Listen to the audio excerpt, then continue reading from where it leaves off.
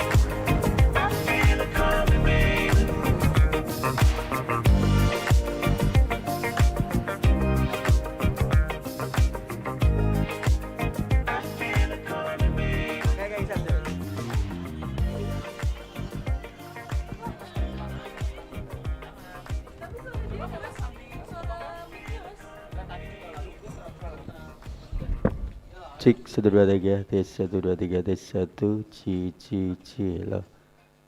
Tes satu dua tiga, tes satu dua tiga, tes satu dua.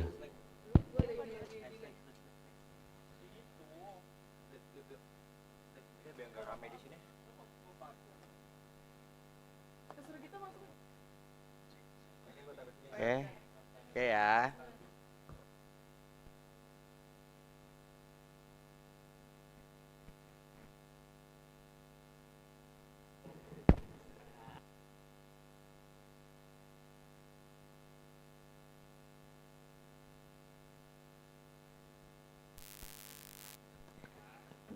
Itu orang Arab suruh Jumatan dulu.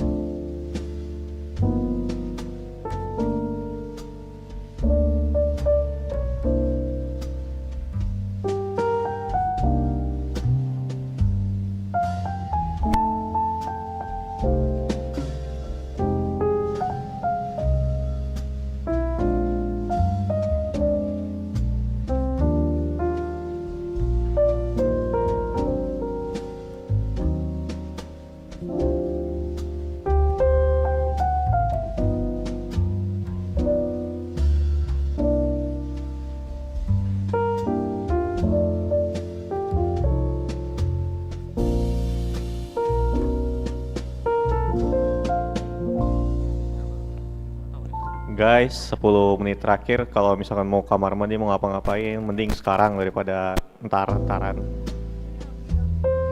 Ya.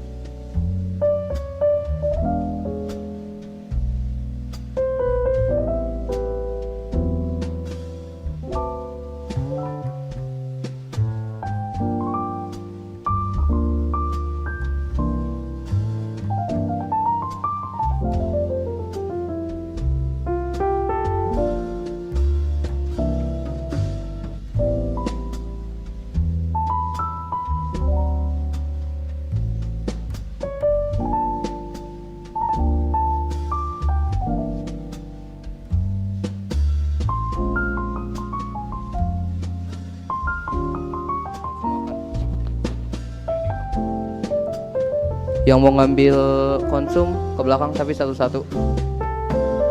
Yang mau ngambil konsum, yang mau konsum satu-satu. Satu negara satu aja yang ke belakang. Ambil 3.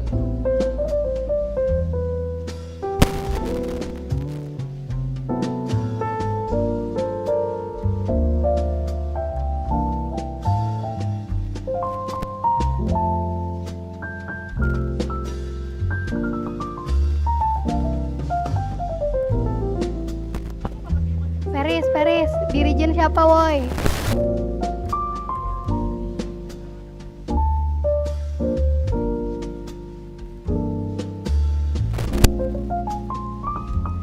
Fit, dirijen Fit. Vita. Dirijen ya. Standby ya nanti dirijen Fit.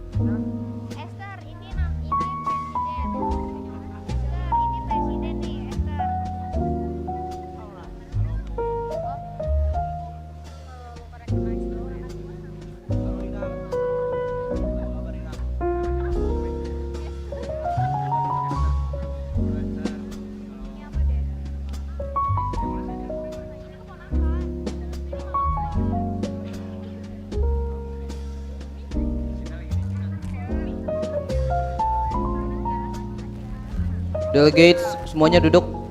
Delegates duduk semua. Kita mau mulai.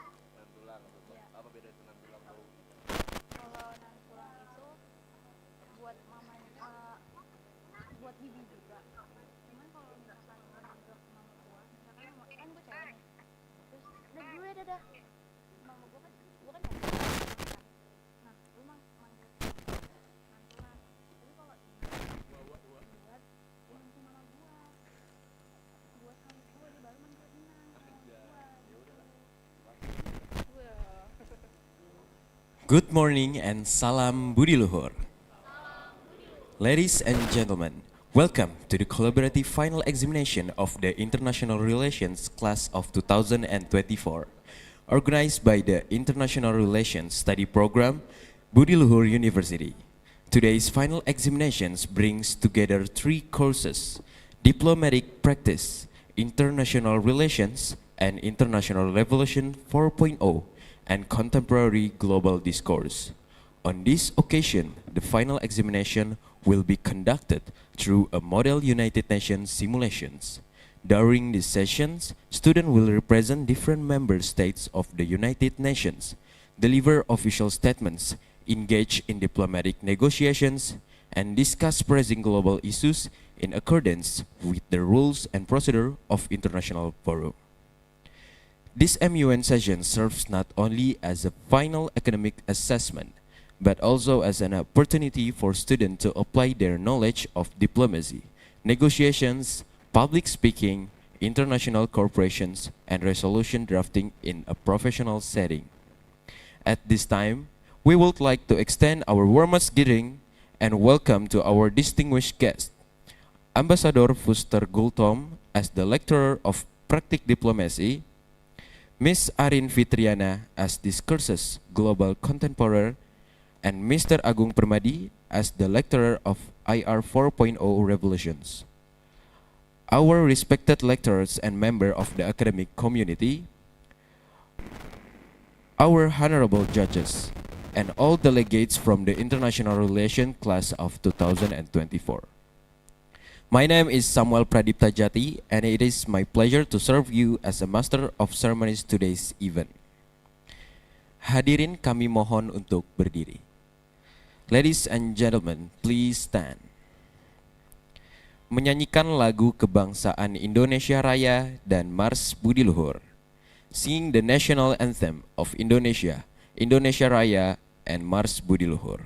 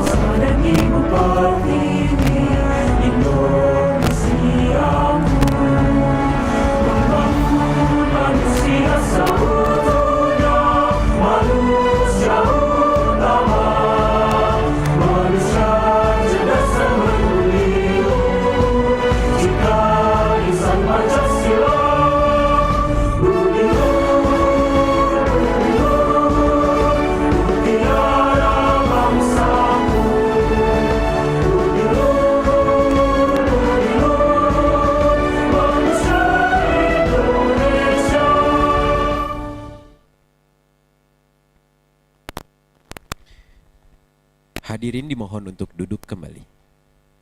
Ladies and gentlemen, please be seated. Ladies and gentlemen, we shall now proceed to the remarks of our esteemed panel of judges. May I respectfully invite our distinguished judge, Mr. Ambassador Foster Gultom, to share a few words, as well as their expectation for today's Model United Nations simulation and the collaborative final examinations. For Mr. Gultom, you may have the floor. Please give a warm round of applause to our honorable judges.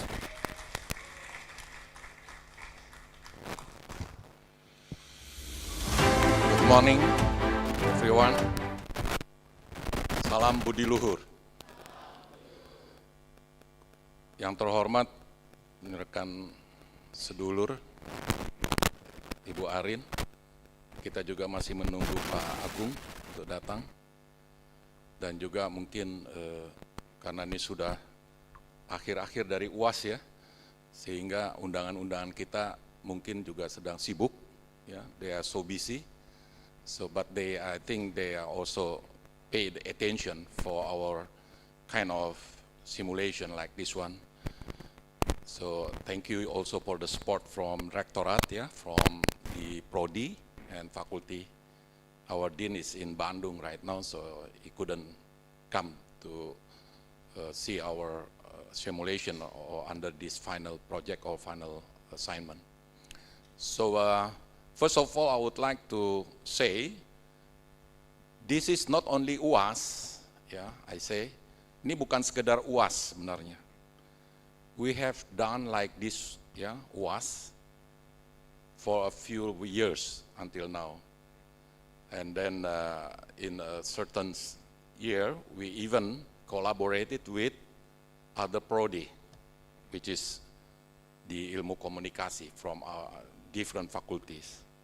And now we collaborated for 3 subjects, 3 courses, mata kuliah, as mentioned by our MC just now, which is practice diplomacy upon my, purview. Ibu Arin is diskursus, ya, global contemporary, contemporary global discourses, and Pak Agung for the IR, for IR revolution, industrial revolutions, ya, 3. How could we manage, ya, to combine these 3 subjects into one event like UAS, yeah, right now? For the first one, the content is upon the at least 2 subjects, which is under Bu Arin and Pak Agung. So that's why we choose the topic or the theme about the AI ethic, and how this very fast-growing technology, yeah, information, which is the artificial intelligence, so robust, yeah, into our life, including the education level. But on how we can use that, in a very better, because even the AI also have the impact and effect into a personal, community, and even violence, into the human rights, like scamming, and also hoax, and some others using. Sometimes we are already using the social media, but by AI, they can imitate our face, our body, and then seemingly that we say something, but say something which is negatively directed to a certain phenomenon or object. That's going to be creating problem for us. Itu akan membuat masalah bagi kita dalam menjalani kehidupan di mana, ya, pesatnya teknologi informasi komunikasi seperti kecerdasan buatan seperti ini.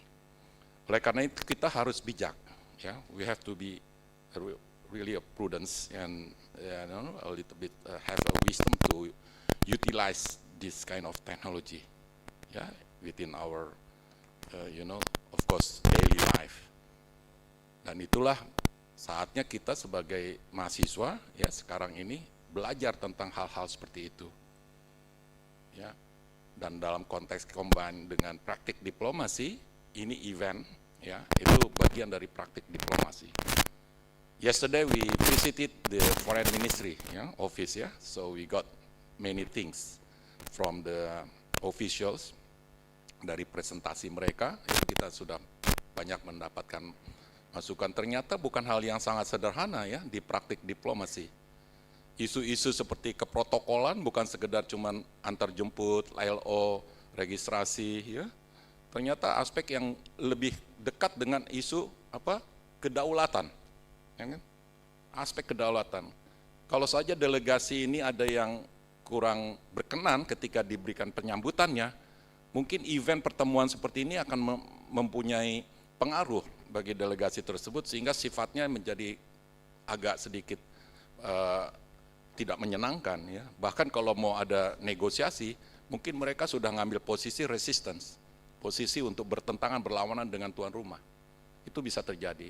Ya, dalam banyak saya terutama bekerja di Kementerian Luar Negeri mengorganize banyak event termasuk summit ya, itu sangat diberikan perhatian, pelayanan kepada delegasi-delegasi, terutama pimpinan-pimpinan delegasi seperti Sultan, Presiden, Prime Minister. Nah, itu. Terus isu pelindungan kemarin ya, kita juga sudah dengar. Jadi tidak hanya soal masalah, ada secara statistik di luar negeri kasus-kasus, tapi sebaiknya juga kita berikan perhatian.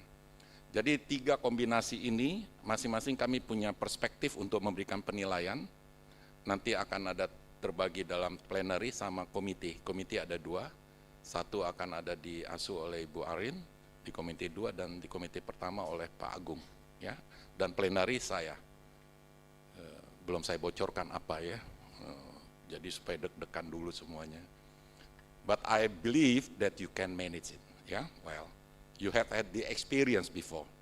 Nanti yang angkatan adik-adik kalian 25 akan mulai juga. Tapi mereka sudah mingle ya, dari sekarang sebagai volunteers. Seperti kalian waktu 24 volunteer terhadap 23 kan? Jadi sudah bisa kebiasaan. That's what I mean is, this is our uniqueness in the Budi Luhur University. Compare with other universities, you can manage that. Even when I also, gave lecture in the University of Indonesia, they ask us also, to have this kind of scenario. Yeah, I brought, I think the 24th, you are, okay, last year, Rafita, 15 people, from diplomacy subject to visit UI, last time to see how they also conducted like a simulation like this one. They even ask us, but we are already advanced more than the others. Tapi juga jangan terus jadi sombong ya, bangga. What I mean is, perdalam pertajam itu karena nanti akan sangat berguna sekali ketika kalian ada di masyarakat, di tempat pekerjaan. Dan dalam konteks ini, kami juga sudah berkali-kali kami dari kantor urusan internasional, di mana saya saat ini diberikan amanah sebagai pimpinannya, akan mencoba membangun koneksi bagaimana membawa BLU ke kancah internasional dengan mendorong partisipasi mahasiswa untuk mulai berpartisipasi dan terlibat dalam debate internasional international competition debate, kemudian MUN yang ada diselenggarakan di kampus-kampus, karena ini udah jadi tren dan tingkat yang internasional. 1-2 angkatan 23 kemarin menang di Malaysia sebagai proposal Arya dan ini jadi ini kita harus mulai berani untuk mulai ke kancah internasional, dan saya percaya bahwa kalian mempunyai potensi dan kemampuan dari perspektif bagaimana pengalaman saya berhadapan dengan banyak mahasiswa dari berbagai kampus di Indonesia dan luar negeri kita punya, cuma tinggal confidence-nya kalian jangan ragu-ragu, mumpung masih kuliah salah nggak apa-apa Dan saya lihat dosen-dosen BLU itu sangat murah hati nggak ada yang killer kayak zaman saya kan.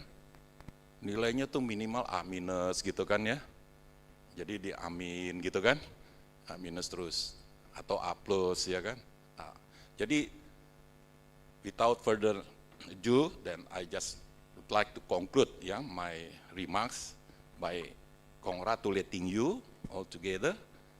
Have a very, motivating yourself, and good luck for all of you. Salam Budi Luhur. Thank you for Mr. Foster. Please sit in our seat. Dan kami turut mengundang Bapak Foster dan Ibu Arin untuk dapat ikut bergabung untuk sesi foto bersama. Dimohon untuk dapat ke depan panggung.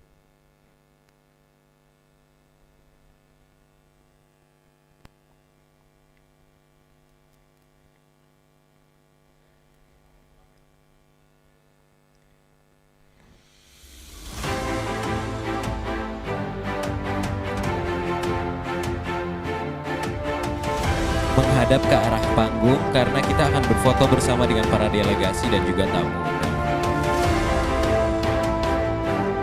Dan selanjutnya kami mohon untuk para delegasi dapat merapat ke depan.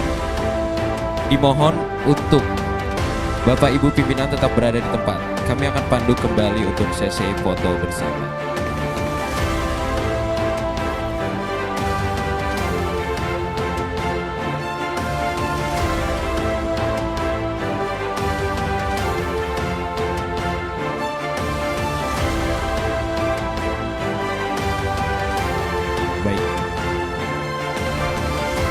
Saya pandu 1, 2, 3. Salam Budi Luhur 1, 2, 3.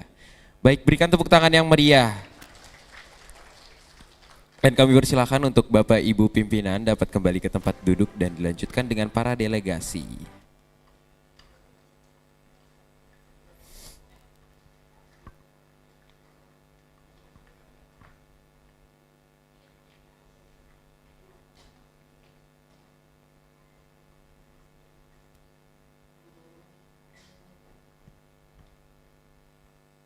Ladies and gentlemen, moving on to the next agenda, it is our honor to invite the distinguished board of the UN General Assembly. With great respect, may I invite, please welcome the Honorable Chairperson of the UN General Assembly, Ms. Apila, followed by the Secretary General of the UN Assembly.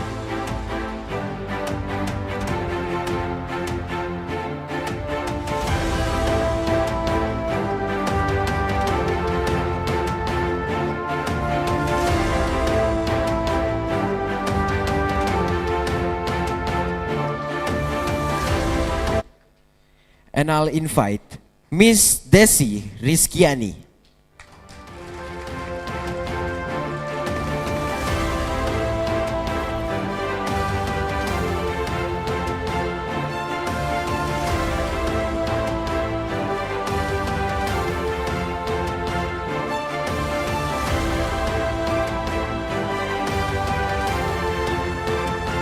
And for the last honorable that comes to the stage is Mr. Nalalino Langi.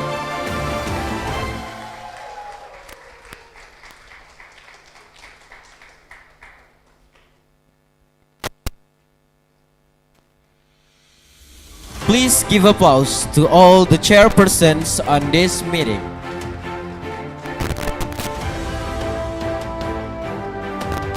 Ladies and gentlemen, at this point I'll proceed to the main session. With this, I would like to respectfully hand over the floor and the conduct of the session to the chairperson of this meeting. You may have the floor.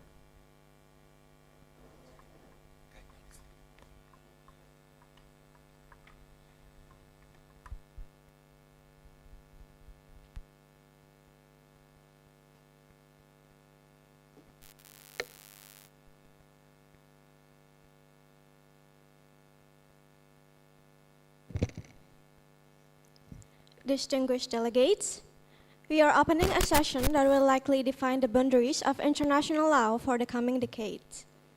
The rapid integration of autonomous systems into our daily infrastructure has brought us to a critical threshold where technology is no longer just a tool, but a governing force.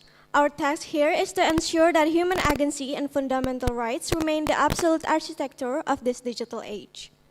As the president of this committee and as the representative of Sweden, I must emphasize that the true security and innovation cannot be achieved through a digital Wild West, nor through fragmented national regulation.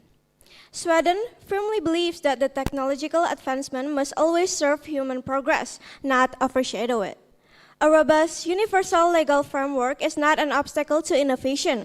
Rather, it is the exact foundation required to build an international trust. For a society to thrive in a digital economy, it must have unwavering confidence that its privacy is secure, that the algorithmic systems are free from systemic bias, and that the human oversight remains the final authority in critical decision making. Sweden stands for transparency, gender equality, and the unconditional protection of human rights. These values must be encoded into the very logic of artificial intelligence governance. We cannot allow autonomous systems to replicate or amplify historical inequalities under the guise of technical neutrality. Accountability must be clear, measurable, and globally enforceable.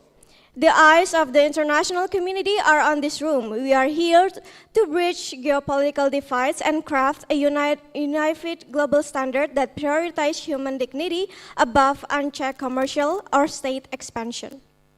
The chair expects every delegation to engage in rigorous, honest negotiation and to uphold the highest level of diplomatic conduct. Let us begin. The committee is now in session.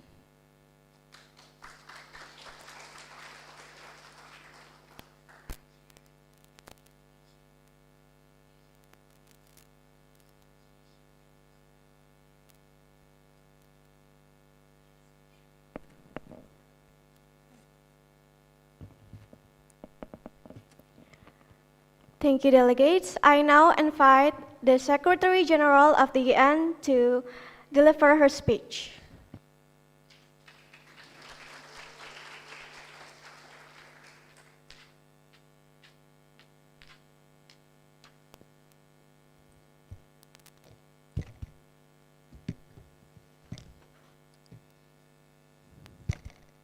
Distinguished chairs, esteemed delegates, and honored guests.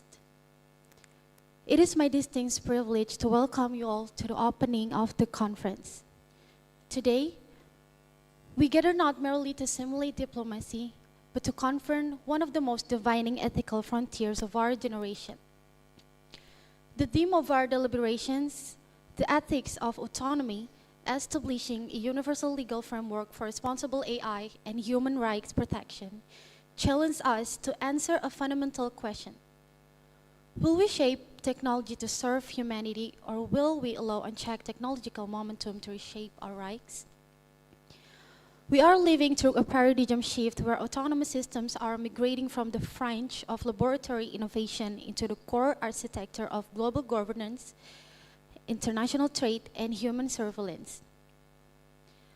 Artificial intelligence possesses an unprecedented capacity to optimize human capability, yet it simultaneously carries the systemic risk of amplifying bias, eroding individual privacy, and undermining human dignity on a global scale. The current fragmentation of national regulation is insufficient. A borderless technology requires a universal, cohesive legal framework. The responsibility resting upon your shoulders over the coming session is immense. As delegates representing diverse sovereign interests, your objective must transcend political polarization. You are tasked with pioneering a middle ground, one that fiercely protects the fundamental rights enshrined in the United Nations Charter while preserving the collaborative spirit necessary for technological progress. True multilateralism is not measured by the speed of our consensus, but by the resilience and inclusivity of the protection we establish for the most vulnerable. Thank you.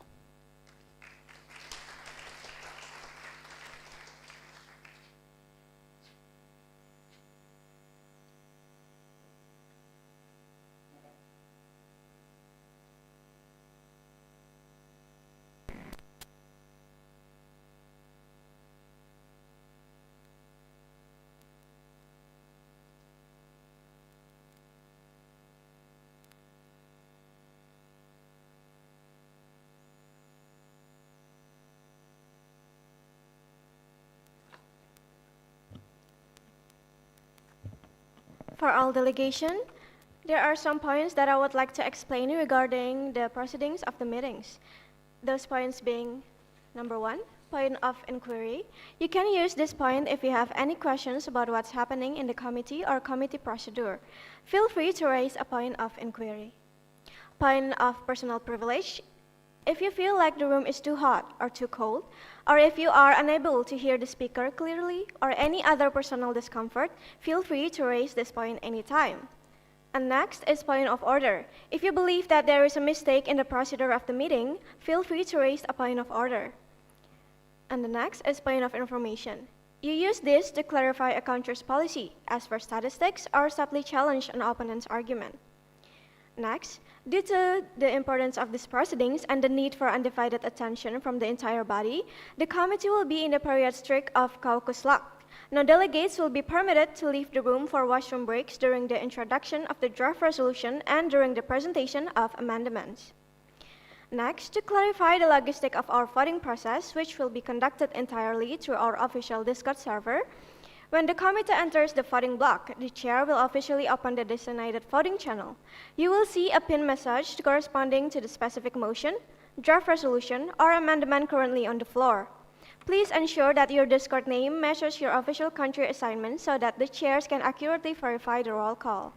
Once the time expires, the chair will lock the channel, calculate the tally, and announce the final results to the committee room. Note that any secondary reaction, messages, or comments posted in the voting channel during this time will be considered a breach of decorum and will not be counted. Please be reminded that when it comes to the official voting block for the draft resolution and its subsequent amendment, the voting is strictly structural and calculated on a pre-country basis. Therefore, only the designated president or the head of each delegation is authorized to cast the final vote representing their respective nation on our Discord channel. However, the chair wishes to emphasize that the floor remains collaborative. During our general proceedings, when the floor is open for points or motion, any and all delegates are fully permitted and strongly encouraged to raise their placards, state their points, and introduce motions. Every voice in this committee is vital to the diplomatic process, but the final executive vote must remain strictly with the delegation's president. And lastly, if any delegation experiences technical difficulties or connectivity issues, you must immediately send a physical diplomatic note to the DAI so we can record your vote manually. We ask that you remain in your seats, respect the floor, and maintain decorum throughout this page and amendment block. If you have an absolute medical emergency, please send a patch to the DICE via a diplomatic note, and we will handle it discreetly. Are there any points or motion on the floor regarding this procedure? Seeing none, we will proceed. I now shall officialize the next agenda, which is roll call. Now, I declare that the roll call is in order.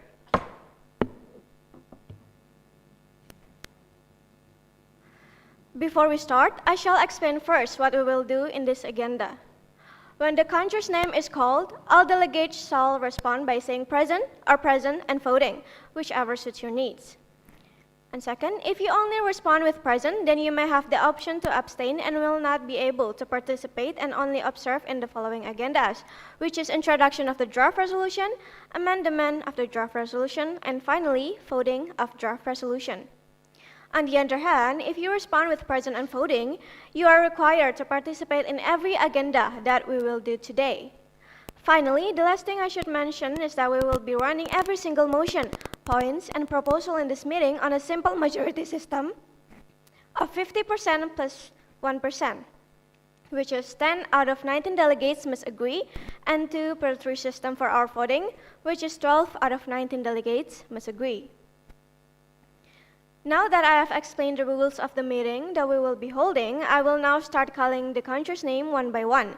If you feel that your name has been called, as I said, please say present or present and voting. Australia, Present and voting. Brazil, Present and voting. China, Present and voting. Estonia, Present and voting. France, Present and voting. Germany, Present and voting. India, Present and voting. Indonesia, Present and voting. Japan, Present and voting. South Korea, Present and voting. Russian Federation, Russian Federation is present and voting. Rwanda, Rwanda is present and voting. Saudi Arabia, Saudi Arabia present and voting.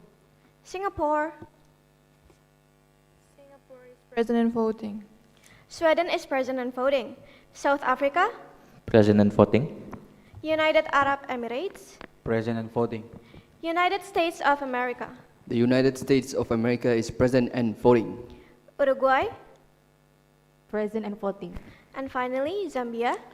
Zambia, present and voting.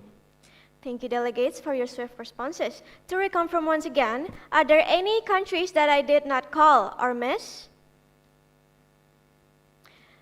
Seeing none, then I shall count our delegates first, and we have a quorum for the purpose of simple majority, which, as I have mentioned before, is 50% plus 1 or 10 delegates for this meeting. In this case, after the selection from the committee for the credential that each of the delegates have submitted, we wanted to inform you that the delegates of Germany, Uruguay, Sweden, and Rwanda have been dismissed for the voting of simple majority. Nonetheless, the aforementioned delegates can still vote throughout the introduction of the draft resolution and the amendment of the draft resolution. Hence, the voting of the simple majority has been changed into 50% plus 1 or 6 delegates for this meeting. Now, as we have finished our roll call, I would like to ask the floor if any of your excellencies have any motions, points, or proposal. If you have, please raise your flags. South Korea, you have been recognized. South Korea would like to raise a motion to move on to open debate. Thank you, South Korea, for your motion. Is there any delegate wishing to speak against this motion? Seeing none, now I shall declare that the motion is in order. Now, Your Excellencies, as the responsibility of spearheading the moderated caucus befall on His Excellency Ms. Desi, by the powers of the chair, I shall now pass the gavel to Her Excellency Vice President Desi. Thank you, Chair. Distinguished delegates, I will now be presiding over the sessions. And we will now establish the open debate. And if any delegates have any motions, points, or proposals regarding the theme we will be discussing today, please raise your flags and I may recognize them. Indonesia, you are recognized. Check. Okay, the delegate Indonesia wants to make a motion to discuss. The theme is the ethnic of autonomy, establishing a universal legal framework for responsible AI and human rights protection. Thank you.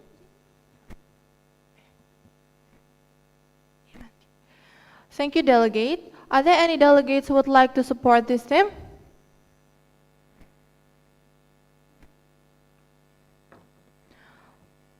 Okay, the Secretary General shall add your proposal. Are there any other delegates who would like to raise a motion? Please raise your flags now. Australia, you are recognized. Okay, the delegate of Australia motion to discuss the theme is safeguarding national sovereignty against algorithmic threats, regulating cross-border data flows and digital disinformation. The reason I picked this theme because this theme is highly relevant because it addresses the growing impact of algorithmic technologies on national sovereignty, cybersecurity, and democratic governance. Thank you. Okay, thank you, delegate. Are there any delegates who would like to support this theme? Please raise your placards.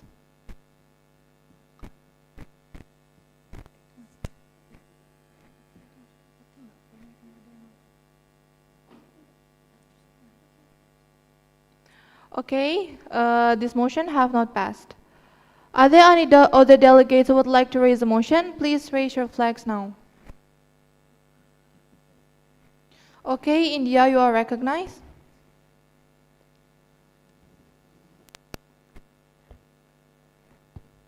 The theme is the ethic of autonomy, establishing a universal legal framework for responsible AI and human rights protection.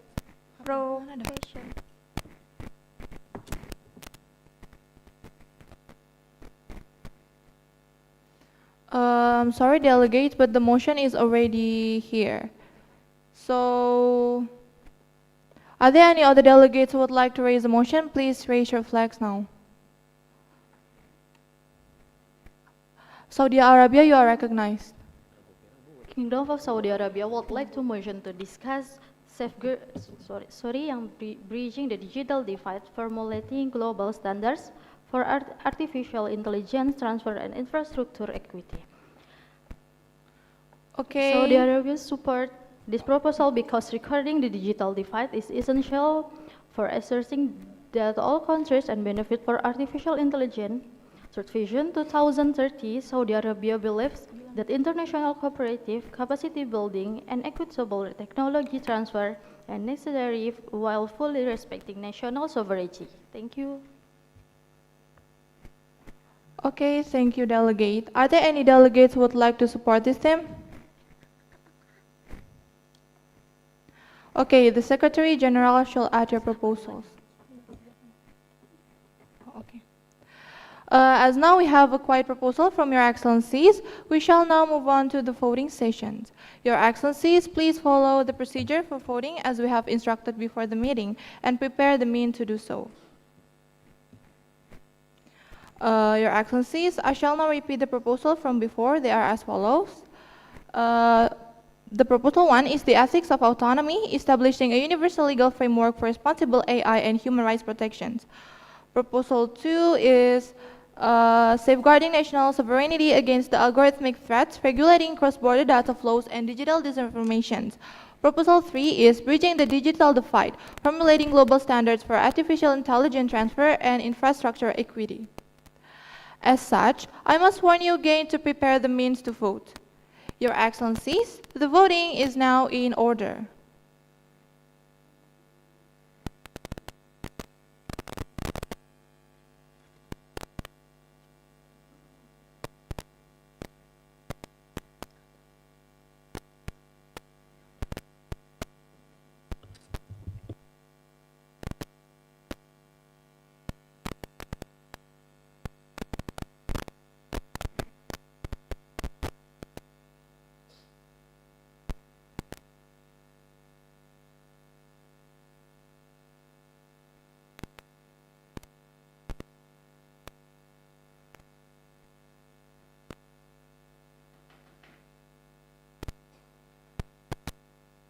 Zay, you are recognized. The delegation of the United States of America would like to raise a point of information for the delegation from Indonesia. So after proposing your topic, which is whatever that is, so you have not stated your reason on why we should, choose that topic. So could you maybe please state your reasons on maybe why we should, vote for that specific topic? Thank you. Okay, thank you, the delegation of United States of America. For the delegation of Indonesia, would you like to answer the delegation of USA?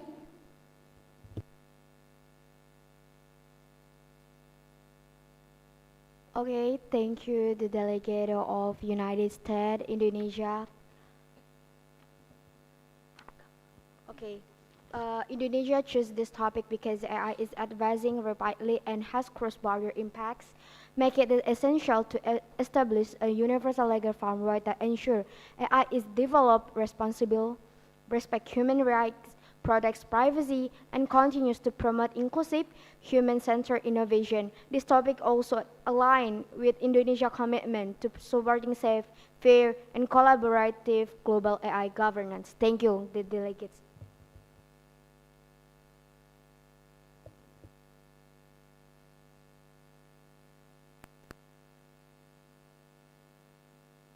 Okay, thank you, Indonesia.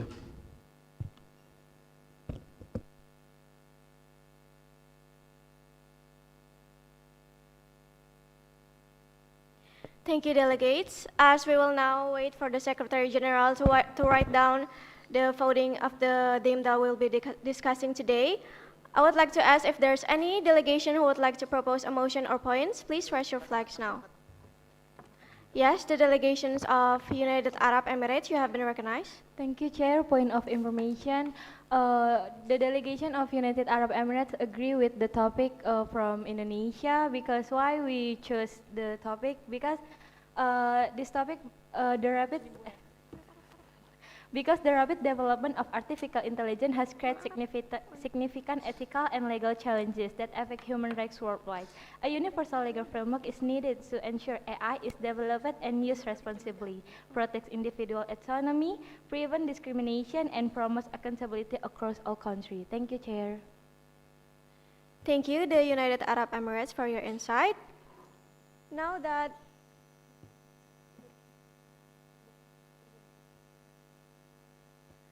that the voting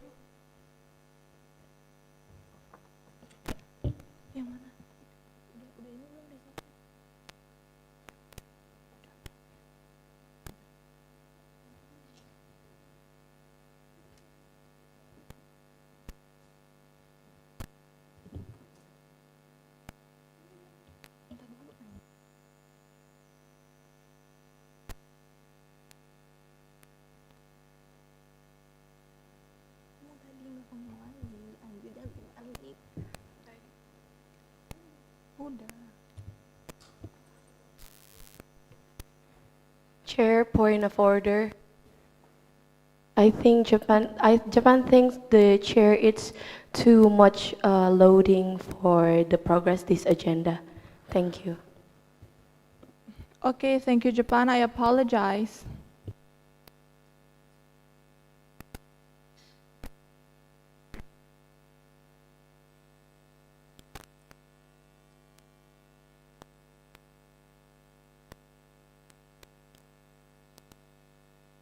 Okay, the voting is in 1 minute again.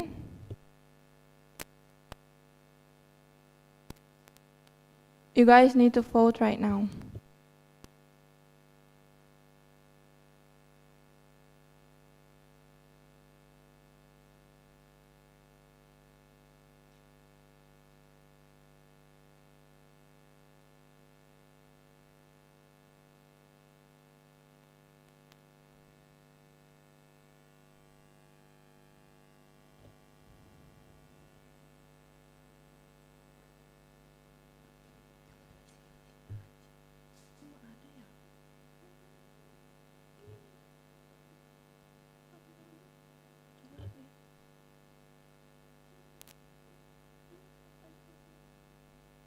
Okay. Your Excellencies, the voting session has ended. As such, I will now read out the results of our vote, which is Saudi Arabia 17%, Australia 4%, and Indonesia 78%. By a majority vote, the committee has adopted the ethics of autonomy, establishing a universal legal framework for responsible AI and human rights protections as the main topic of the discussions. With the agenda now established, we shall proceed to determine the duration and speaking time for our first moderated caucus. The floor is now open for motions regarding the duration and speaking time for the moderated caucus. Any delegates wishing to raise a motion, please raise your flags. Okay, the delegation of Japan, you may have the floor. Japan would like to propose that for the moderated caucus, we have 60 minutes total and 3 minutes for each speaker. Thank you. Okay, thank you, delegate. Are there any delegates who would like to support this motion?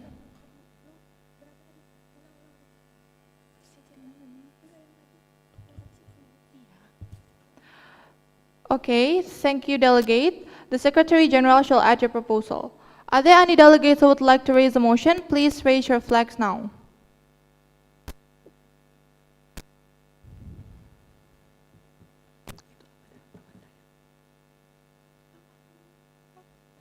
Estonia, you have the floor. The delegation of Estonia would like to propose for the moderated caucus. We have 70 minutes total and 4 minutes for each speaker. Thank you. Okay, thank you, delegate. Are there any delegates who would like to support this motion?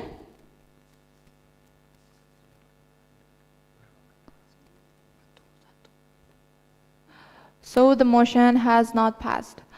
Are there any other delegates who would like to raise a motion? Please raise your flags now. Saudi Arabia, you are recognized.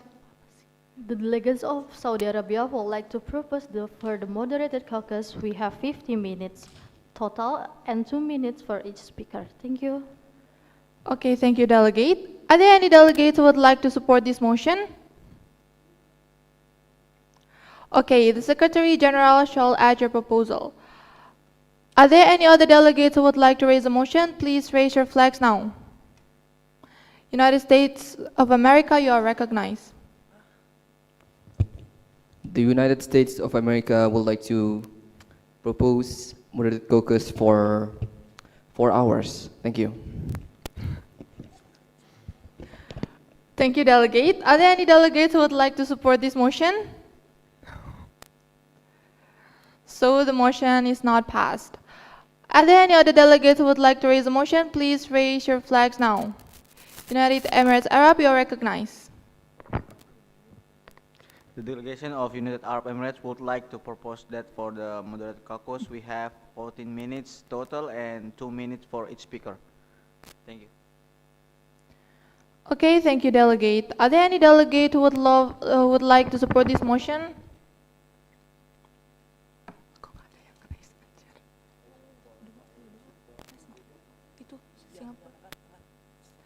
Okay, thank you, delegate. The Secretary General shall add your proposal.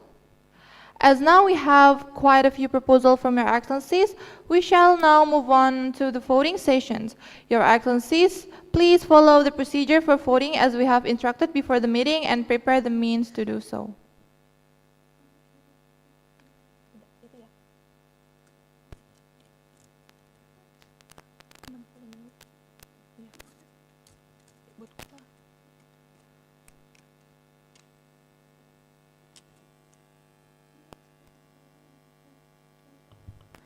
Please wait because the Secretary General is making writing down the voting.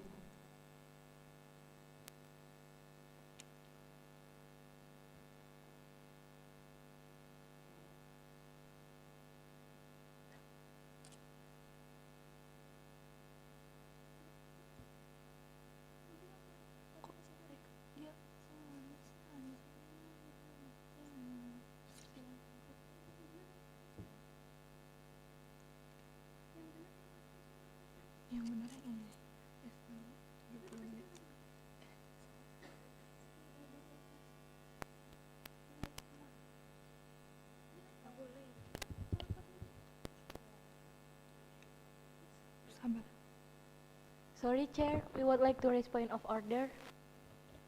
Okay, the delegation of United Arab Emirates, you are recognized. Sorry, Chair, we conduct the moderated caucus is 40 minutes, but in the vote is 14 minutes.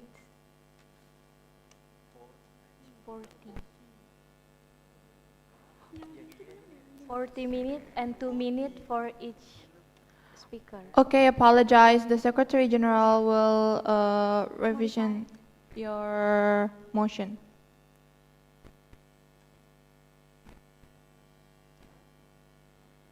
Point of order. Okay, Sonia, you are recognized. The delegation of Estonia would like to correct that we have the same issue with United Emirates Arab.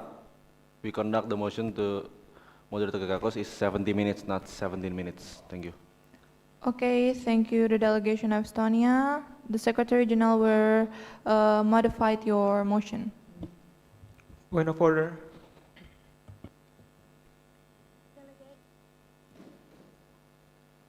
Delegates, I'm sorry, but I have to remind you that if you want to raise a point, a motion, or a proposal, the chair will need to be, you need to be recognized by the chair first before you raise a point of order. Thank you.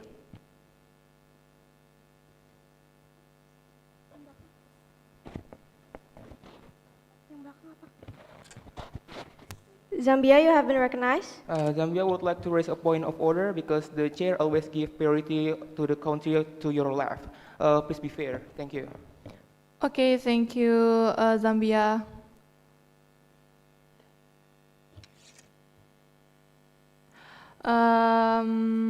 As such, I must warn you again to prepare the means to vote. Your Excellencies, the voting now is in order.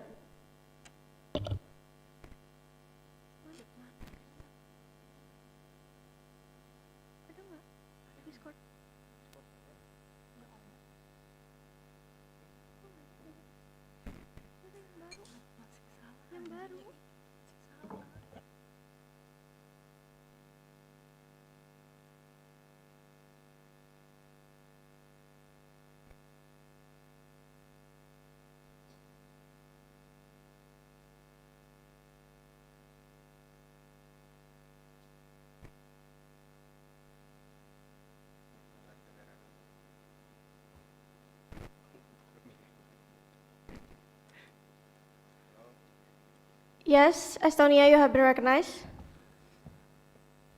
The delegation of Estonia want to ask a question. I just realized that earlier my motion is shall not pass, but why my motion is on the voting? Thank you. Yes, thank you, Estonia. The Secretary General will modify the voting session. Thank you.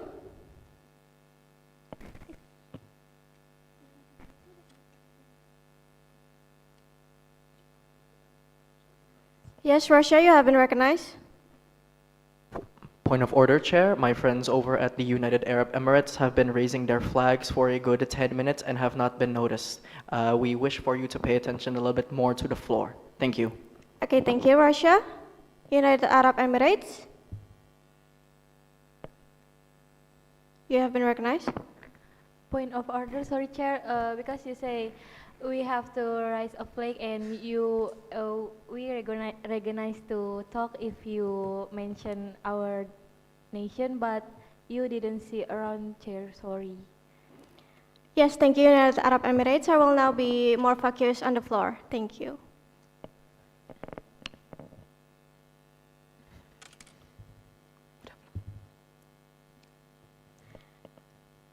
Delegates, the chair would like to apologize for the voting session because the Secretary General is still writing down the time for the voting session. Okay, now the voting session is in order.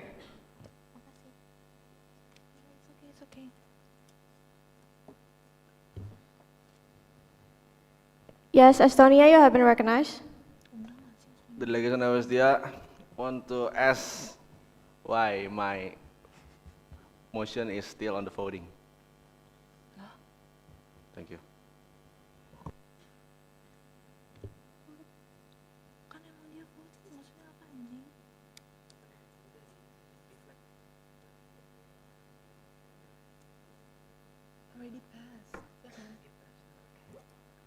Okay, the delegation of Estonia, because your motion is already passed, so you are in the voting now.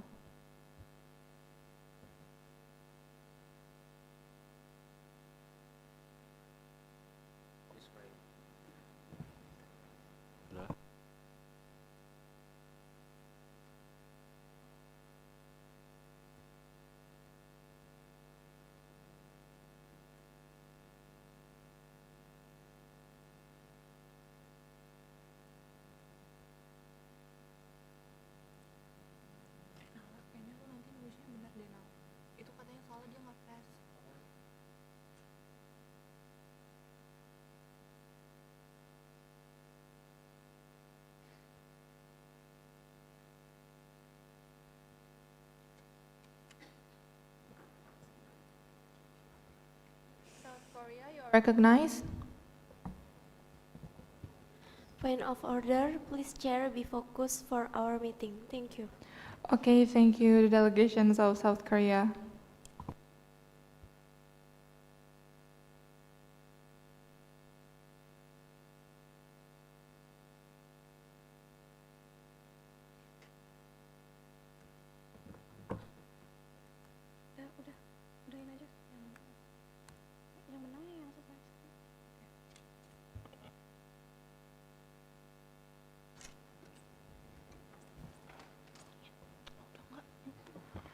Estonia, you have been recognized.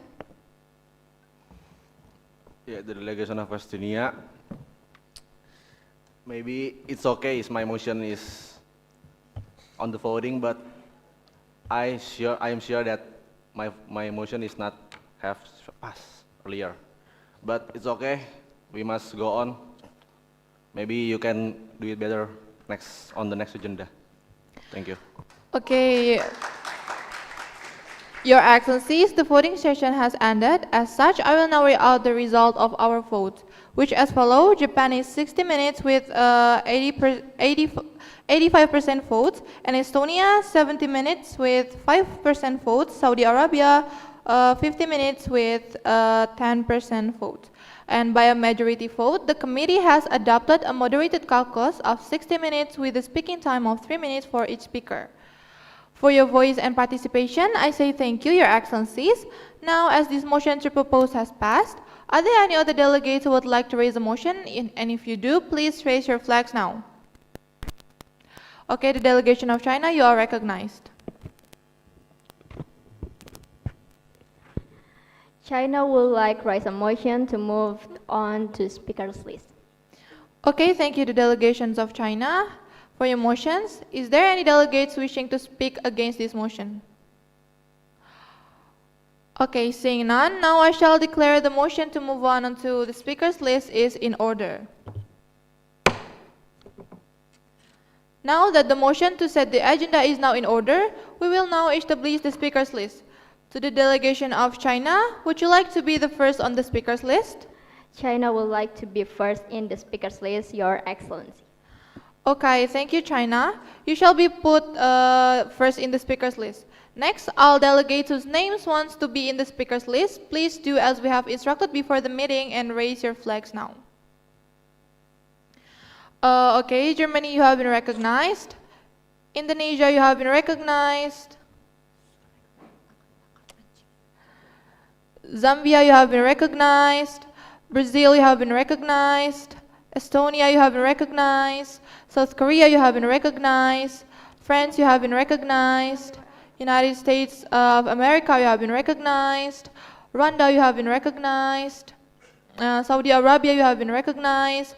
Uruguay, you have been recognized. Russian Federation, you have been recognized. Sweden, you have been recognized. Japan, you have been recognized. South Africa, you have been recognized. Singapore, you have been recognized. India, you have been recognized. United Arab Emirates, you have been recognized. And Australia, you have been recognized. Thank you, Your Excellencies, for your enthusiasm. Your names have been put in the speakers list. If there's anyone from the floor that has any motions, points, or proposal, please raise your flags now. Okay, the delegation of Zambia, you are recognized. Zambia would like to raise the parliamentary query to propose that the Secretary General, on the contrary, be assisted in conducting the voting session. Thank you. Can you please speak again? Zambia would like to raise the parliamentary query to propose that the Secretary General, on the contrary, be assisted in conducting the voting session.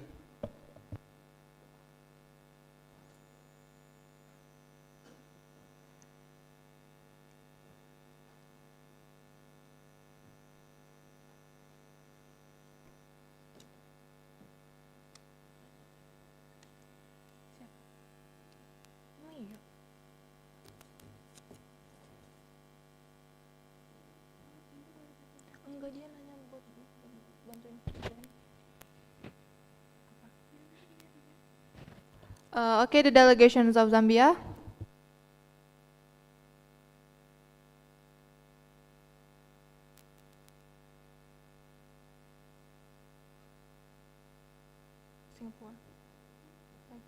Okay, the delegation of Singapore, you may now have the floor and you can help the Secretary General Salwa.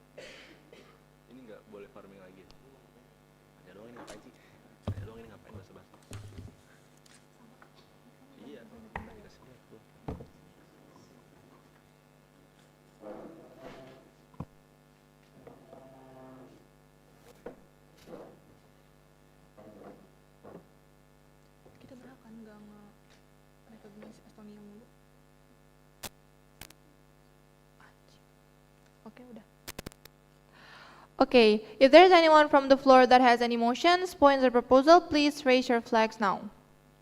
The delegation of Friends, you are recognized.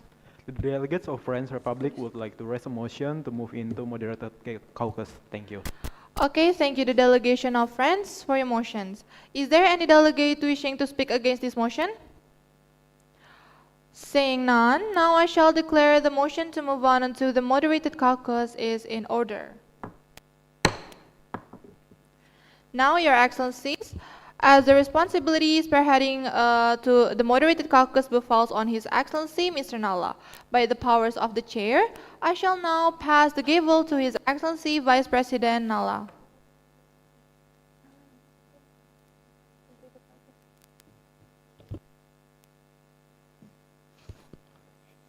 Thank you, Your Honor. Now that the responsibility has fallen to me, since a motion to set the agenda is now in order, we will now be moving on to the moderated caucus. First thing first, I would like to remind Your Excellencies again that we have a total of 60 minutes with 3 minutes per speaker. And also, just for an additional reminder for all the delegates here, that each delegate will have 2 minutes until the bell rings 1 time. And 30 seconds left, the bell will ring 2 times.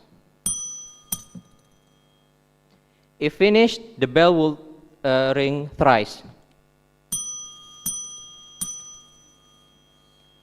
Starting off with the first on the speakers list, I would like to give the floor to the delegation of China. Your Excellency, you may now have the floor.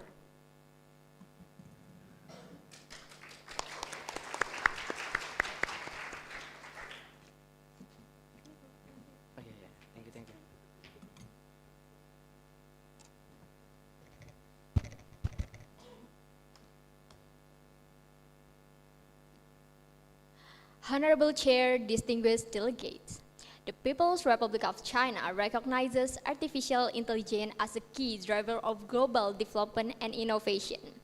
While AI offers significant benefit for economic growth, healthcare, and education, it must be governed responsibly to ensure ethical use and the protection of human rights.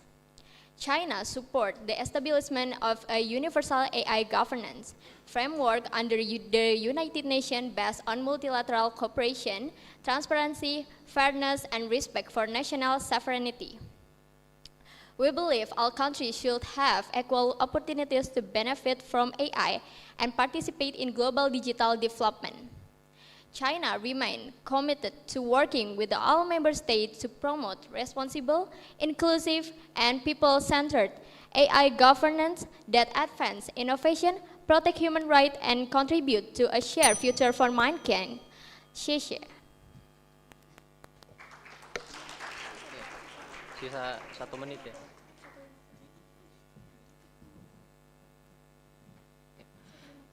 Thank you, Her Excellency, for your insightful response and speech. You may now leave the podium and go back to your seat. Thank you.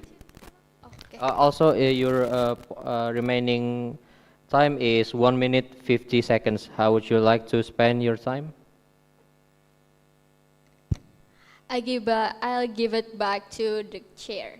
All right. Thank you. You may now leave to your chair. Thank you. Next on my list is the delegation of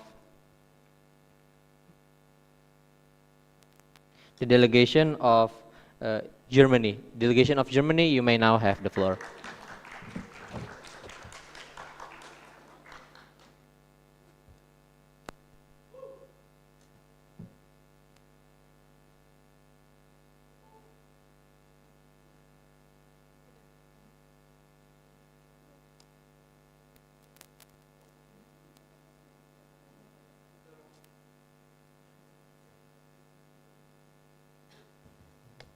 Honorable Chair, distinguished delegates, and esteemed colleagues.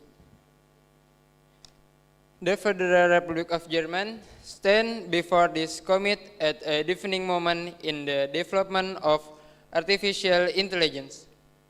AI has the power to transform healthcare, education, scientific research, industry, and public service.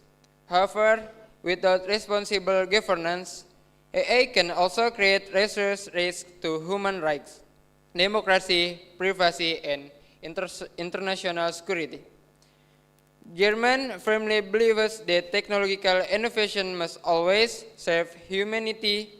Artificial intelligence shall strengthen human dignity, democratic values, and the rule of law, not undermine them.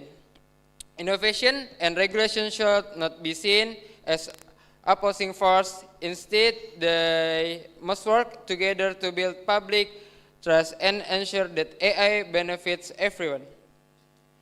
At the national level, Germany has adopted a human-centered approach to AI governance. Through the implementation of the European Union Artificial Intelligence Act and the General Data Protection Regulation, Germany promotes a risk-based regulatory framework that encourages innovation while protecting fundamental rights.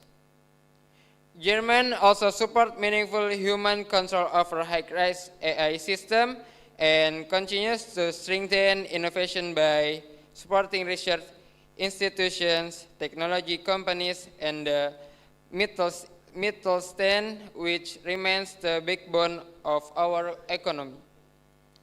At the international level, Germany believes that no country can address the challenge of artificial intelligence alone. We strongly support multilateral cooperation through the United Nations and other international organizations. Germany actively supports the UNESCO recommendations on the ethics of artificial intelligence, the Global Digital Compact, the Council of Europe Framework Convention on Artificial Intelligence, ongoing discussion under the convention. One certain conventional weapons regarding lethal autonomous weapon systems that demonstrate our shared responsibility to ensure that AI remains transparent, accountable, and under meaningful human oversight. Germany also believes that every nation should have the opportunity to benefit from artificial intelligence. Therefore, encourage international cooperation through technical assistance, knowledge sharing, and capacity building, particularly for development countries, so that responsible AI can contribute to sustainable development and reduce global digital inequality. Distinguished delegates, the future of artificial intelligence will not be determined by technology alone. It will be determined by the choice we make today. Germany calls upon all member states to work together in establishing a universal legal framework that protects human rights, strengthens international cooperation, promotes responsible innovation, and ensures that artificial intelligence remains a force for peace, security, and shared prosperity. The Federal Republic of Germany remains fully committed to working with all nations to build a safe, inclusive, and human-centered digital future. Thank you.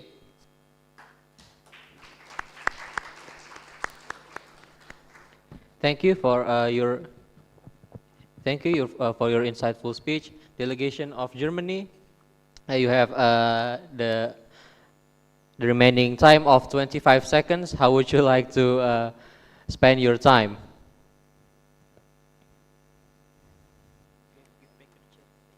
Give me back to the chair. All right. Thank you. Now, next on my list is the delegation of Indonesia. Delegation of Indonesia, you may now have the floor. The delegation of Estonia, you have now been recognized. the delegation of Estonia would like to raise a point of motion, point of information. Okay. I would like to ask, can you remind me how much time that we get to do speaking in the front? Because earlier I thought that Germany a little bit long. All right. Okay. Thank you. Your point of information have been accepted.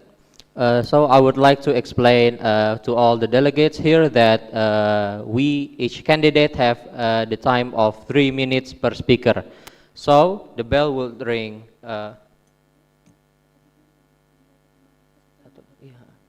So the per speaker you have the amount of 3 minutes. When the remaining time is 1 minute, 1 minute, satu kali ya. When the remaining time is 2 minutes, 2 minutes left, the bell will ring 1 time. If the time left amount is still 30 seconds, the bell would ring 2 times. If the bell ring 3 times, then the time is already empty out. So the delegation of Germany have a little bit longer time because the previous candidate from the delegation of China, will yield its time back to the next delegate. So the delegation of Germany have that amount of time. So of course it will be a bit longer. Thank you. Chair, for the information. Delegation of Indonesia, you have now been recognized. Delegate Indonesia would like make point of privilege. Can somebody turn down the air conditioner temperature in this room because it's too cold? Okay, delegation of Indonesia, your motion is already accepted.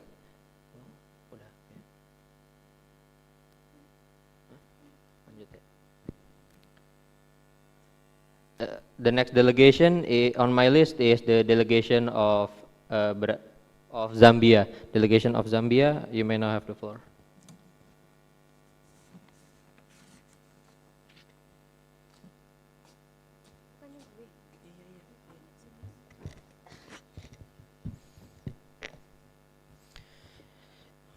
Dear Honorable Chair, distinguished delegates, the Republic of Zambia is honored to participate in this important discussion on the ethics of autonomy, establishing a universal legal framework for responsible AI and human rights protection.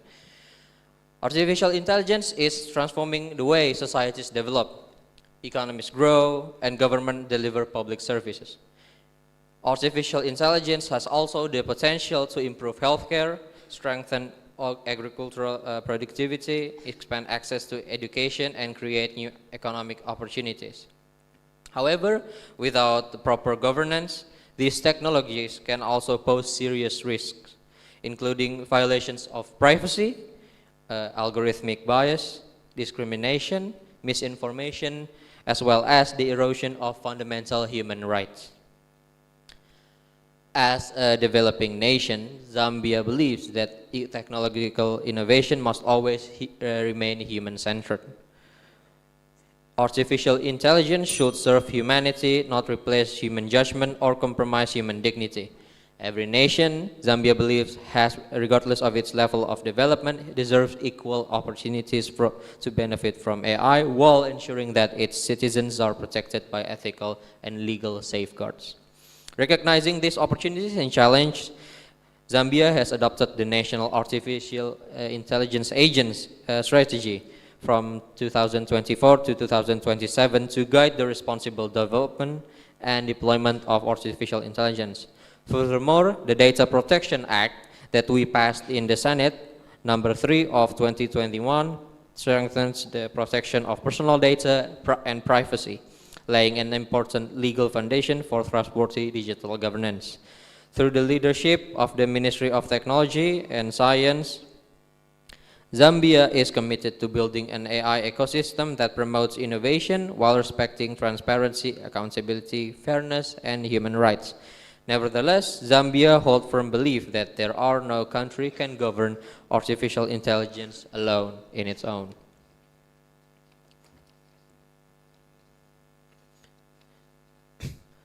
Artificial intelligence is a global technology that requires global cooperation. Zambia, therefore, supports the establishment of a universal legal framework under the United Nations that respects national sovereignty while promoting common principles for ethical AI governance. To achieve this objective, Zambia proposes three key priorities. First, we encourage the adoption of internationally recognized ethical principles, including transparency, accountability, human oversight, non-discriminatory, and protection of privacy. Second, we call for greater international cooperation through technology transfer. And the third one, we support the creation of mechanism. Thank you.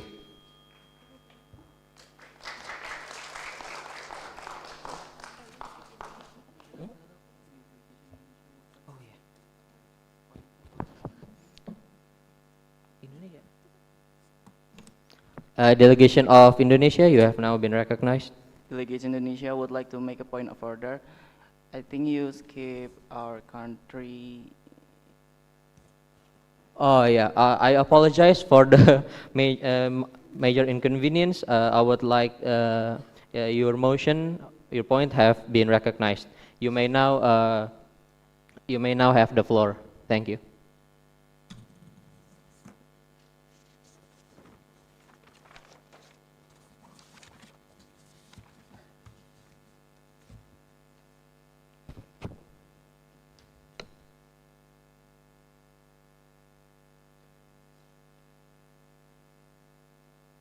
Oke, salam sejahtera bagi kita semua. Om Swastiastu, Namo Buddhaya, Salam Kebajikan. Honorable Chair, distinguished delegates. The Republic of Indonesia stands before this august body at pivotal crossroad in human history.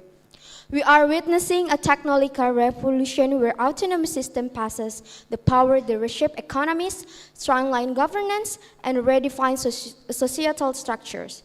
Yet it left ungoverned by a collective moral compass, the unchecked velocity of artificial intelligence risks eroding the very bedrock of our shared humanity, fundamental human rights, data sovereignty, and human dignity.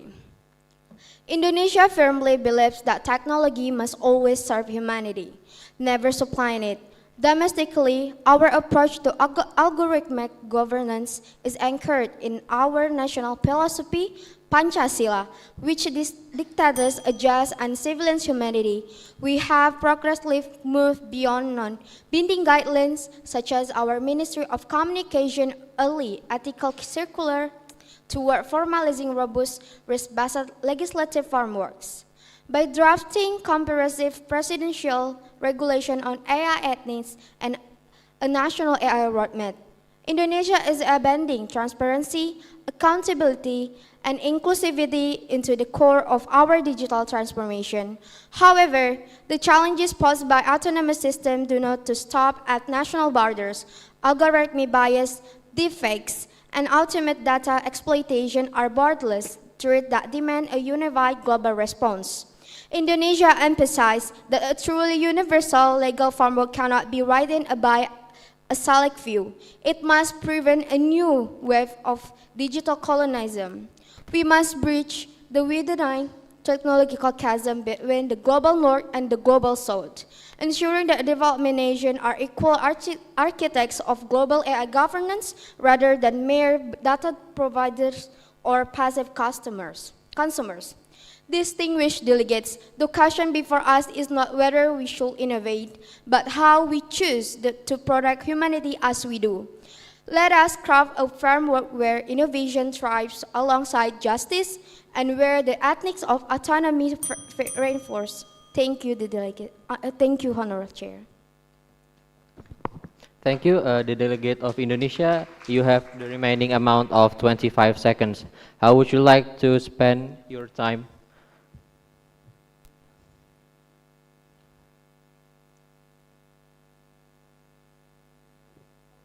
To give remaining time to the next delegation. All right. Please, before I start again, I would like to remind all delegates, if you have already finished your speech, please do stay on the podium for a little while before before you go back to your seat. Thank you. All right, the next on my list is the delegation of Brazil. Delegation of Brazil, you may now have the floor.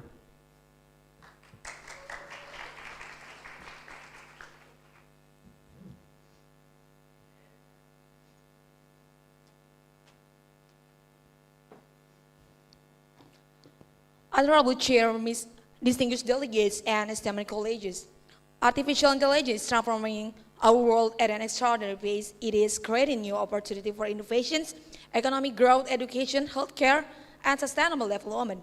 However, alongside these opportunities come significant challenges that require responsible governance and international cooperation. The Federative Republic of Brazil firmly believes that technology's progress must always serve humanity. AI should promote equality, strengthen democracy, and protect the dignity and fundamental right of every individual. Technology must never become a tool for discriminations, exclusion, or violations of privacy and freedom. Brazil has taken concrete steps to establish a trustworthy AI ecosystem. Our government has advanced the Brazilian artificial intelligence strategy and continues to develop a comprehensive legislation that promotes transparency, accountability, fairness, and human oversight in AI system. We encourage innovation while ensuring that technological advancement respect human rights and democratic values. As one of the largest democracies in the world and a leader in the global south, Brazil recognizes that AI governance cannot be achieved by one nation alone. International cooperation is essential to prevent the misuse of AI for mass surveillance, disinformation, cybercrime, or algorithmic discriminations. We support a global framework under the principle of the United Nations and the Universal Declaration of Human Rights, ensuring that AI remains ethical, inclusive, and beneficial for all nations. Brazil also emphasized the importance of reducing digital divide. Developing countries must have equitable access to AI technologies, capacity building, initiative, and technical cooperation so that no nation is left behind in the digital transformation. Let us work together to ensure that artificial intelligence becomes a force for sustainable development, social justice, and shared prosperity. By placing human rights at the center of AI governance, we can build a future where innovations benefits every person, regardless of nationality or circumstance. Muito obrigada.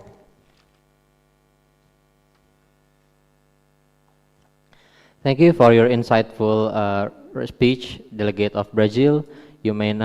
You have the remaining amount of 1 minute and 17 seconds. How would you like to spend your time on? I give it back to the chair. All right, thank you, Delegate of Brazil. You may now leave the podium and go back to your seat. Next on my list is the delegation of Estonia. Delegation of Estonia, you may now have the floor.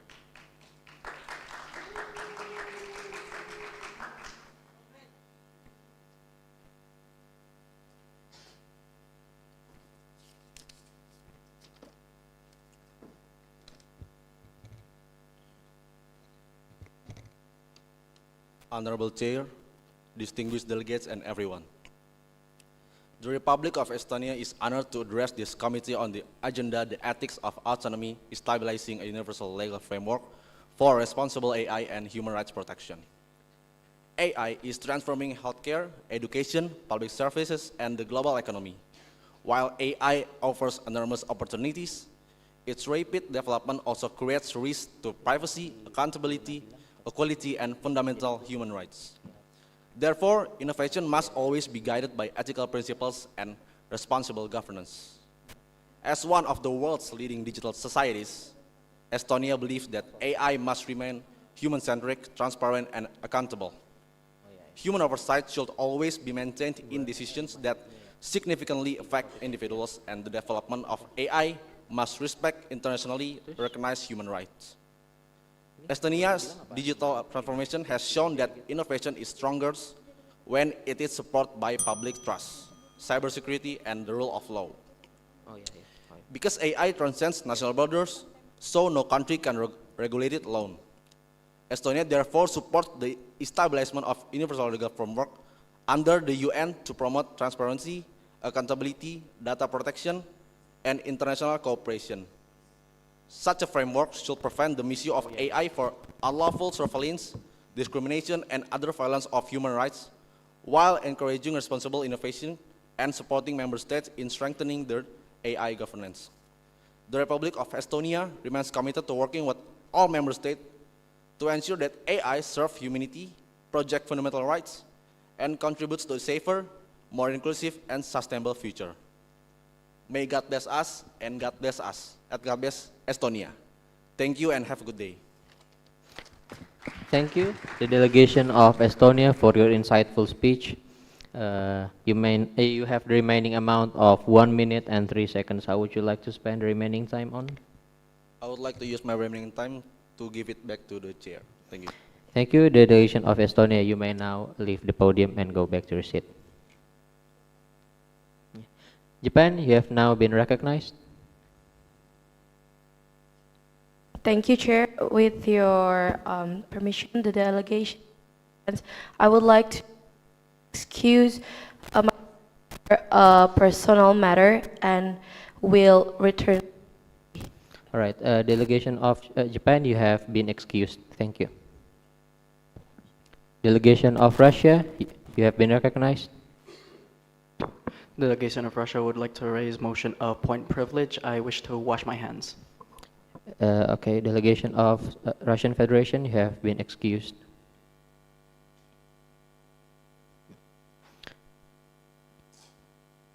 The delegation of United Arab Emirates, you have been recognized. Point of privilege, I want to go to wash my hand. Delegation of United Arab Emirates, you have been excused.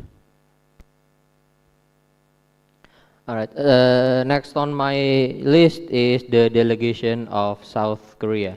Delegation of South Korea, you may now have the floor.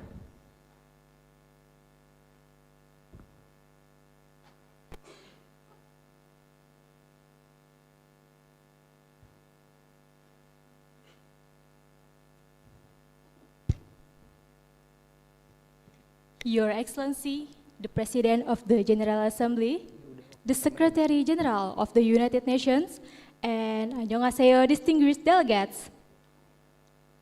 The Republic of Korea is participating in this forum as a leader in the digital economy and a global pillar in the production of semiconductor and AI memory chips. We are keenly aware that our central role in the global technology supply chains comes with great responsibility. The rapid advancement of artificial intelligence offers immense potential, but it also presents unprecedented ethical and human rights challenges that cannot be resolved by any single country alone. As a pioneer in this digital age, the Republic of Korea has proactively introduced a Declaration of Digital Rights at the national level to ensure that technology always upholds human dignity and democratic values. However, our ultimate goal is for these principles to be reflected globally. We must ensure that high-risk AI systems remain under meaningful human oversight, and that innovation never comes at the expense of fundamental human rights. To achieve this, the Republic of Korea is fully committed to bridging national effort with the UN Global Digital Impact Initiative. We propose the establishment of a UN Artificial Intelligence Governance Coordination Platform to harmonize global standards while fostering responsible technological innovation. Furthermore, the Republic of Korea stands ready to lead effort in technology transfer and capacity building to help developing countries strengthen their digital capabilities. Let us work together to build a global framework that is risk-based, inclusive, and transparent. Together, we can ensure that the future of autonomy remains human-centered, thereby guaranteeing shared prosperity for future generations. Isang Imnida, thank you. Thank you. For the delegation of South Korea, you have the remaining amounts of 1 minute. I would like you to spend your time on. I will give my remaining time to the chair. Thank you. Okay, thank you, delegation of South Korea. You may now have the floor. You may now please go back to your seat.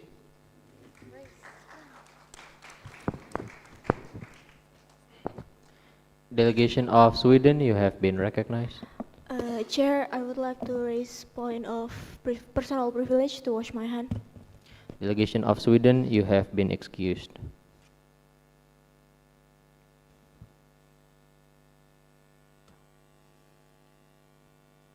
The next on my list is the delegation of France. But first of all, I would like to remind you that after the delegation of France, we still have the delegation of United States of America, Rwanda, and Saudi Arabia.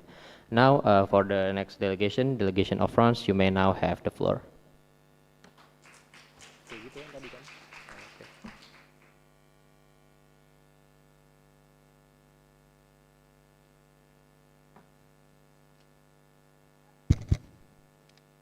Okay.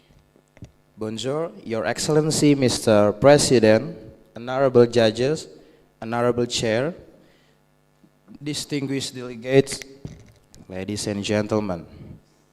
The French Republic is honored to address this assembly on a defining challenge of the 21st century, artificial intelligence. While AI presents extraordinary opportunities for healthcare, education, and sustainable development, it also raises significant ethical, legal, and human rights concerns.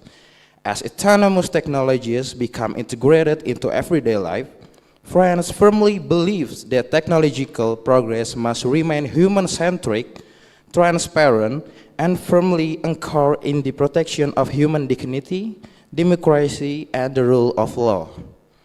At the national and regional levels, France has actively promoted responsible AI through its national strategy and its close cooperation within the European Union. We fully support the implementation of the EU AI Act, the world's first comprehensive risk-based legal framework. This framework establishes clear obligations for high-risk systems and prohibits unacceptable practices, successfully strengthening safety and accountability while encouraging economic competitiveness. However, because artificial intelligence transcends national borders, fragmented regulations are insufficient to address these global challenges. The French Republic therefore calls for the establishment of a universal legal framework under the United Nations, firmly grounded in international law. This global framework should establish common ethical principles, mandatory human rights impact assessments, and strict transparency requirements for high-risk systems. Furthermore, France strongly advocates for greater international cooperation in capacity building to ensure developing countries benefit from AI without widening the global digital divide. Concurrently, we emphasize that autonomous AI must never be employed to facilitate mass surveillance, discrimination, disinformation, or be employed international humanitarian law. The international community holds a collective responsibility to ensure emerging technologies strengthen democratic values and global security. In conclusion, the French Republic remains fully committed to working constructively with all member states, civil society, and the private sector to build a robust global governance framework. Together, let us ensure that technological innovation serves humanity, protects fundamental rights, and advance our shared commitment to mercy. Thank you. Thank you, the delegation of France, for your insightful speech. You may now go back to your seat. Thank you.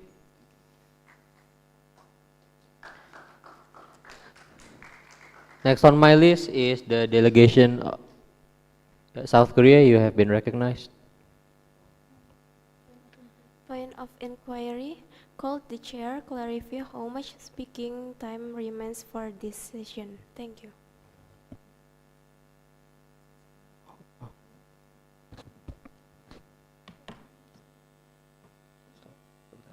All right, so for this session, we have 35 minutes left before this session ends.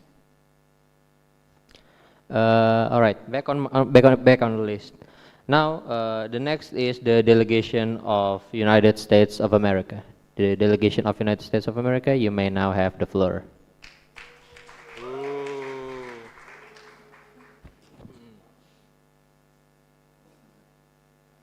Oh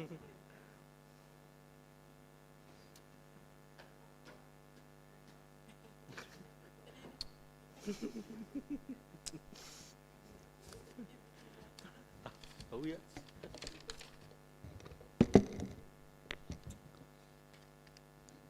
Hello, Mr. President, honorable delegates, and everyone else, especially the observers.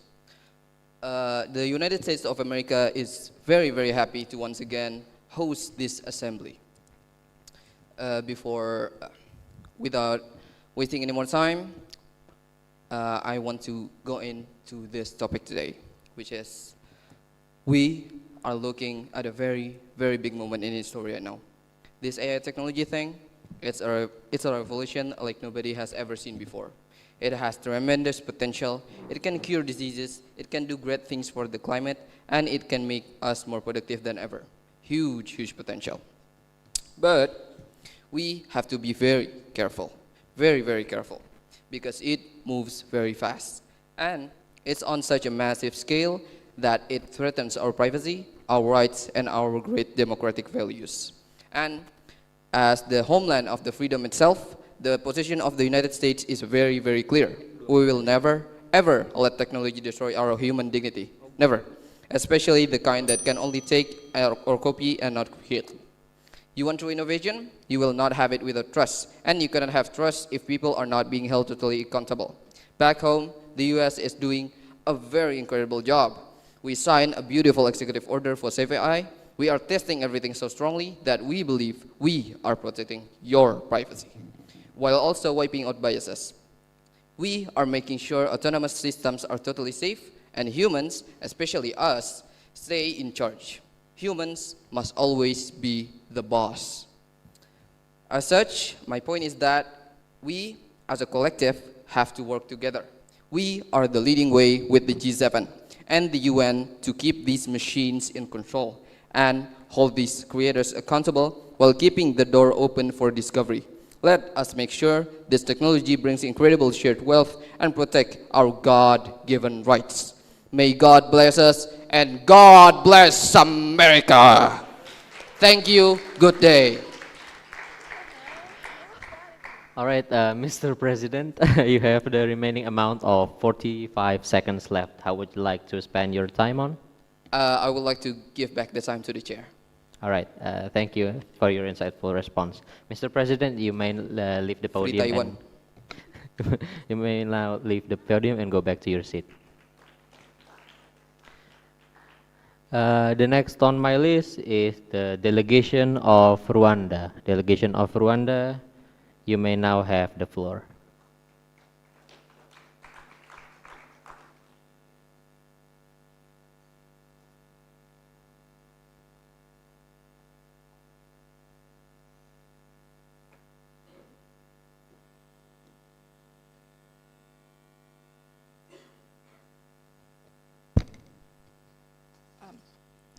Honorable chairs, distinguished delegates, Rwanda rises today not merely as a nation of the Great Lakes, but as a nation that has chosen deliberately and early to shape its own place in the age of AI.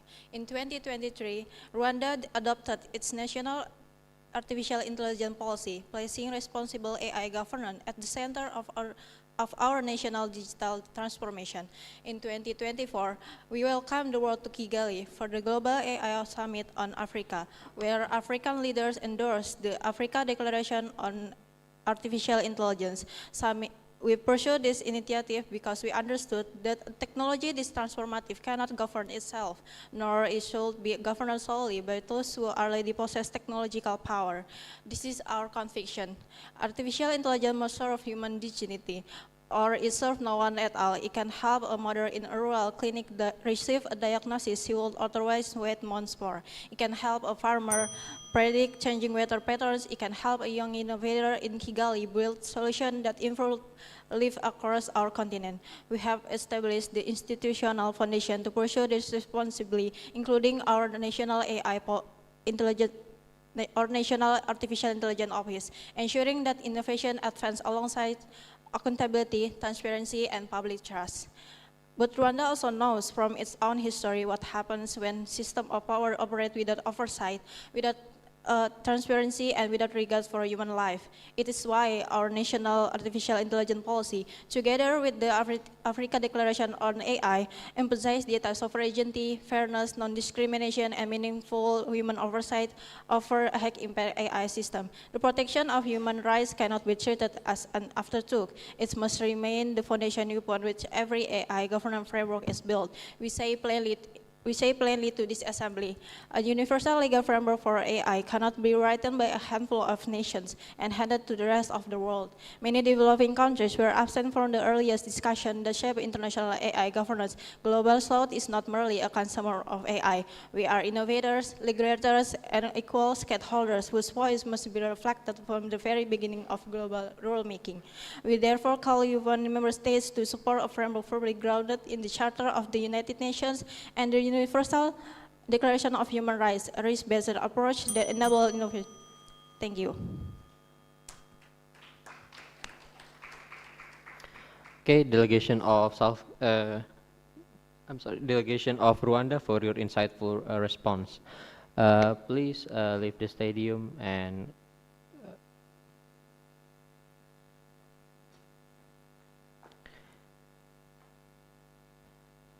the next on my list is the delegation of Saudi Arabia. Delegation of Saudi Arabia, you may now have the floor.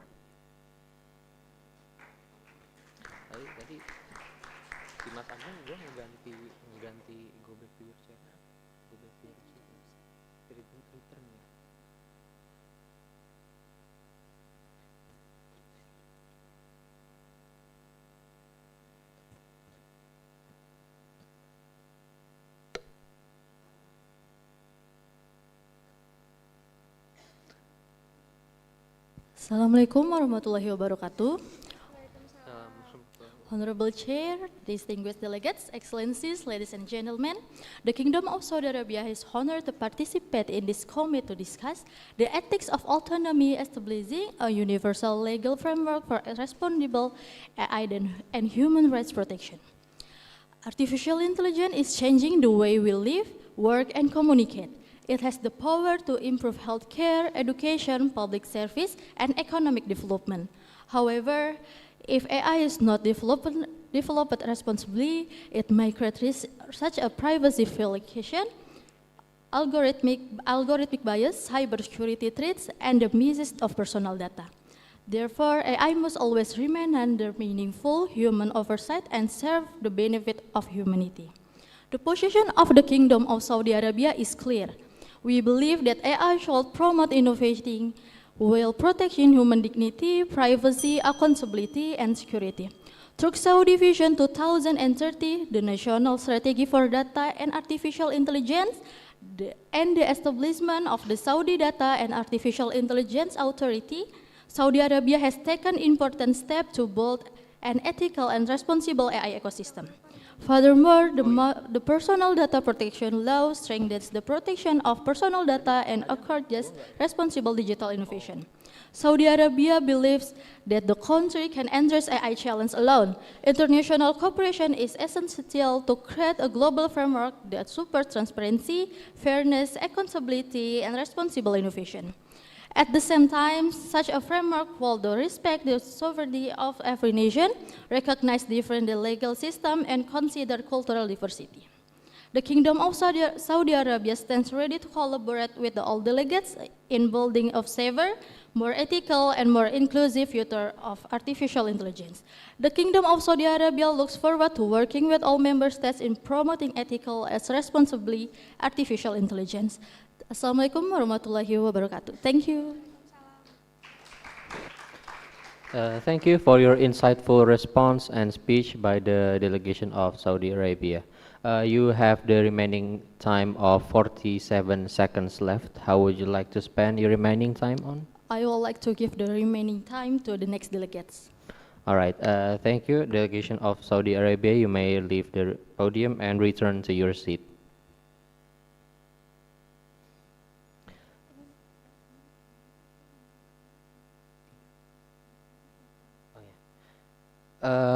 The next delegation on my list is the delegation of Uruguay. Delegation of Uruguay, you may now have the podium.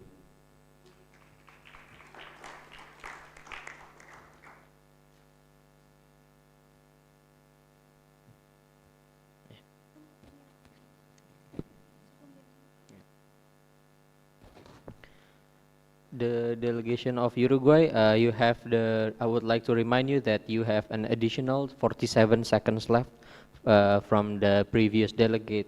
So your time is 3 minutes and 47 seconds.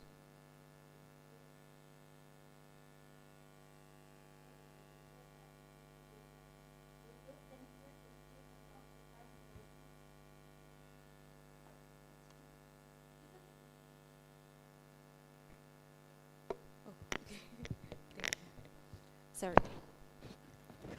Thank you, Honorable Chair and distinguished delegates. Uruguay stand here to speak about a harsh reality. Today, global artificial intelligence is being monopolized by a few developed nations and big tech companies. We see this as a new form of digital colonialism where developing nations are used as data fields for foreign profit. Uruguay declares that we will not stand by and watch our national sovereignty be exploited by one-side global rules. To address this crisis, Uruguay demands a fair and multilateral system under the United Nations. Developing countries must have an equal vote in shaping global tech policies. Cross-border data flows must respect our domestic laws because our national data is our sovereign right, not a free commodity. Furthermore, we must ensure that technology protects human rights rather than violating them. Uruguay firmly rejects biased global algorithms that lead to mass surveillance or fake news that ruins our democracy. Innovation should always serve humanity, not control it. Most importantly, we must draw an absolute line on international security. Uruguay strictly opposes the deployment of autonomous weapons on the battlefield. Turning left and that decision over to machine is a direct violation of international law. Meaningful human control must remain absolute. To all delegates of the Global South, let us unite and challenge this unfair system. Uruguay is ready to lead this front for a just digital world order. Thank you. All right. The delegation of, thank you for the delegation of Uruguay. Your speech has opened up many new perspectives for me. For your remaining time, you have the remaining time of 2 minutes and 20 seconds left. How would you like to spend your remaining time on? I would like to give my time to the chair. Thank you, the delegation of Uruguay.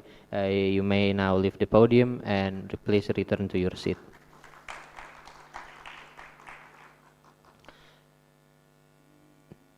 Now, next on my list is the delegation of Russian Federation. But before that, I would like to remind you that after Russian Federation, we still have Sweden, Sweden next, Japan, as well as South Africa.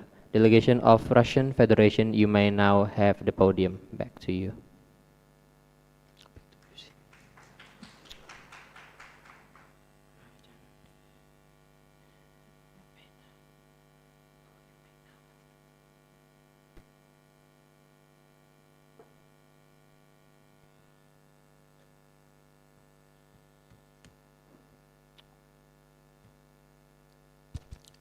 Okay.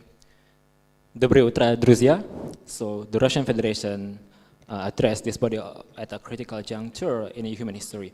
Artificial intelligence holds the potential to cure disease and unlock new frontiers of human productivity. Yet, the very traits that make AI transformative, its autonomy, speed, and scale, also perform risks to sovereignty, cultural identity, and the equal right of every nation to shape its own information space. The position of the Russian Federation is clear. Technological advancement must be never come at expense of national sovereignty. True innovation is impossible without trust, and trust cannot exist while the world information architecture remains concentrated in the hand of a narrow circle of Western corporations answerable to a single government. For too long, a small number of big tech corporations concentrated overwhelming in the one block of country have functioned as unaccountable gatekeepers of global information, setting the terms by which billions access knowledge, commerce, and communication. This is a not neutral arrangement. This is a monopoly, and it serves its owner far more than humanity as a whole. A genuinely universal framework for AI governance cannot be dictated by the very actors who benefit most from concentration of power. It must instead trust of the equal sovereignty of all states and enshrinement in the UN Charter, and each nation inalienable right to govern the data, platform, and algorithms within its own border. AI must empower every nation to chart its own technological future, not entirely any single block's informational dominance.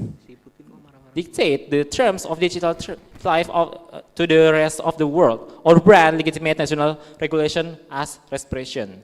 The answer to AI risk is not the hand greater authority to a corporation that created those risks. It is the restore to states the tool of digital self-determination. The Russian Federation, therefore, calls the multipolar framework for AI governance, inclusive, respectful of civilians, diversity, and the free from double standards, and hold developers accountable to the countries in which they operate. To this end, we thank you. Now the Russian Federation, you may continue. Sorry. To this end, we actively support multilateral initiatives, including work within the United Nations and regional formats such as the BRICS AI Cooperation Agenda and the Shanghai Cooperation Organization, where AI governance can be shaped by the many rather than dictated by the few. Let us build a future in which technological progress strengthens rather than crowds the sovereign equality of nations. Spasiba, thank you. Thank you for your insightful response, delegation of Russian Federation. You may now leave the floor and return to your seat. The next on my list,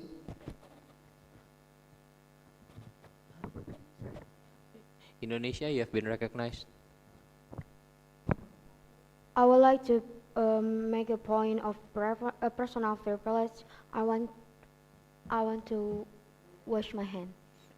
Okay, delegation of Indonesia, you have been excused.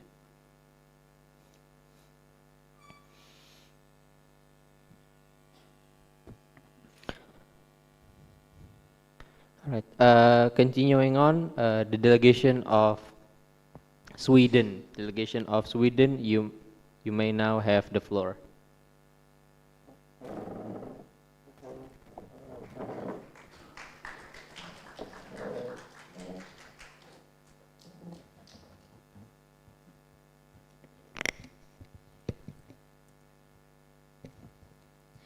Honorable Chair, distinguished delegates, the international community stands at a crossroads where automated systems are rapidly reshaping the fabric of global governance, public administration, and human agency.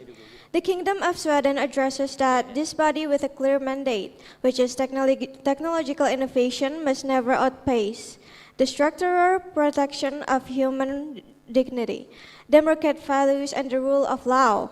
We cannot allow international legal fragmentation to create a digital landscape void of accountability.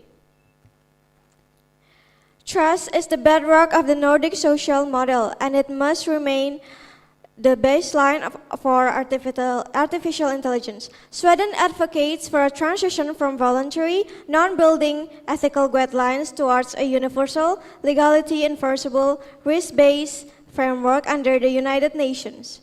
Drawing from our foundational role in implementing the European Union AI Act, we insist that international law must strictly prohibit unacceptable practices, including social scoring and indiscriminable biometric mass surveillance in public spaces.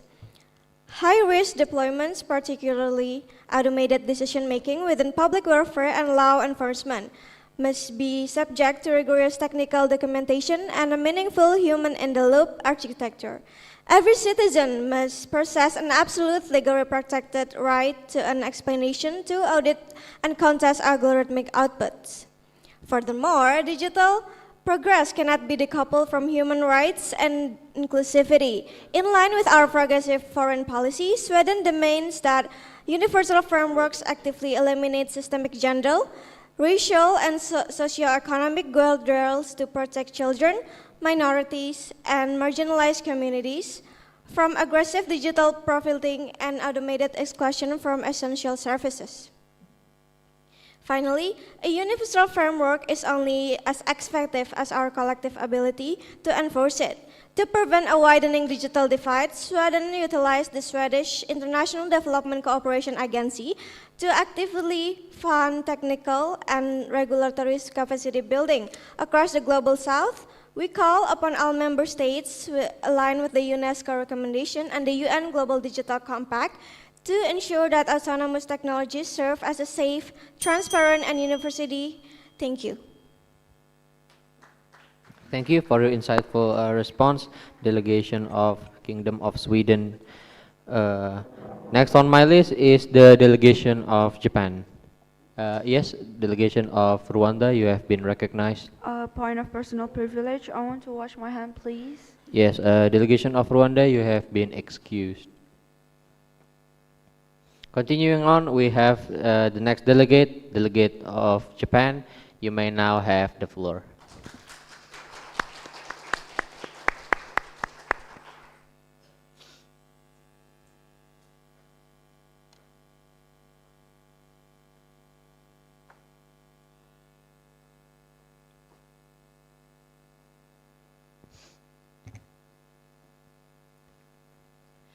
Minasang ohayo gozaimasu, Honorable Chair and distinguished delegates.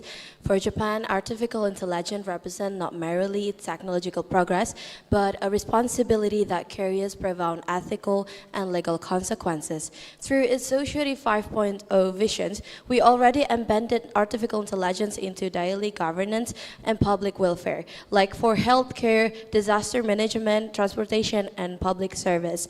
The increasing autonomy of artificial intelligence has introduced risks that extend far beyond national borders. Algorithmic bias threatens equality, the misuse of personal data threatens privacy, misinformation threatens public trust, and autonomous weapons threaten human security itself. How do we ensure that artificial intelligence remains accountable to humanity? But Japan have the answer. Artificial intelligence must remain human-centered. Human rights must remain the foundations of AI governance. Human judgment must remain present in decisions that affect human life, liberty, and security. Without this principle, autonomy risks becoming ungoverned power. We also recognize that fragmented national regulations are no longer sufficient. Artificial intelligence operates across border, across system, and across societies. A challenge of this scale demands a universal legal framework grounded in transparency, accountability, fairness, and meaningful human oversight. The establishment of international standard for AI governance, mandatory human rights impact assessment for high-risk AI system, and stronger international regulations on lethal autonomous weapons. Distinguished delegates, the future of artificial intelligence is not simply as a question of innovations. It is a question of ethic, law, and humanity itself. Progress without accountability cannot endure. Autonomy without oversight cannot be trusted. Innovations without humanity cannot be justified. Let us shape a future where technology remains in service of peace, dignity, and the collective good of all nations. Arigato gozaimasu. Yes, thank you, delegation of Japan, for your insightful response. You may now leave the floor and return to your seat. Also, for the remaining time, you have the remaining time of 49 seconds left. How would you like to spend your remaining time on? I apologize.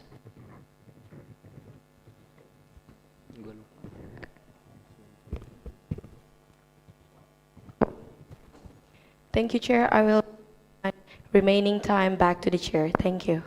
Thank you, delegation of Japan. I apologize. Next on my list is the delegation of South Africa. Delegation of South Africa, you may now have the floor.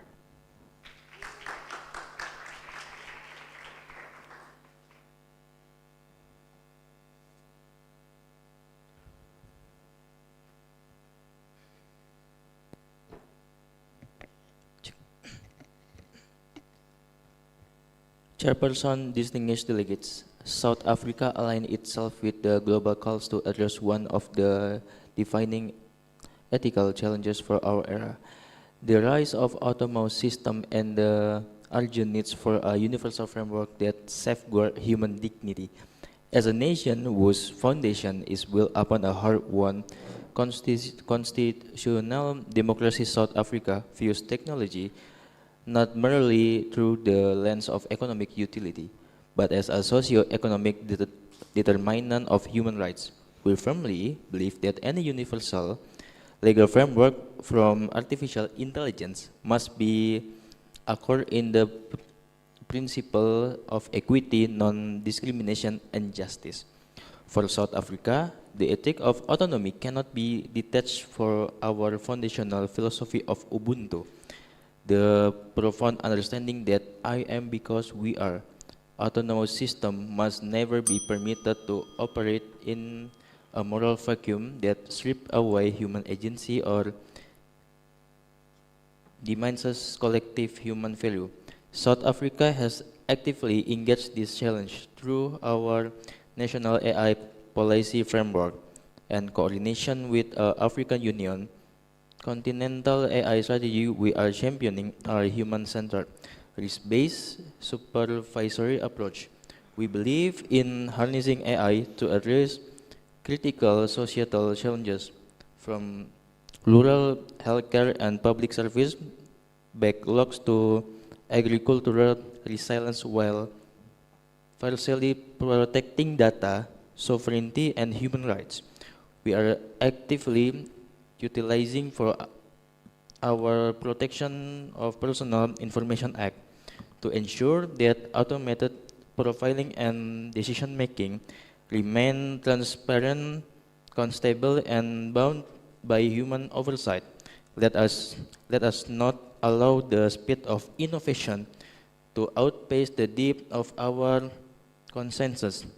South Africa stands ready to collaborate on a binding, universal legal framework, one where autonomy serves humanity, where code respect compliance, and where technology ultimately advances the right and dignity for all people. Thank you, Chairperson. Thank you for your insightful response, Delegation of South Africa. You have the remaining time of 18 seconds left. How would you like to spend your remaining time on? I would like back to the chair. All right, thank you, delegates of South Africa. You may now leave the floor and please return to your seat. Thank you, Chair.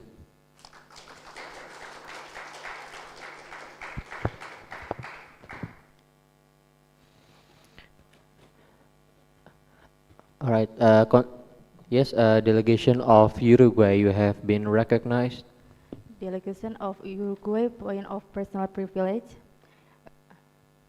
A request to wash my hand. Yes, delegation of Uruguay, you have been excused.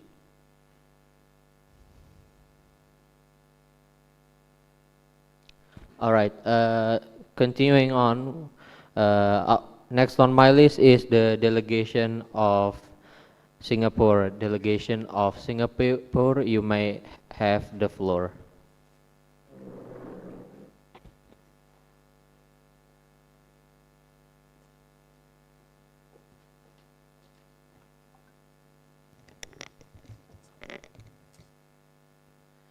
Honorable Chair, distinguished delegates, and everyone. Autonomous systems are already making decisions once reserved for human judgment in finance, healthcare, mobility, even justice. This is not a distant future. It is the present condition of governance. So, the question is not whether AI will shape human rights. The question is whether states can shape AI before it reshapes them unaccountably. Singapore's answer is calibrated pragmatism. We are a small, open economy.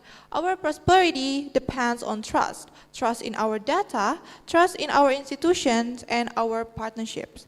To us, innovations and protections are not rivals. They are two sides of the same progress.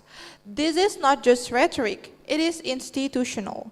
Our model AI governance framework and AI verified toolkit turn accountability into practice. Our national AI strategy 2.0 ties innovation to public trust. Our personal data protections act make rights enforceable, not aspirational. Singapore doesn't just theorize governance. We build it, test it, and refine it. From this experience, we propose a framework built on risk-based regulation, obligation calibrated to real harm, not theoretical fear. High-risk application need real transparency and explainability. Accountability must attack to outcomes, not intentions. And critically, national frameworks must be interoperable. Fragmented regulations will fragment right protection itself. None of this work with capacity building for developing states and without public-private partnership, because the frontier of this technology lies mostly outside government. Distinguished delegates, autonomy without accountability is not progress, it is abdications. Singapore stands ready to contribute our regulatory experience, our testing infrastructure, and our diplomatic commitment to a framework where human dignity is the fixed point technology orbits around, not the variable it redefines. Thank you. All right, thank you, dear delegates of Singapore. You have the remaining time of 54 seconds. How would you like to spend your remaining time on? I would like to give my remaining time to the chair. Thank All right, you. thank you, the delegation of Singapore. You may now leave the floor and please return to your seat. All right, dear delegates, I would like to remind you that we have three countries left on my list: India, United Arab Emirates, and Australia. For the delegation of India, you may now have the floor.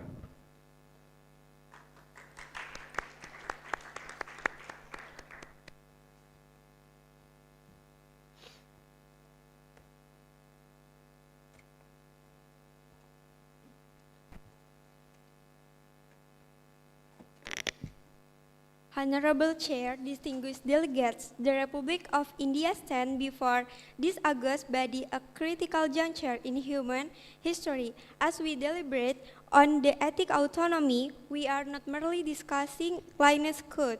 We are defining the future boundary between human dignity and technological projection. India firmly believes that artificial intelligence must be an instrument of inclusion, empowerment, and equality. In our home jurisdiction, under the India AI mission, we have championed a people-first approach. We believe that for technology to be truly ethical, it must be democratized through our pioneering digital public infrastructure, or DPI. India has proven that technology achieves its highest moral purpose when it bridges social, economic gaps rather than widening them. However, Mr. Chair, the rapid proliferation of autonomous systems presents unprecedented challenge to human rights. From algorithmic biases, the historical inequalities to the malicious diplomatic defects and synthetically generate information, the risks are no longer theoretical, they are destabilizing. To address this, India incited robust, principle-based technological framework anchored in what we call our seven strands, or core principle. This principle mandate that truth are foundation, and that safety, transparency, and accountability must be embodied by design.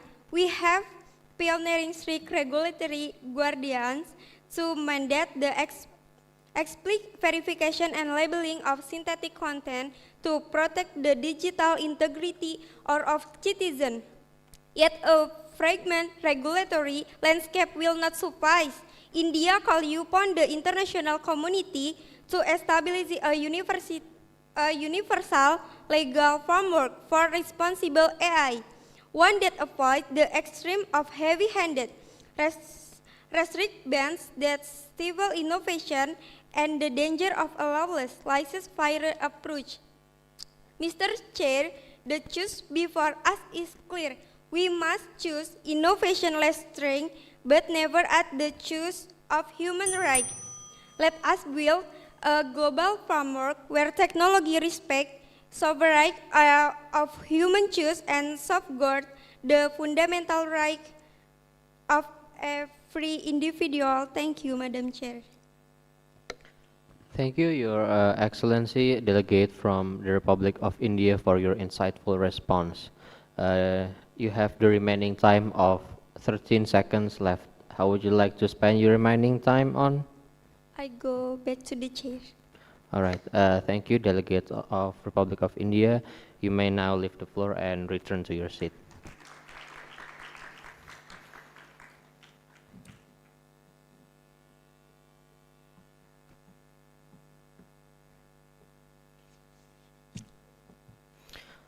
All right. The next delegation on my list is the delegation of United Arab Emirates.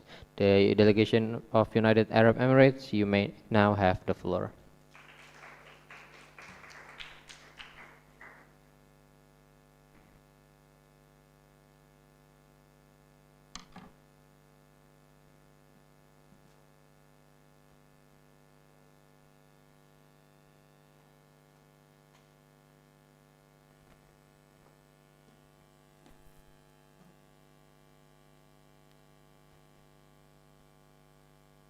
Your Excellencies, Honorable Chair, distinguished delegates, ladies and gentlemen, Assalamualaikum, page be open you.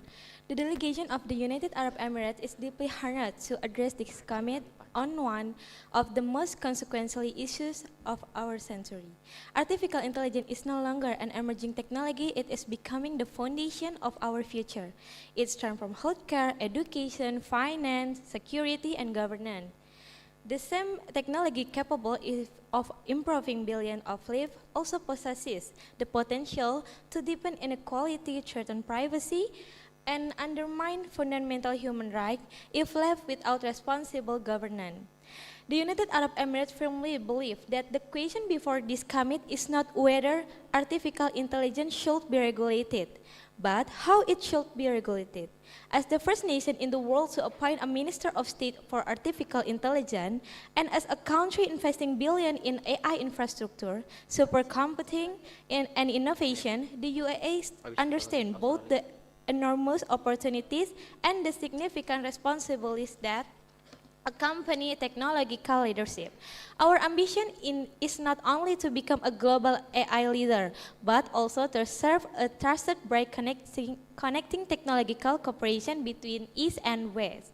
Furthermore, no universal framework can success if it benefits only technological advanced nations. Developing countries must not become more consumer or artificial intelligence. They must become equal partners in shaping its future.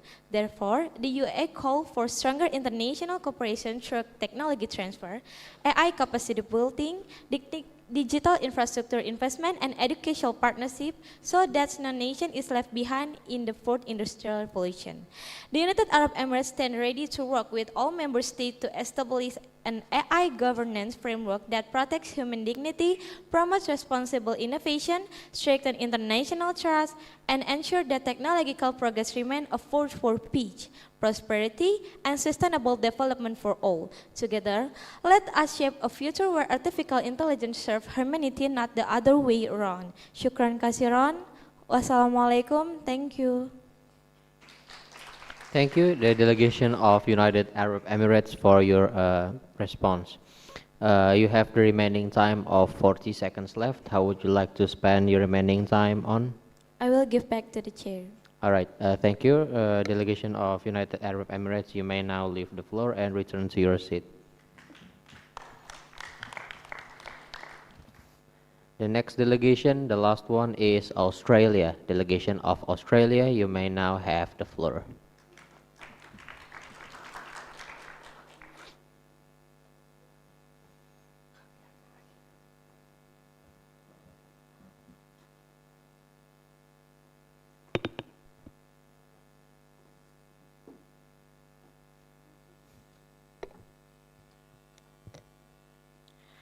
Okay, thank you, Chair. Mr. President, honorable delegates, and everyone. We stand at a critical juncture. The artificial intelligence revolution is transforming our global landscape. It possesses immense potential to revolutionize healthcare, mitigate the climate crisis, and drive productivity. However, Australia views this technological frontier through a lens of profound responsibility.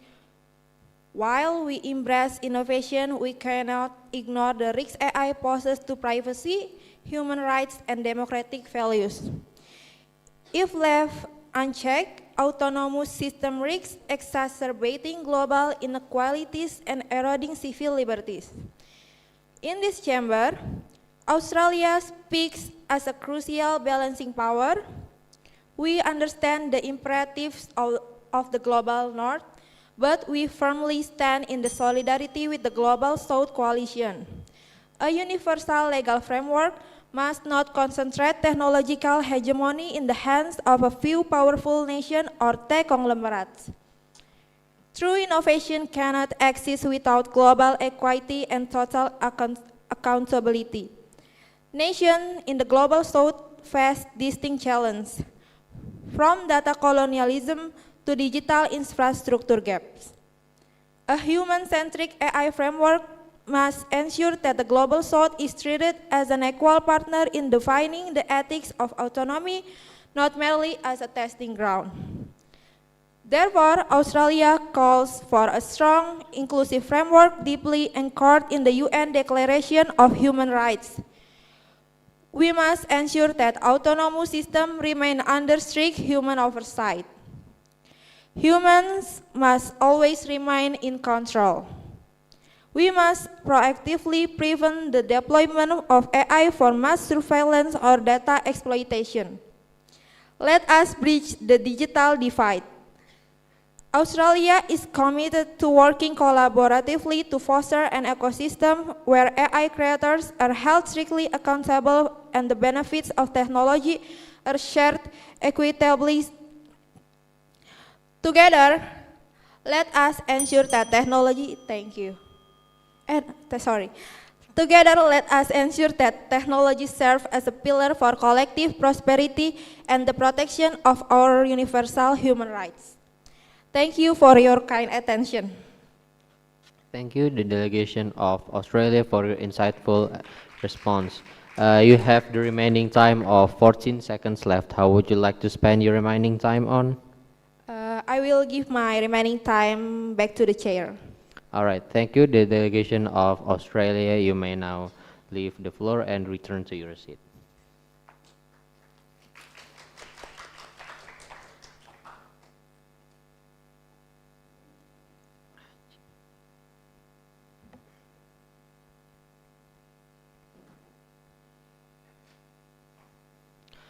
All right, thank you, her and His Excellency, delegation of all countries. Your speech has opened up many new perspectives for me, and I'm sure for other excellencies as well. Now, I would like to thank every single delegate for your speech and perspective on the matters that you have spoken about. We commend the committee for the intellectual rigor and diplomatic foresight displayed on the floor. And it is clear that from your statements that the stakes, yes, a delegation of Singapore, you have been recognized. Delegation of Singapore is personal privilege. I want to wash my hand. Yes, delegation of Singapore, you have been excused. Thank you. Now, continuing on with my speech, I would like to commend the committee for the intellectual rigor and diplomatic foresight that is being displayed on the floor. And basically, it is clear from your statements that the stakes of our agenda, the ethics of autonomy, establishing a universal legal framework for responsible AI and human rights protection are deeply understood by this body. Therefore, I would like to invite the floor to propose any motions or points for the next agenda. You may please raise your flags. The delegation of South Africa, you have been recognized.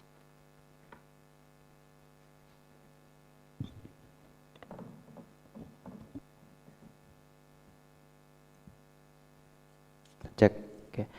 Um, South Africa would like to raise a motion, yeah. Propose for unmoderated caucus. All right, South Africa, thank you for your motion for the unmoderated caucus. How long do you propose it that we conduct it for? For 30 minutes. All right, are there any other delegates that supports this motion? Please raise your flags.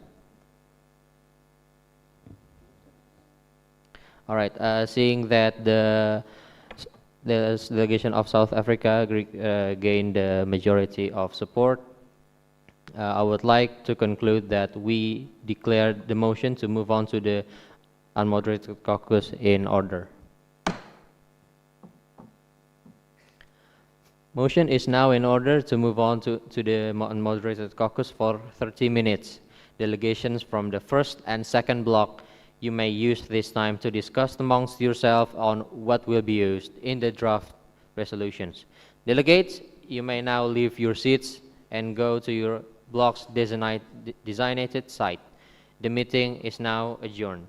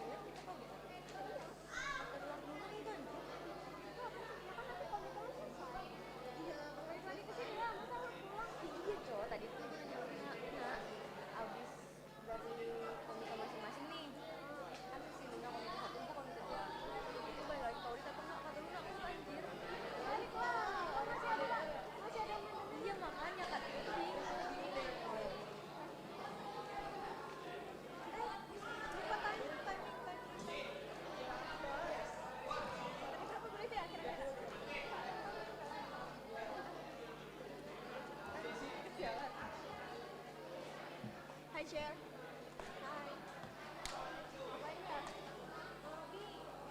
Lah, kita mah netral.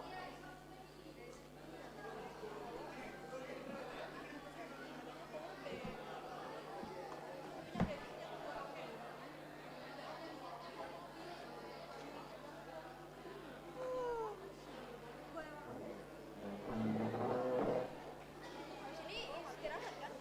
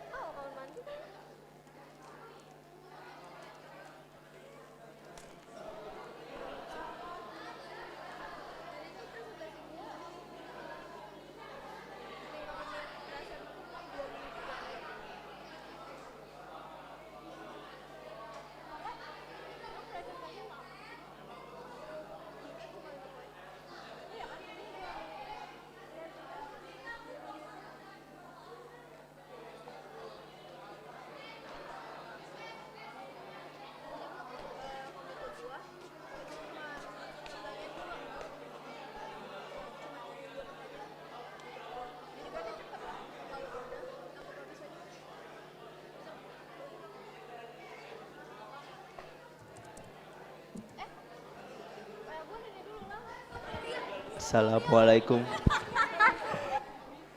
Ay, karau.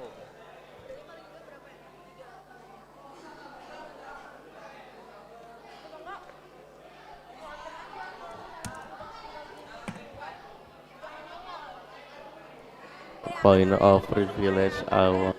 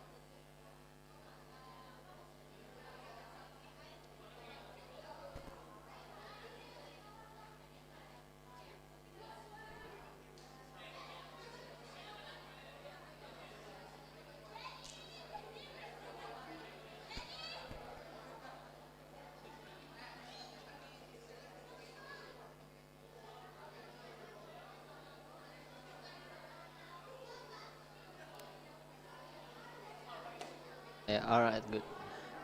Dear all delegates, I would like to remind you that we have the remaining time of 5 minutes left for the unmoderated caucus. Thank you.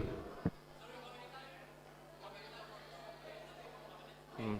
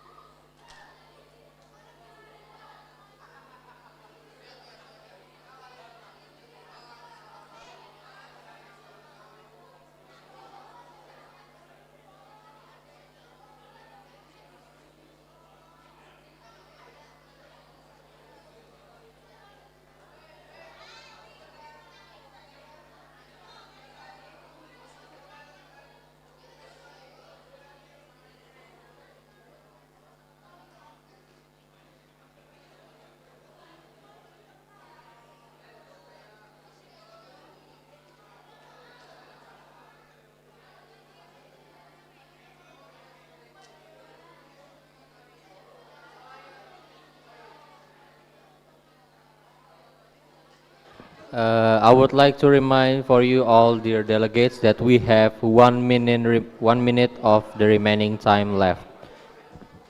Thank you.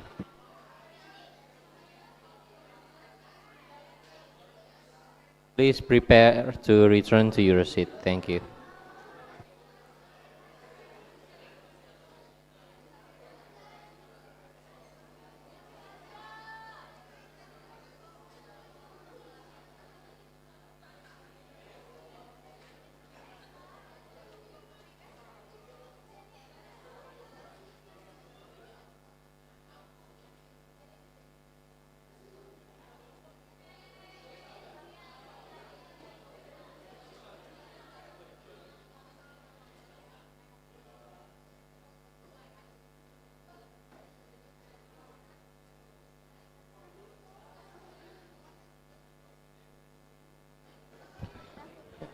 Dear all honored delegates, now that the time for the unmoderated caucus has ended, I would like to invite you to return to your respective seats.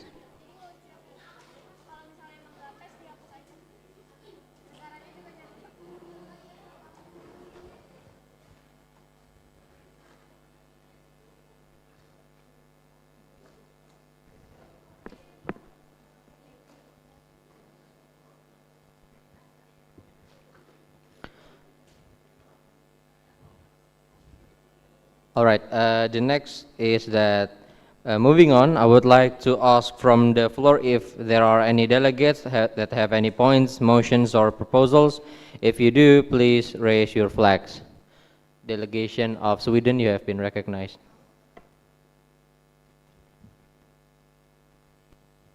Thank you, Chair. The delegation of Sweden would like to propose a motion for us to have a break. Okay, delegation Sweden, your motion have been recognized.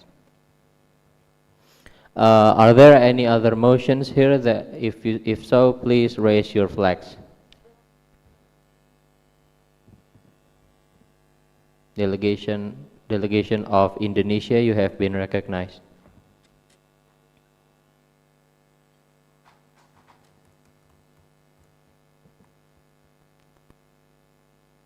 Sorry, I just fixed my flag. Oh, all right. I apologize. Moving on, I would like, is there any other motion here to propose? If so, please raise your flags. Delegation of China, you have been recognized.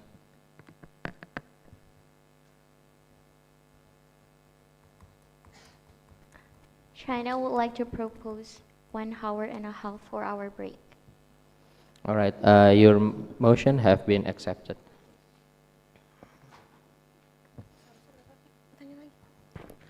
Are there any other motions here? If so, please raise your flags now. Delegation of United Arab Emirates, you have been recognized. United Arab Emirates would like to propose 1 hour for our break. All right, thank you, dear delegates of United Arab Emirates. Are there any other motions here? If so, please raise your flags. Delegation of Australia, you have been recognized. Australia would like to propose 2 hours. All right, delegation of Australia, thank you. You have been accepted.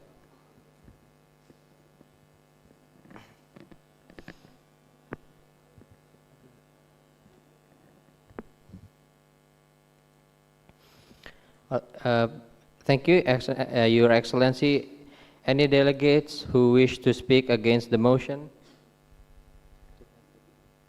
All right. Now it's the time for voting.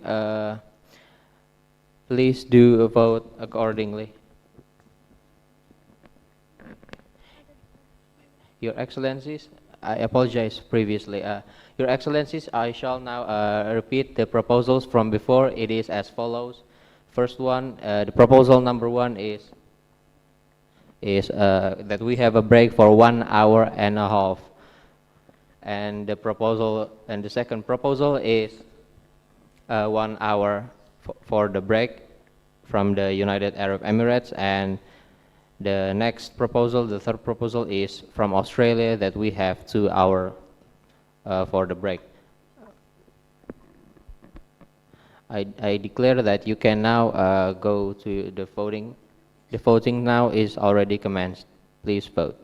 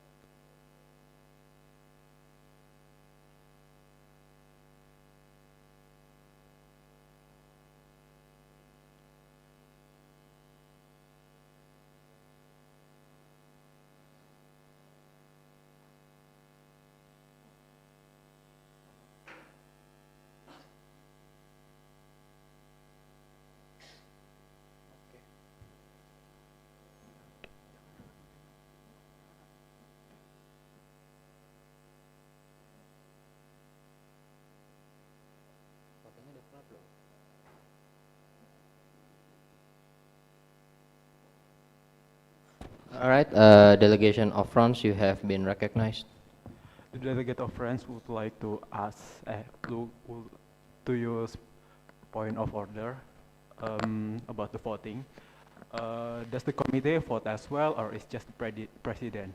Because there should only be 19 voters, but more people vote in the voting. All right, Thank you. everyone, I would like to remind you that each country has only one voting rights, so it will be decided by the leader of the country.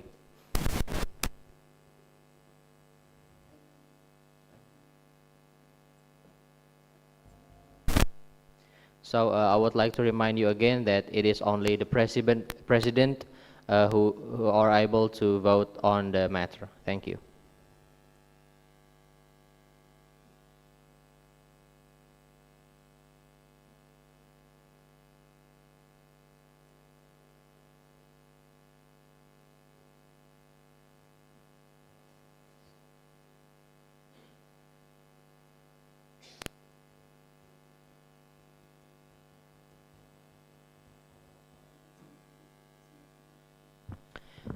Dear delegates, we have only 1 minute time for the remaining voting session.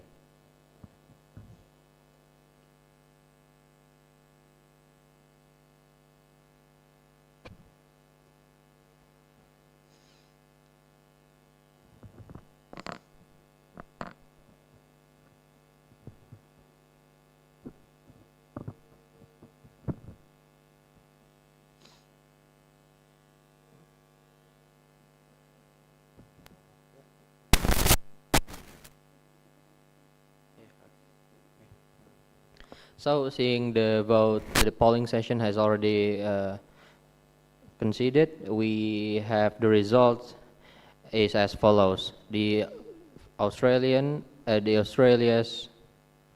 proposal has 2 votes, which is only 10% for the 2 hours. And next is China, who proposed that we have a total of 1 hour and a half, which gained 8 votes, or around 38%.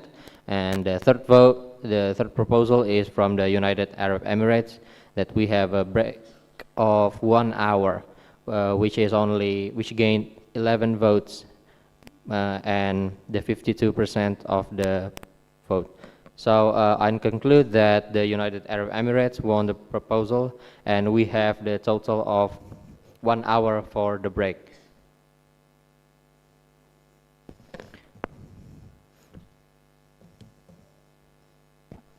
Delegates, I see that the simple majority is in favor.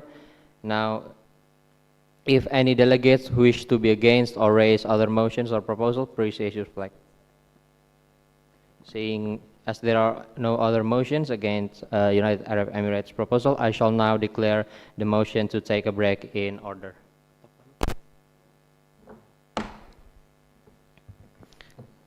Delegates, you have a total of 1 hour to rest or to lobby your draft resolution.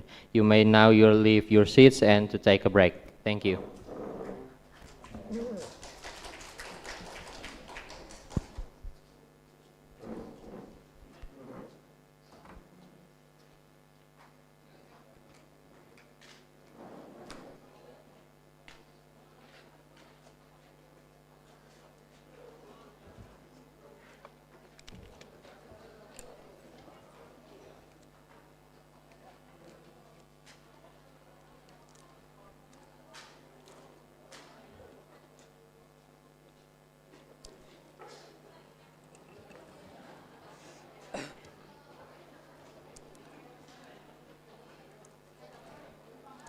Aman. Ada. Cek. Ya. Aman dulu, Cek.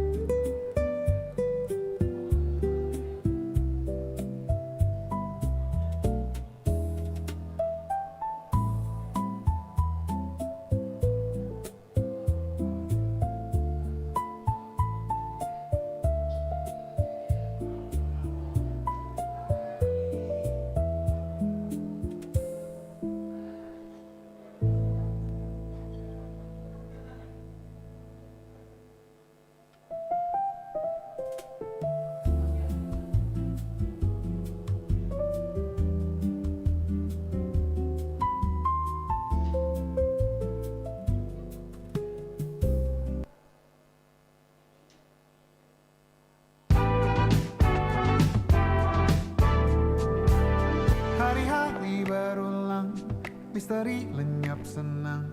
Ada saran ku dengar, lebih sering keluar ke alam.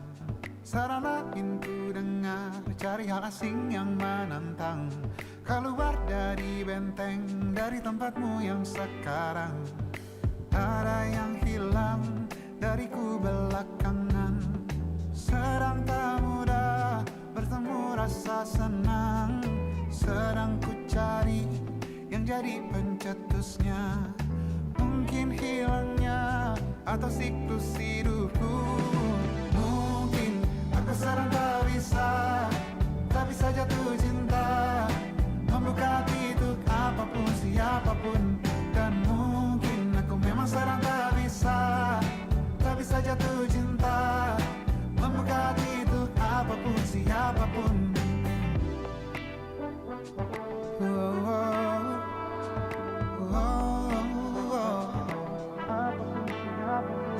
Tanpa baca buku yang baru, ragam saran brilian yang belum kunjung jadi penawar. Untuk yang hilang dariku belakangan, sedang ku coba memahami alurnya. Semoga segera ku temukan jawaban, tapi kini ku rayakan hampa ini. Oh mungkin aku sedang tak bisa jatuh cinta, membuka pintu apapun siapapun. Dan mungkin aku memang sedang tak bisa jatuh cinta, membuka pintu apapun siapapun. Kulihat mana di kendaliku, bayi jauh ini yang di tanganku, di tengah saraf sedia menghantamku. Lepas kemuanku, hijau kembali jiwa gersangku. Ambillah sayang sebanyak waktu yang kau perlu. Mungkin aku sedang tak bisa jatuh cinta. Dan mungkin aku sedang tak bisa jatuh cinta. Tanpa itu, tanpanya, apapun yang mungkin hilang itu. Mungkin ini siklusnya, sudah garis jalannya. Esok akan lebih elok. Dan mungkin aku sedang tak bisa jatuh cinta, membuka pintu apapun siapapun. Dan mungkin aku sedang tak bisa jatuh cinta, membuka pintu apapun siapapun. Dan mungkin aku sedang tak bisa jatuh cinta.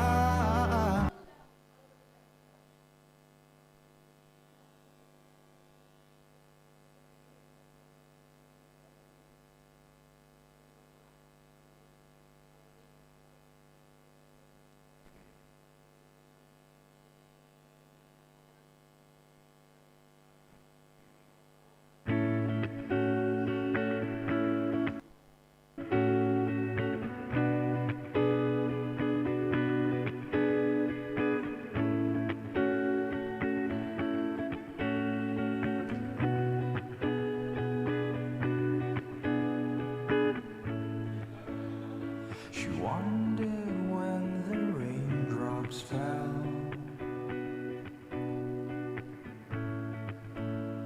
She wondered why her cheeks were wet. And she entrusted a secret that I could not have kept.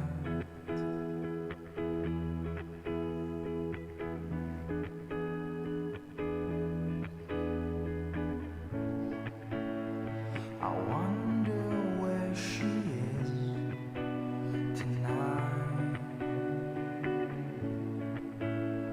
and wonder why the dawn was so bright. I couldn't contain it, sank into the pavement.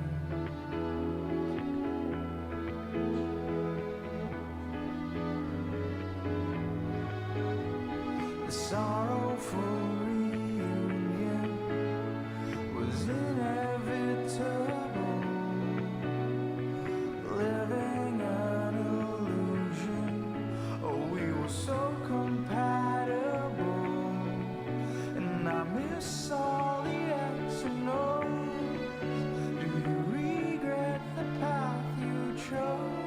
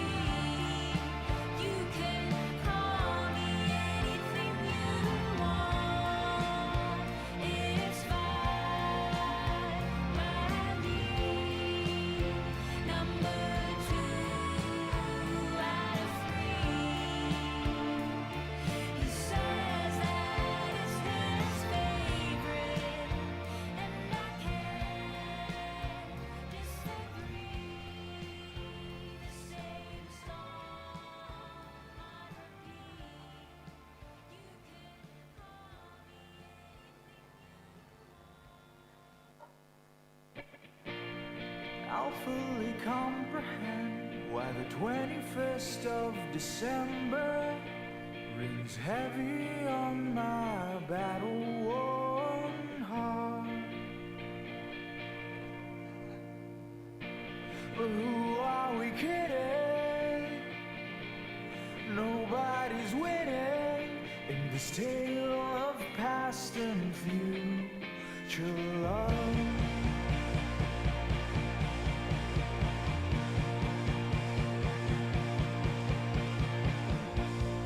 They were just 20. Show us the money. Smoke show picturesque affair. It started as all things do. A simple hello turned to romantic visions far away.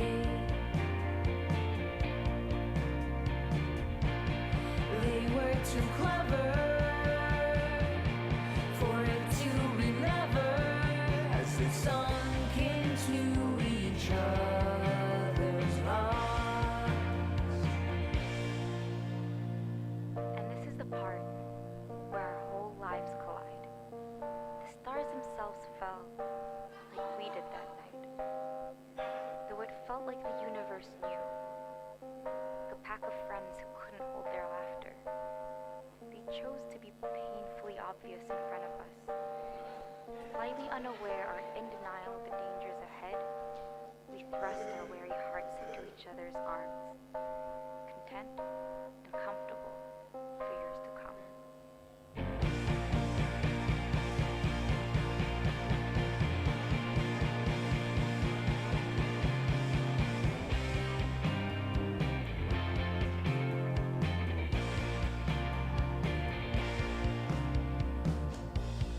They felt it right and true. Blessings and kisses as they thought it was the universe's wishes.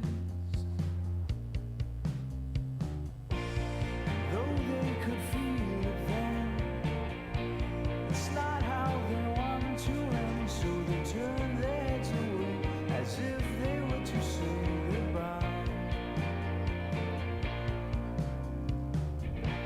But clocks keep on ticking, and life keeps on growing to leave the pair behind at last. She said to me, and I said to her, To hold back each other's true fate is not of our nature. Let's be mature. maybe you weren't made for me, nor I for you.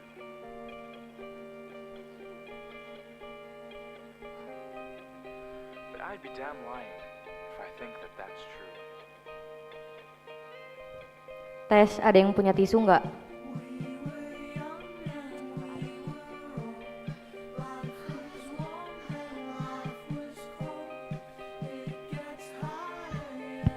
Jauh ke kelasnya panas.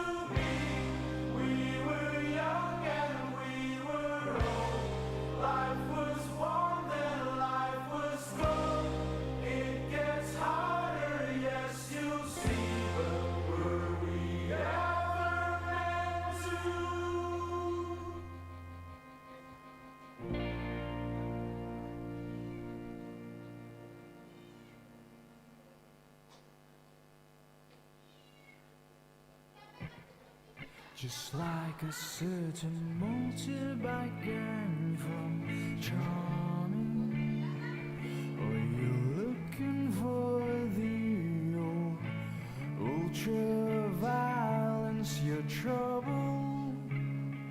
Yes, I knew right from the start. And the labyrinth I thought I knew, rearranged to shape anew, at amazement of the excitement that once rang true. And if I was a fool for you,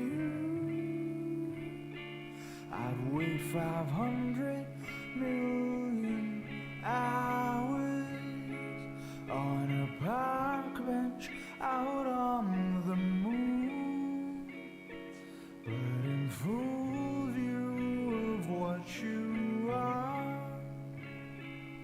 Oh,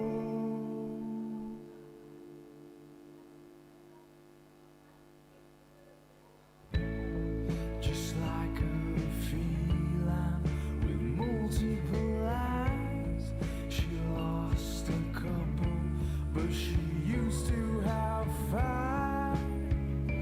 A savior of mankind. And if I was a fool for you, I'd wait 500 million hours on a park bench out on the moon, but in full view of what you are. You're a goddess, You're my rock star. I Fell in love with Alex. Request lagu dong.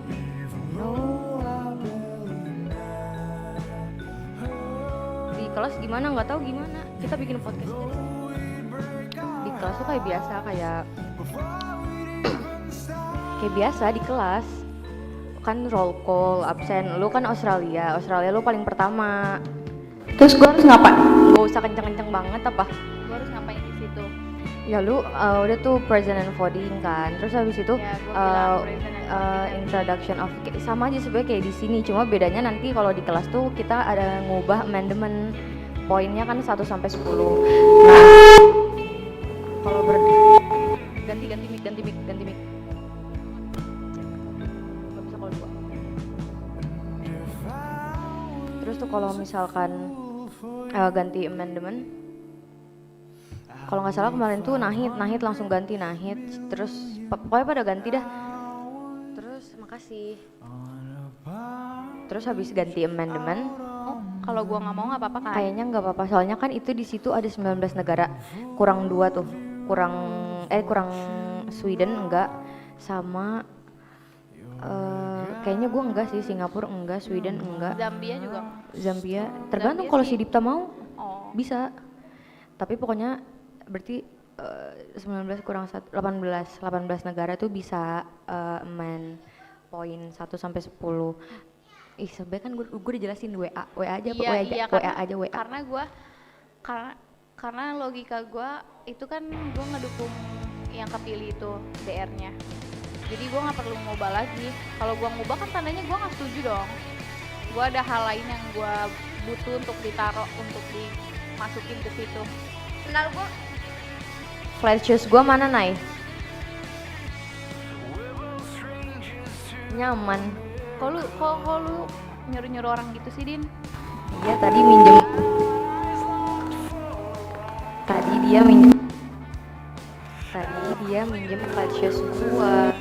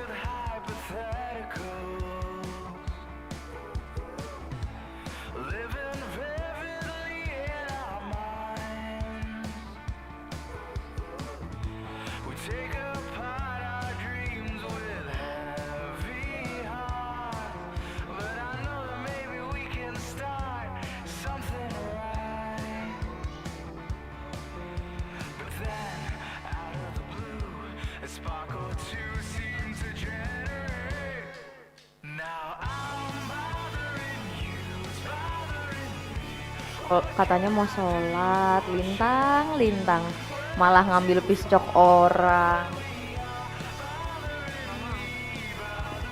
Nggak mau tos. Lintang bohong.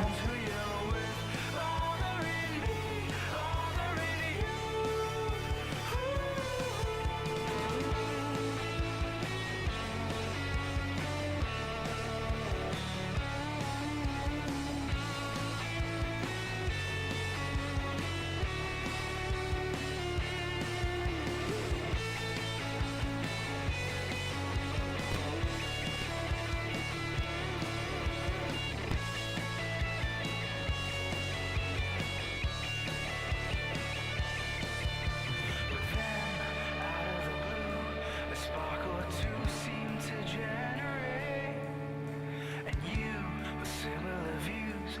You know my heart did incinerate. Now I'm bothering you, it's bothering me. What can I do? What should I do? We're not too far. Look where we are. Bothering me, bothering you. Lost in the sea, feel so complete. Love is a mess, depends who you're with. Bothering me, bothering you.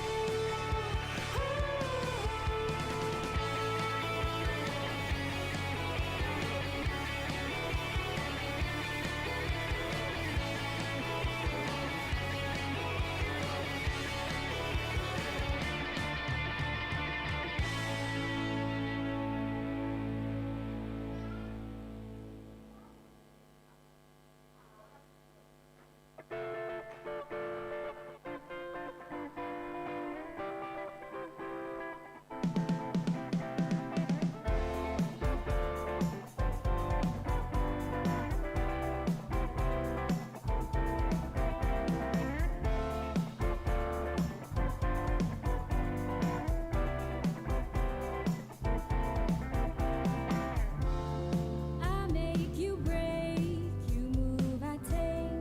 Love is the answer, so they say. But if I went away, what would you say?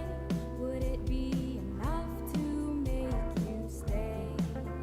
As you look to the exit, I don't even know why I do this anymore. I know there's things I should know.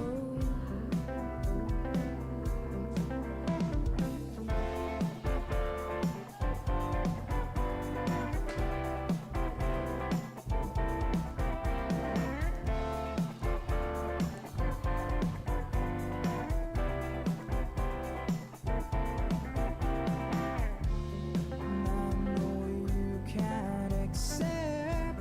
She's the love that I kept. Scared I'll push you away. I'll love you every day. I know there's things you should know. I'm in love, not because I want to. She's become something that I got to see. Won't you just stick around with me? Oh, and darling, I mistake intent for better days while you misled me in different ways. I don't think this is how it's to end.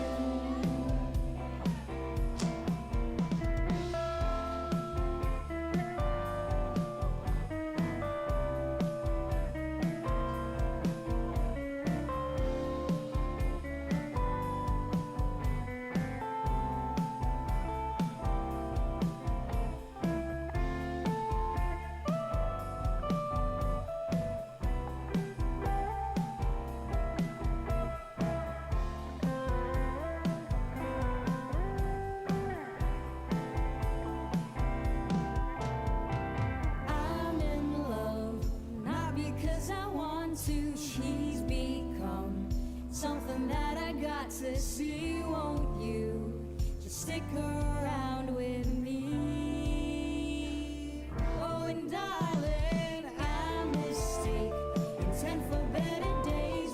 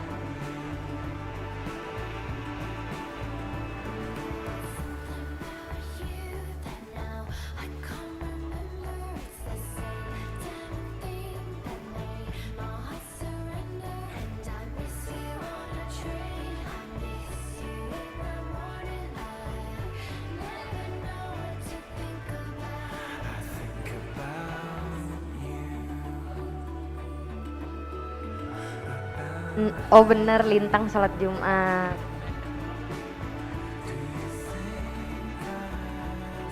Makasih validasinya, Fadlan. Oh jangan-jangan Fadlan yang bohong. Yang bohong Fadlan atau Lintang?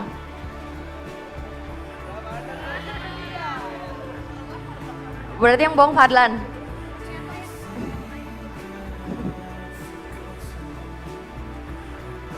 Soalnya kalau Nahid udah pasti sholat Jumat kan? Apa Nahid nggak sholat Jumat?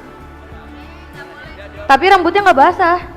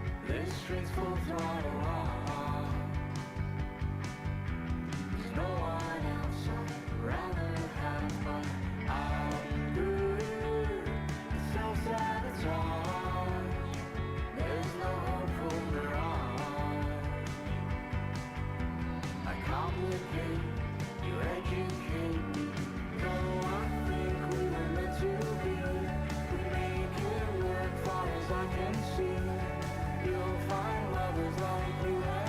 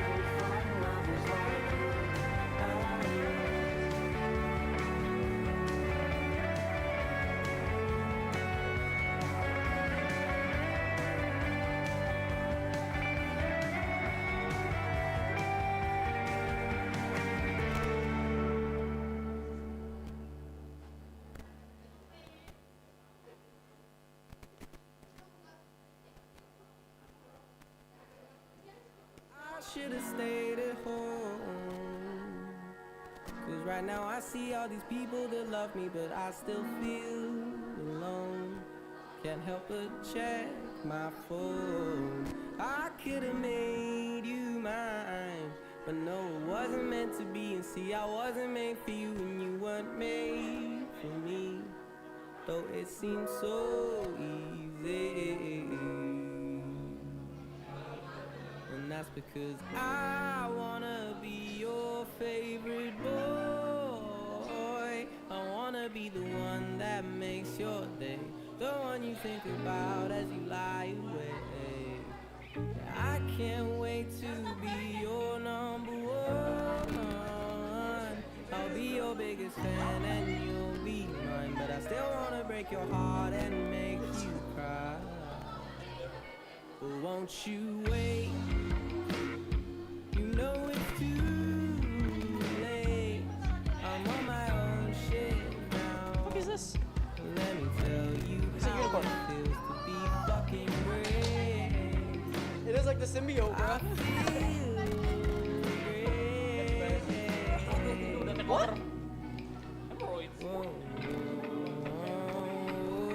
You need to be yourself. Love someone for loving you instead of someone really cool that makes your heart melt. Who knows what you truly felt? You're still my favorite girl. You better trust me when I tell you there ain't no one else more beautiful in this damn world. In this damn world. Friends orang kampung. Kampung, kampung, kampung, kampung. Ini delegasi Jepang nih kampung. Point of privilege. Delegasi Jepang kampung.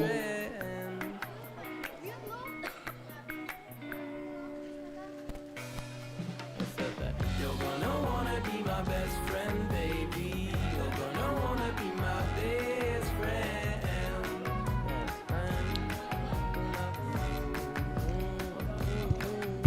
Ini kagak dimatiin anjir. You're gonna be my best friend, baby. You're gonna wanna be my best friend.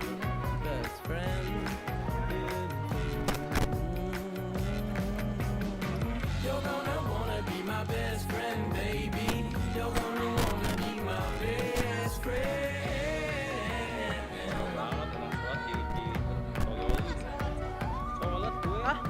I say that I'm happy. I say that I'm happy.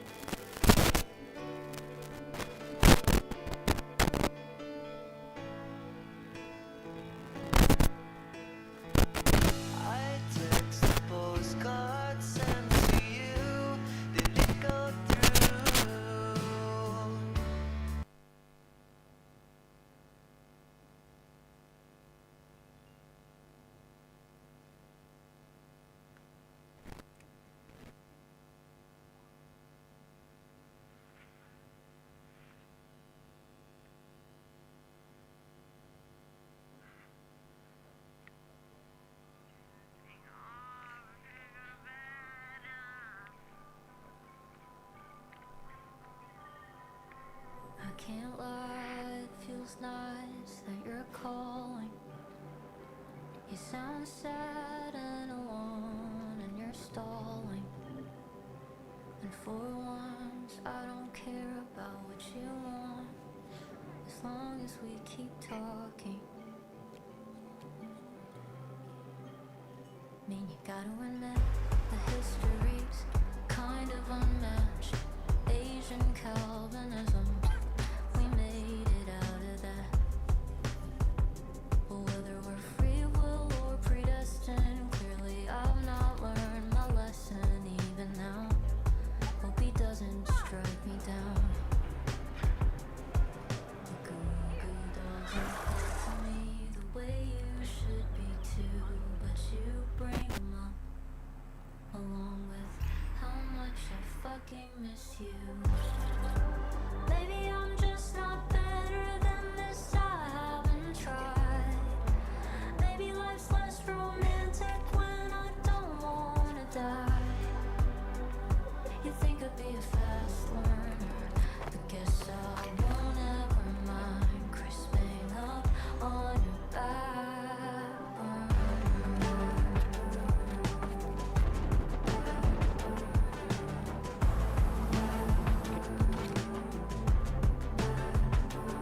It's pathetic, but at least you are too.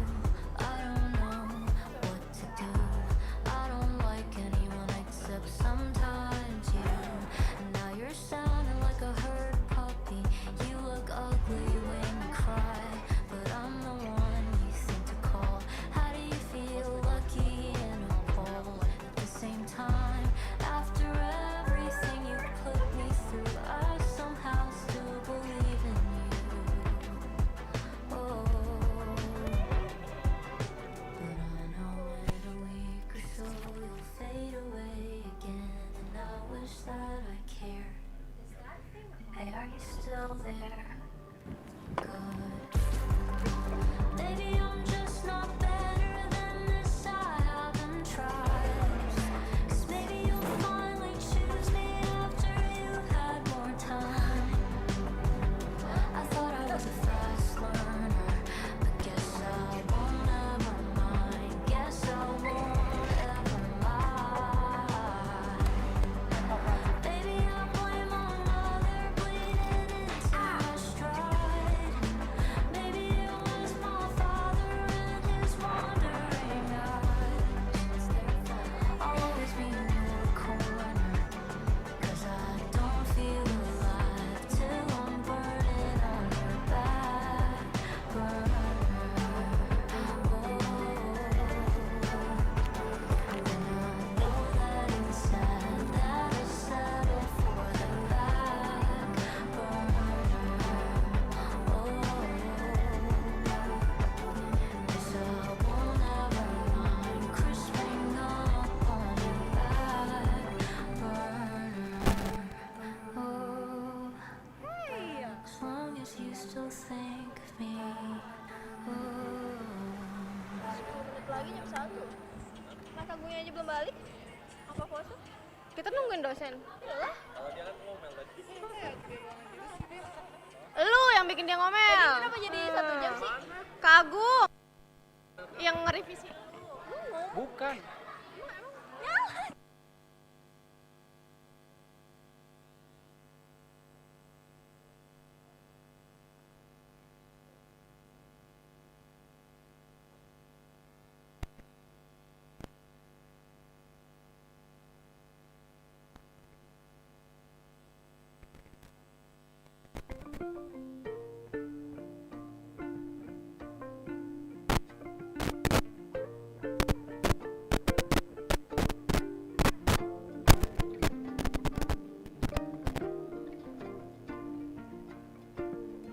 His laugh you die for, his laugh you die for, the kind that colors the sky. Hard intangible, slips away faster than dandelion fluff in the sunlight. And he's got swirls of passion in his eyes, uncovering the dreams he dreams at night. as much in heart as he tries to hide. I can see right through his voice. You know, for he says my name black. I fade away somehow if he's too loud.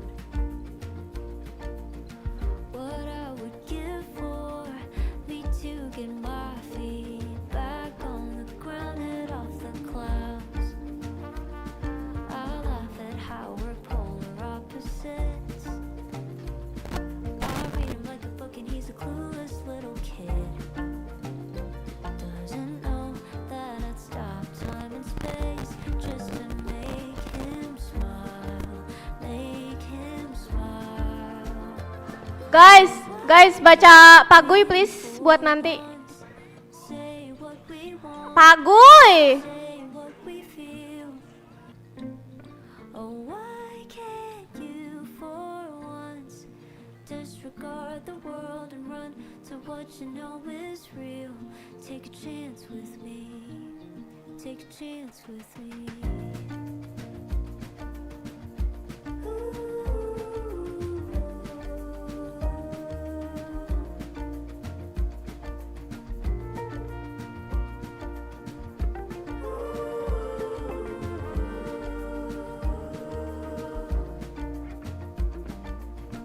His kiss you'd kill for just one and you're done for. Electricity surging in the air. He drives me crazy.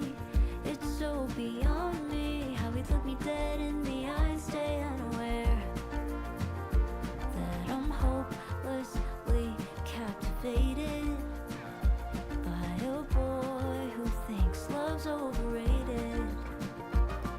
How did I get myself in this arrangement? It baffles me too, baffles me too. Oh, why can't we for once say what we want, say what we feel? Oh, why can't you for once disregard the world and run to what you know is real? In the end, we only regret the chances we didn't take. I'll be your safety net, so why not raise the stakes? I can hear your heart from across the room, pulsing through my veins. I know you need this too. Lie to me all you please. I can see right through, see right through. Dinda. Why can't we for once Black banget ngepet. say what we want, Dinda. say what we feel? Oh, why can't we United Arab Emirates walk out. disregard the world and run to what you know is real? Hai. Say what we want, say what we feel. Oh, why can't you for Nala Senpai. Nala Senpai. to what you know is real? Take a chance with me, take a chance with me. Sia.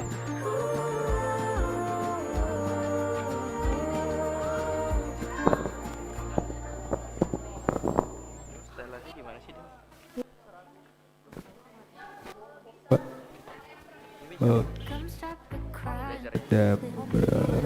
Tadi nggak pakai ini, tukeran sama Ica, soalnya karena Ica Ica pakai blazer ini.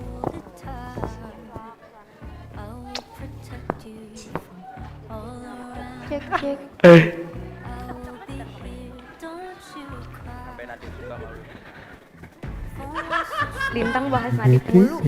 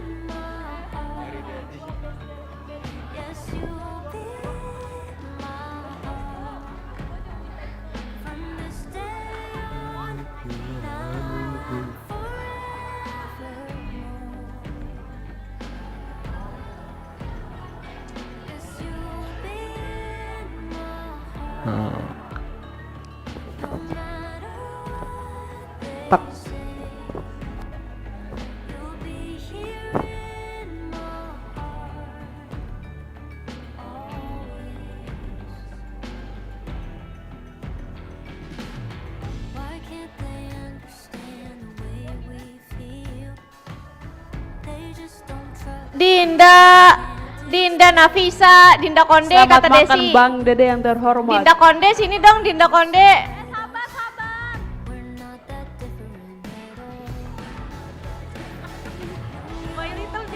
Dinda Konde, Dinda Konde. Cepat.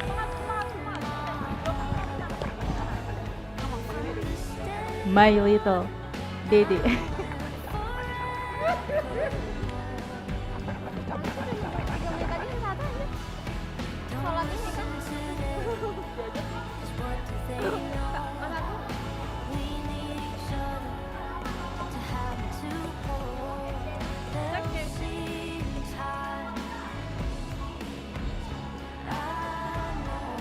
Dinda. Boleh apa? Just enjoy your life. Belum. Enggak, nunggu Pavos. Oh, nggak boleh foto di atas. Hey.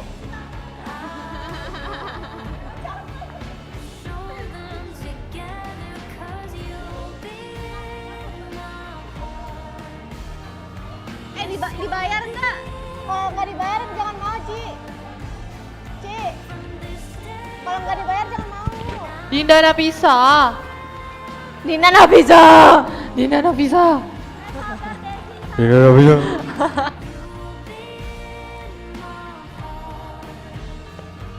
Udah foto depan desain ini. Estonia.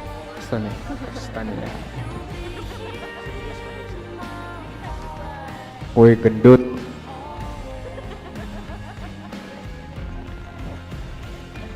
Dinda. United Emirates Arab walkout. Dinda. Cek, Dinda Lama banget. mengajukan untuk mengundurkan diri dari Singapura. Dengan ini dinyatakan sidang telah selesai. Semuanya boleh pulang. Terima kasih. Oke. Mulai aja kali ya.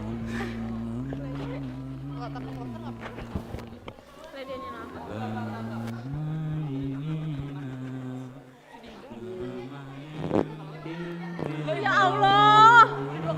Hei Dinda. Lo aja yang kasihnya kan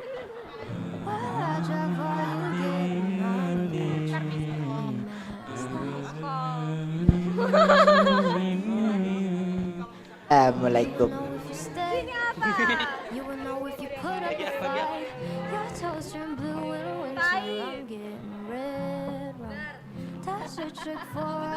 Foto.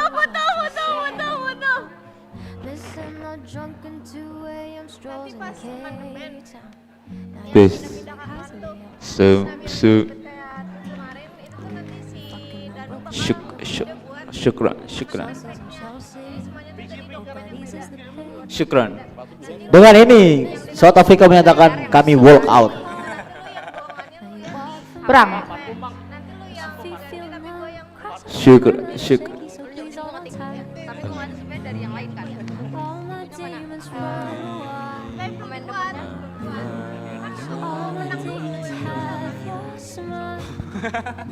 Nanti pas coffee break balik apa sih? Sore aja. Iya kok. Udah lama. Emang tahun yang lalu kalau nggak salah. Udah lama tahun yang lalu.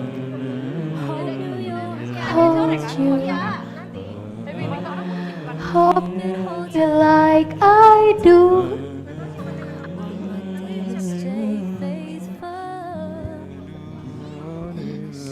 Ini boleh nggak mulai tanpa Pavos? Udah jam 1 soalnya. Tapi LMK-nya belum ada ku. Oh, oke. Ye. Ye.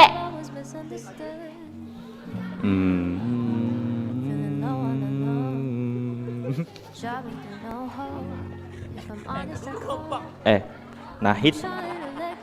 Emang lo South Africa? Pindah. South Africa makan monyet. A'udzubillahi minasyaitonirrajim. Allahu Akbar, Allahu Akbar. Lagi. Allahu Akbar, Allahu Akbar. Allahu Akbar. A'udzubillahi minasyaitonirrajim. Inna Allah wa malaikatahu yusalluna 'alan nabi. Ya ayyuhalladzina amanu sallu 'alaihi wa sallimu tasliman. Allahu Akbar, Allahu Akbar. Para hadirin yang dikasih oleh Allah Subhanahu wa taala. Dengan ini saya Ustaz Muhammad Alexander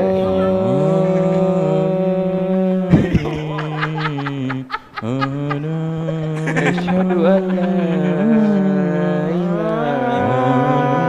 Allahu Akbar. Asyhadu anna Muhammad. Tolong dong agama gua jangan dimain-mainkan ya. Hayya 'alas shalah. Kampung. Kampungmu di mana? Apa mie bawang?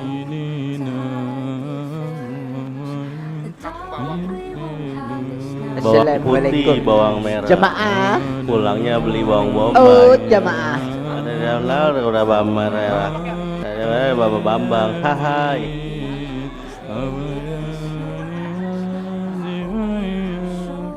Siapa yang tadi diajak foto sama dia?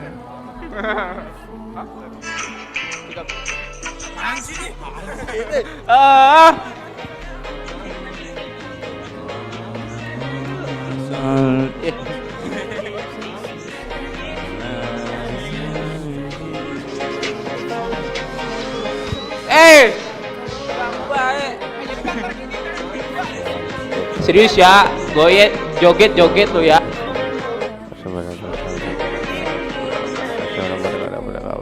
Guys, Allahu Akbar.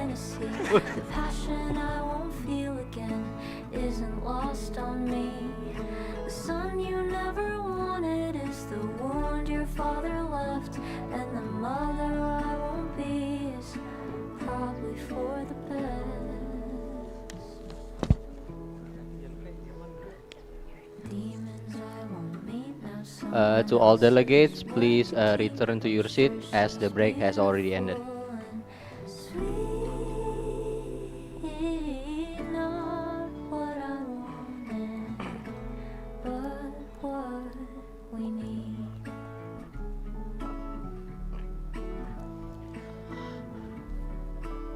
I see that all the delegates have been seated. Now that the break is over, my responsibility to lead this meeting has ended.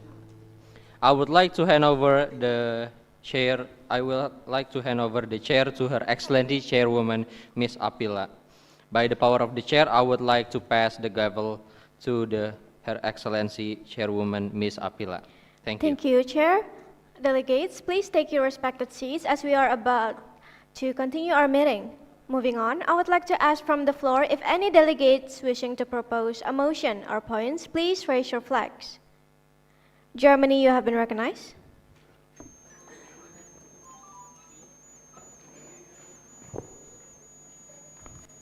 Germany would like to propose a motion to move on the first plenary. Thank you, the delegation of Germany, for your motion. How long do you propose that we conduct it for? Germany proposed that we conduct to the first plenary of 1 hour and a half. Thank you, the delegates of Germany. Are there any delegations who support this motion?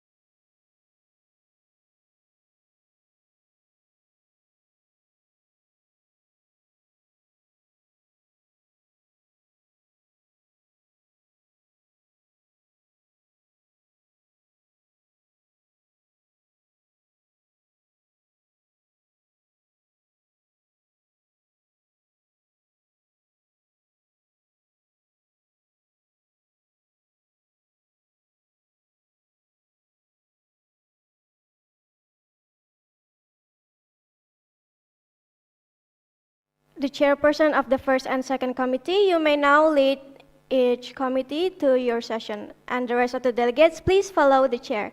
Thank you for your utmost cooperation, and we wish you a highly productive and fruitful debate in your respective committees.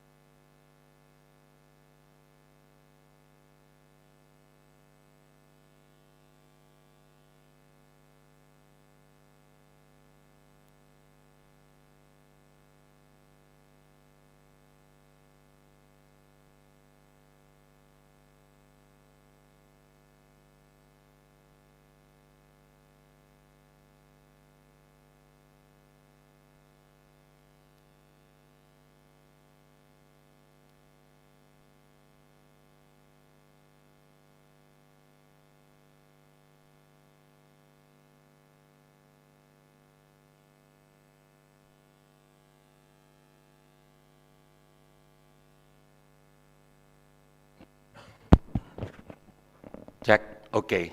Thank you very much, Excellencies delegates. Well, actually, the host, this the Secretariat of the United Nations, have just received the notification from a certain delegation that I think we need to settle down a certain problem that we have during this meeting. Since we have already presented our country statements, and all of the delegates seemingly get the similar perception, yeah, that they wish to establish a kind of the global framework on the AI and the AI autonomy and ethic autonomy.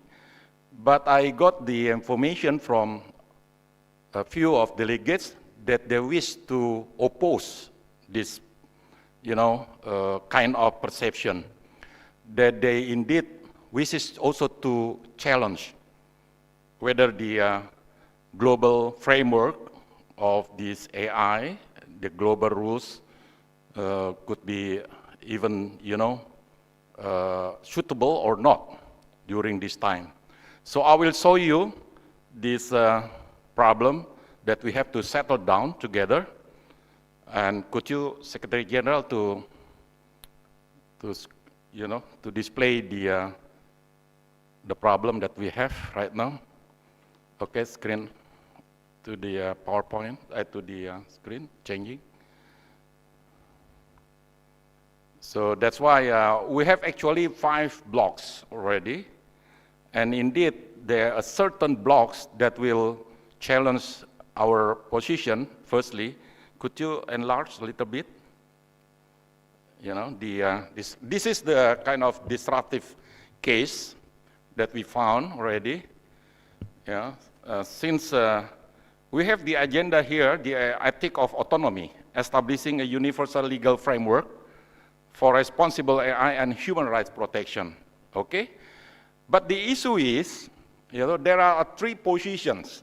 They're going to be tabled during our, head of government and state they are meeting today. The first position is there is indeed the need to establish, the universal legal framework for responsible artificial intelligence and human rights protections. And they have also their respective argument on this position. And secondly, there is a position of challenging this proposition. that they say that no need to establish a universal legal framework for responsible artificial intelligence and human rights protection. Similarly, they also pose, the quite logical argument on this matter. And the other position, like a neutral one. So we can, I will just reveal, the countries that are having the position, for position A, B, and C. Could you scroll up, a bit? So the position A, which is agreed upon to establish the universal legal framework, that is block 5. The Zambia. Where is Zambia? Could you raise your flag or hand? South Africa. South Africa, are you there? Okay. Australia, Saudi Arabia, okay. Rwanda, Uruguay, and Russia. So there seem there 1, 2, 3, 4, 5, 6 countries under the block 5. They agreed upon to establish this universal legal framework, for responsible artificial intelligence and human rights protection. But the opposition, coming from block 1 and 2, which is USA, USA, are you there? Okay. China, okay. United Arab Emirates, okay. France, Germany, Sweden, and Estonia. So there's 7, 1, 2, 3, 4, 5, 6, 7 countries. They belong to the opposite, side of this position on whether they agreed or not to establish the regular framework and the global framework on this matter. And the last position coming from the neutral, position, that is block 3 and block 4. Together, there are Singapore, Japan, Republic of Korea, Indonesia, India, Brazil, and that is the last one, right? Brazil. So there are 1, 2, 3, 4, 5, 6 altogether. So those 19 countries, they are having this meeting today in General Assembly. They have 3 blocks now, which is agreed upon on establishing of the global framework to regulate the AI, ethic, and as well as for the protection of human rights, or they can, being as a fragmented one, depend on and just leave it to the countries or regional countries if they wish to stand for the, the regulation. And the other one is position neutral position, whether they see whether it is positive side and negative side of both sides. Okay, what we should do now? So we'll divide it into this position, block or groups, into 3. So the countries that belongs to the agreed upon establishing of the global framework, they're going to be the other side, okay? They have like unmoderated caucus, they may have to find out the argument, the element of argument. You can use your, gadget, find out the argument on how you can defend, your position. So I just like to highlight later on, but I'm only scanning off. I don't want to, reveal this all for you, but you have to find out your together and make and type it together. The other group as well, similarly do the same. And then after, I think, 30 minutes, we'll return to our respective tables, and then we try to discuss further until the first or the second committee completed their session and back to our auditorium here. Okay? Are there any question from the floor to get the confirmation or the explanation, so you already understand of my explanation? Okay? USA, you are recognized. Thank you, sir. So after we discuss the arguments, do we present it in the front? Yeah, after 30 minutes, there are 3 groups, discuss and find out, the element of argument. Okay, scroll down. I just highlighted, little bit. Don't ask the Secretary General to show you. There is, for instance, this is the disruptive one. This is the opera. Don't take it the pictures. Highlight it. No, scroll down. You can find out from your gadget, yeah? Argument made, for instance, universal framework threaten state sovereignty. Go down. Argument 2, two first. Don't too fast. So, for instance, argument 2, there are several arguments, but how to, speak it up and then to give the explanation, it's upon of your respective group, right? This is only element that I show you. Okay? Go down. There are 4 or 5, but it depends on you yourself, upon your search, Don't take it pictures on that, yeah? Because our security, where is the security of the United Nations? You're part of the security? No. Seems to me that you have the kung fu, right? Okay, good. Okay, scroll down. And then the other argument for the proposition, that is the proponent of the establishment of it, just directly. Okay, this is rebuttal for the proposition, right? They challenge you. This is a kind, you can find out from your gadget, right? From your AI. We are using the AI searching now. Go down. Down. This is only the shortcut, argument 1, 2, 3, 4. There are 4 arguments over there. Go down. This is the opposition. There's 1, down.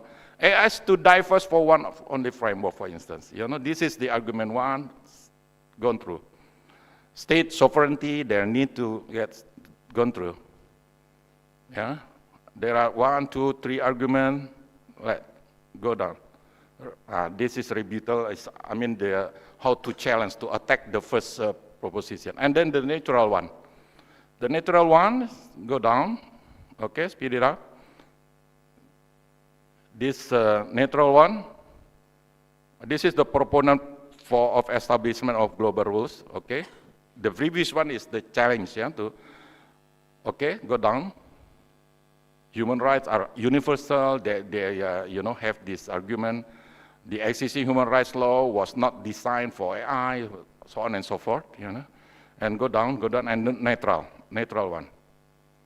Neutral one is they combine. What is the positive side of having the global framework? What is the negative side of having they put this argument like that going down. The neutral. Okay. This is the neutral position. Yeah. So you may have the representative, to deliver your respective positions in this podium later on, after 1.5 hours. Yeah, we discuss it and you got the narration. You say something and then what is your argument on that? Maybe the representatives, you can choose maybe 2 or 3 persons. It's up to you. It's better more than 1 person, to read your position in front of this. Go down, Argument 1, 2, 3, and so on and so forth, This is only I show you, but don't ask the Secretary General to give you contekan, okay? You can find out each groups to find out from your AI. This is also based on the AI, either cloud or chat GPT so we are using the AI smarts, uses. Okay, are there any delegates who wish to take, okay, the Japan, you are recognized. Thank you, sir. After we presentations in front of the podium, are there any delegations can a question Yeah, or answer? of course, yes. Oh. Point of information, questioning. Okay. Question and answer, and then later on, after maybe debated half hour, maybe 20 to another half hour debated of 3 groups, and then you can question and answer, and then we put into voting, okay? Which position that's going to be. So means also you will do the lobbying between this group, like unmoderated, okay? Before the voting session, then we'll do the like a lobbying, you know, unmoderated. Now there are 2 unmoderated. First one, this one, yeah, you group into 3, find out and make writing down the arguments, and then who's going to represent, you know, this argument in front of the podium for 2 or 3 persons, yeah, and then later on you ask and question, yeah, from other side, yeah, other block. At least if there is the block 1, the question coming from at least from the block 2. That's going to be, you know, followed by the block 2, question from the block 3, you know, block 3, question from the block 1, something like that. But it is also could be overlap, no problem, yeah. Block 2 or 3 can raise question to block 1. That similarly happen with the other blocks as well, okay? Yeah, half hours, and then half hour of presenting, and another half hour for maybe about 50 minutes for lobbying, unmoderated, the second one moderated, and then last one is voting, okay? Until the return of from your respective ministers, yeah, to the auditorium. Okay, what is your countries? I recognize you. Alan, what is your country?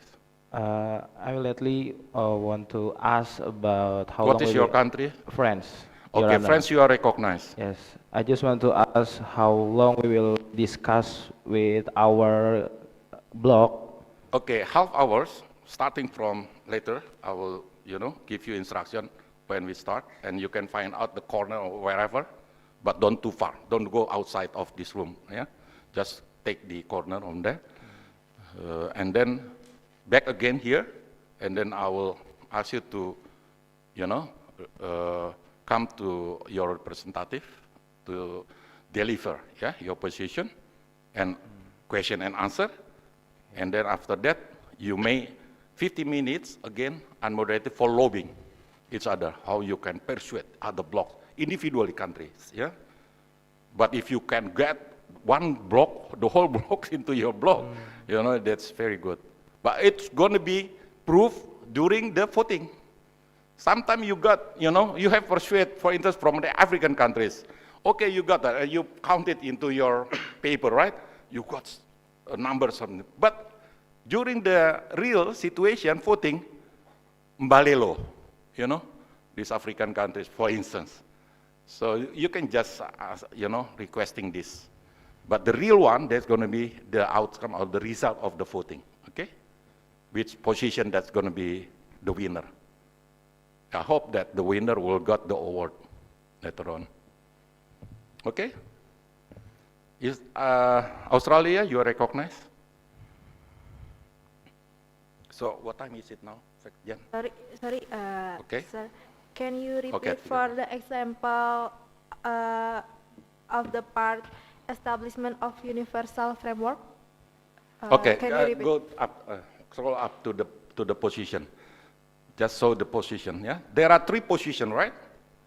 The first position is, that is the block that are agreed, you know, for the establishment of Of universal framework. universal legal framework, right?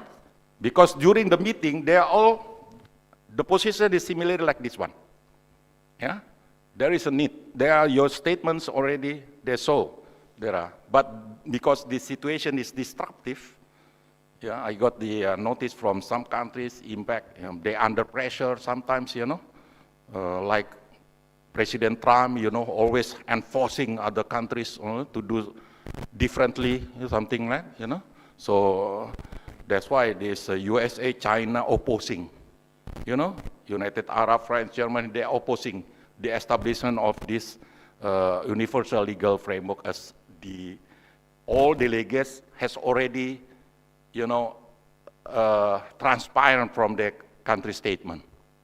Yeah? But there are also other countries take the position of neutral, yeah, which is the Block 3 and Block 4, Singapore, Japan, Republic of Korea, Indonesia, India, and Brazil. So these three positions, you may have to argue what the element. The element you can find out and search from the AI, ChatGPT, Cloud, DeepSeek, Chatbot, whatever. Yeah? And then you can introduce like the sample that I show you.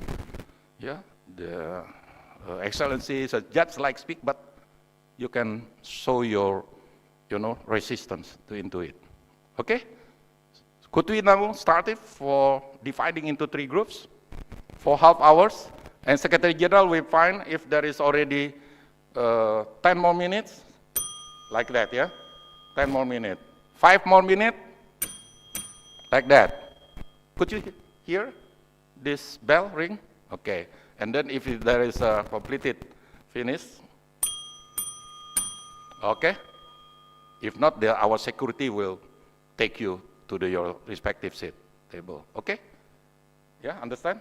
Okay, now start it from, what time is it, Secretary General? That's 13:30, yeah? Automatically, 13:30, so mean 14 hours. Estonia, you are recognized. As a question, so my country is in the position B and my Estonia is in block 2. Block 2, yeah. When the presentation happens, do we go up by block or by the position?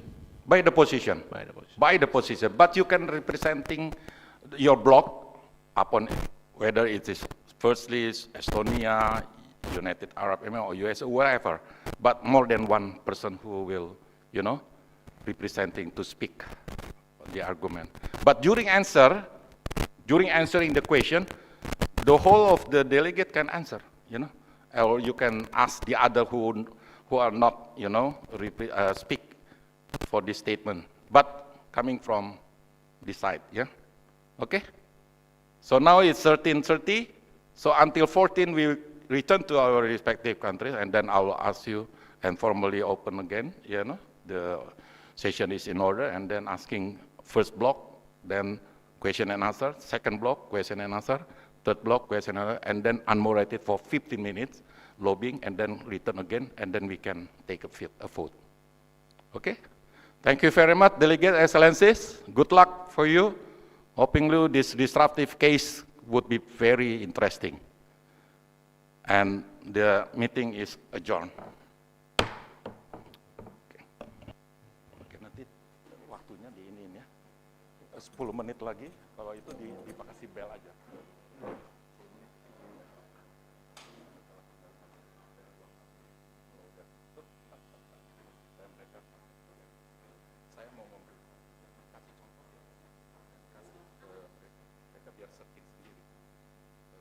Posisinya aja boleh tidak tahu.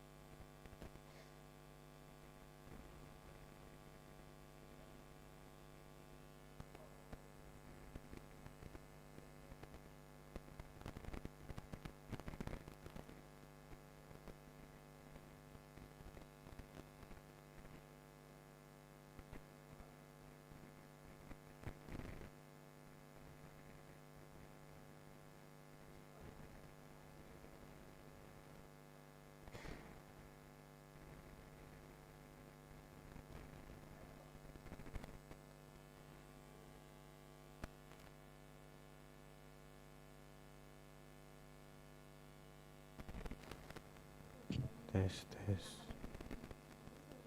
Tes tes tes tes.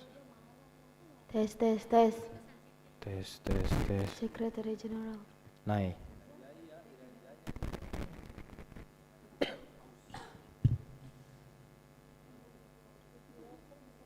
Ya.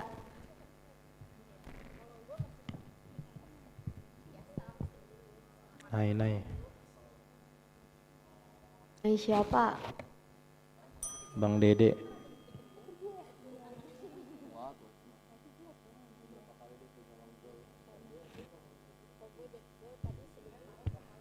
Cause maybe you gotta be the one that's cause after all you're my wonderful. Today it's gonna be the day of going it back to you. Right now you should be somehow to realize what you gotta do. I don't believe in anybody who thinks the way I do about you now.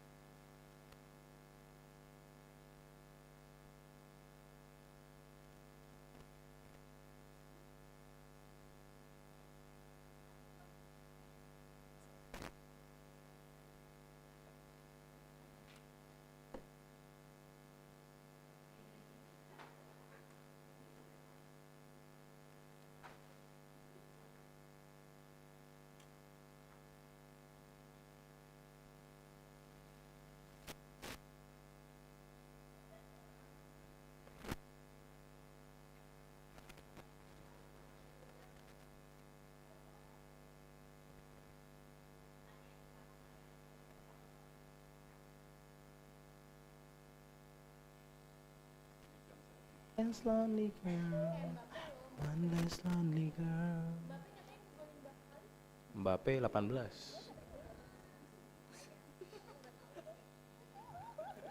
18. Messi garuk biji gol.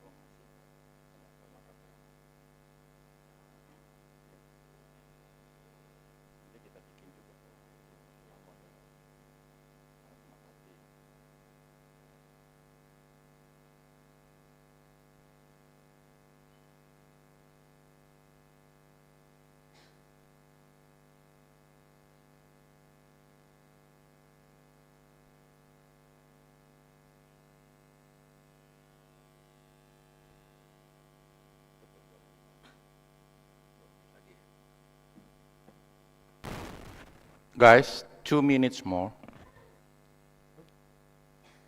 Okay, thank you, Your Honor.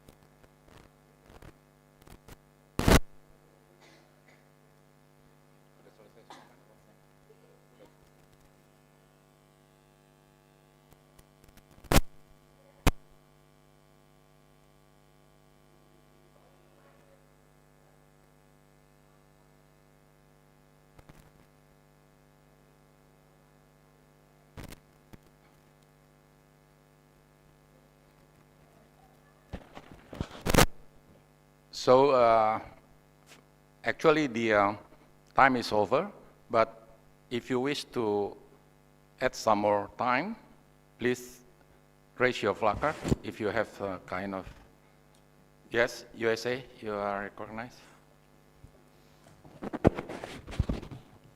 USA and the B position would like to extend the time by 10 minutes. Okay, there is the proposal from USA and Zambia. US Zambia, you are recognized, please. Zambia, delegate from Zambia, and I would like to extend the time by 15 or 20 minutes. So are there any supporting to the proposal made by USA? Raise your hand. There are only one. What about the proposal from the Zambia? Okay, seems that the proposal from Zambia passed. Yeah? So we extend the this kind of grouping for another 15 minutes. Thank you. Thank you, His Excellency. Thank you, Pak.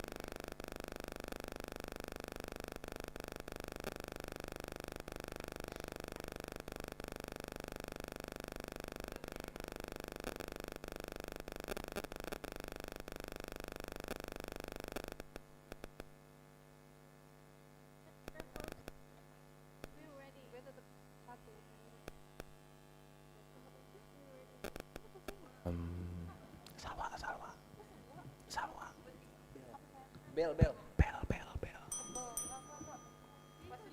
Kirim ini ke gue deh. Vita kirim ini. Okay, Your Excellency, you may return to your respective seat.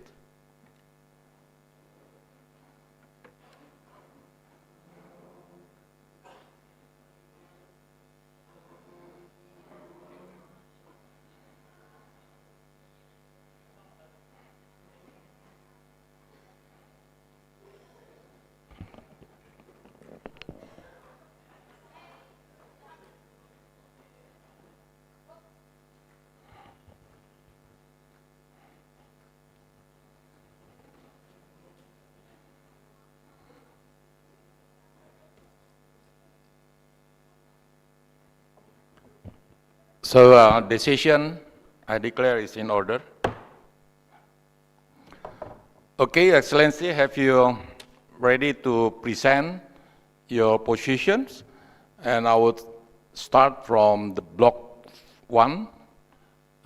If the delegates from block 1 could come forward altogether, and then you may deliver your positions for 5 minutes.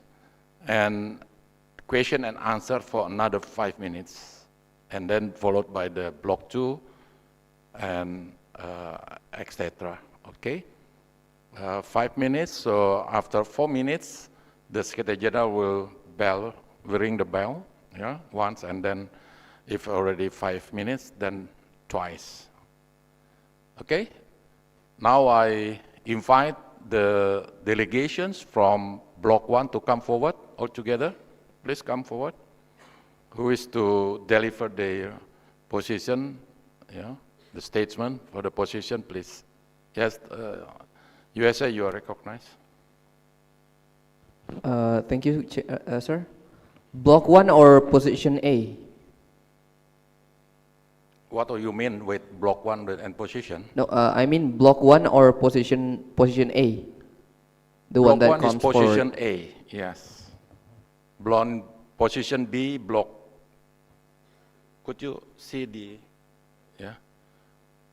Block 1 and 2, I think position A, yeah, if I'm not mistaken. Yeah? Position 1 is proponent of establishment of the global the global regulation. Yeah? Yeah?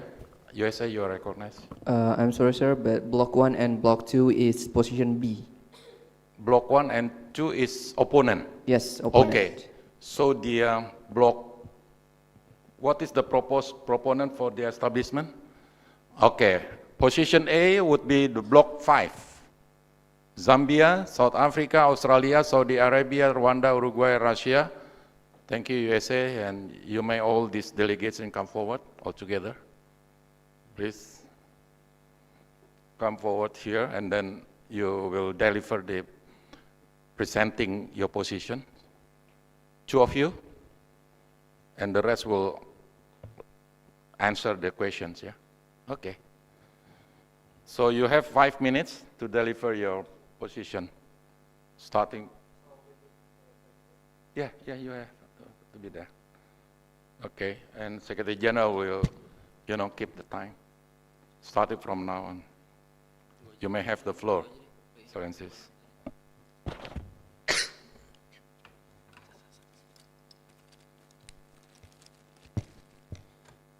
This. Okay, so. Okay, close. So the block 5 thinks that like a coalition nation of standing before today, like Russia, Zambia, South Africa, Saudi Arabia, Rwanda, and Uruguay, is firmly believed that international law, state sovereignty, and human rights must be dictate the future of artificial intelligence. Because the absolute majority of nations demanding integrated AI ecosystem are from the block B, yeah, as the majority is European nation, like France, Germany, Sweden, Estonia, and they are member states of the European Union. So the exact same countries celebrate General Data Protection Regulation or GDPR have actively beyond in the European Act. So, and the most rigid, strict, and heavily regulated AI law in human history is from European nation. So yeah, when they step inside the United States, United Nations chamber, their position magically changed. They stand alongside the United States, but a lawless global digital market based on the unregulated free flow of data. How can France and Germany argue that strict AI regulation is an absolute necessity to protect European citizens, but then turn around and claim that global AI regulation are bad for the rest of the world? And then this is a dangerous double standard route, in a colonial. This is like maybe I think if I said like a colonial mindset or something. And when the European nations restrict AI to safeguard their own societies, they call it I think ethical governance. But when a developing nation within a global south asks for the exact same legal protection to safeguard their citizens from that explanation, the Western Bloc labels it as authoritarian restriction.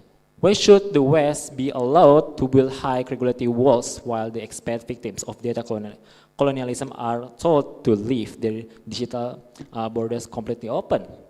This alliance against regulation is fundamentally fracture the hypothetical. The United States wants absolute corporate liberty for Silicon Valley, while the European allies possess regional laws that heavily penalize corporate data violation. If the opposing bloc wins today and global AI remains unregulated, it will create a legal nightmare where the Western corporation freely harvest raw data from the population of the global south without any accountability or states oversight. Honorable delegates, we refuse to surrender our state's authority to anarchic corporate-driven market dominated by Western monopolies.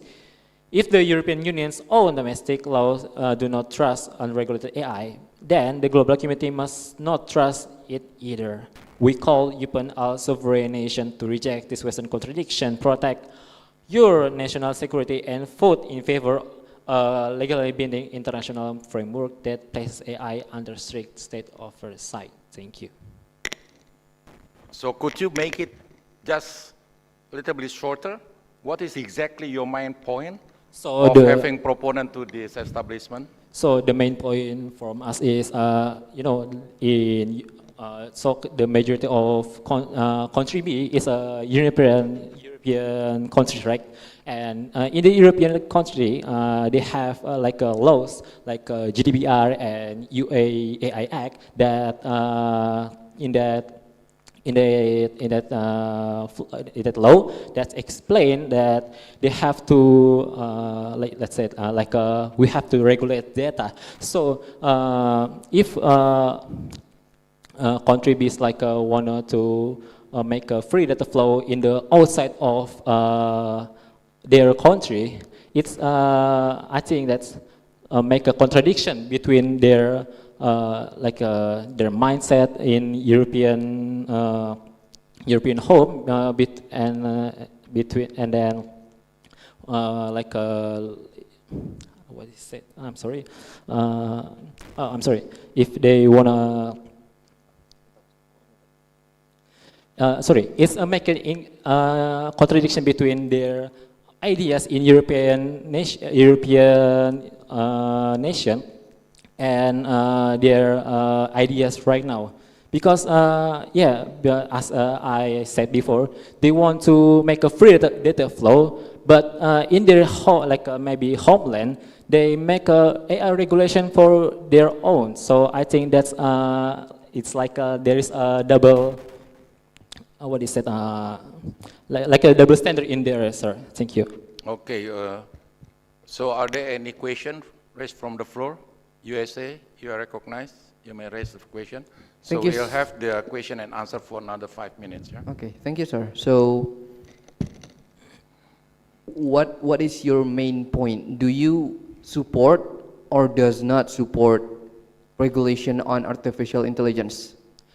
No, we support the regulation of artificial intelligence, but not too free. We need to regulate it. We need to make it like a batasannya. Sorry, like that. So could other Block 5 delegates wish to add or to, reaffirm the answer? So from the other delegates of Block 5, please.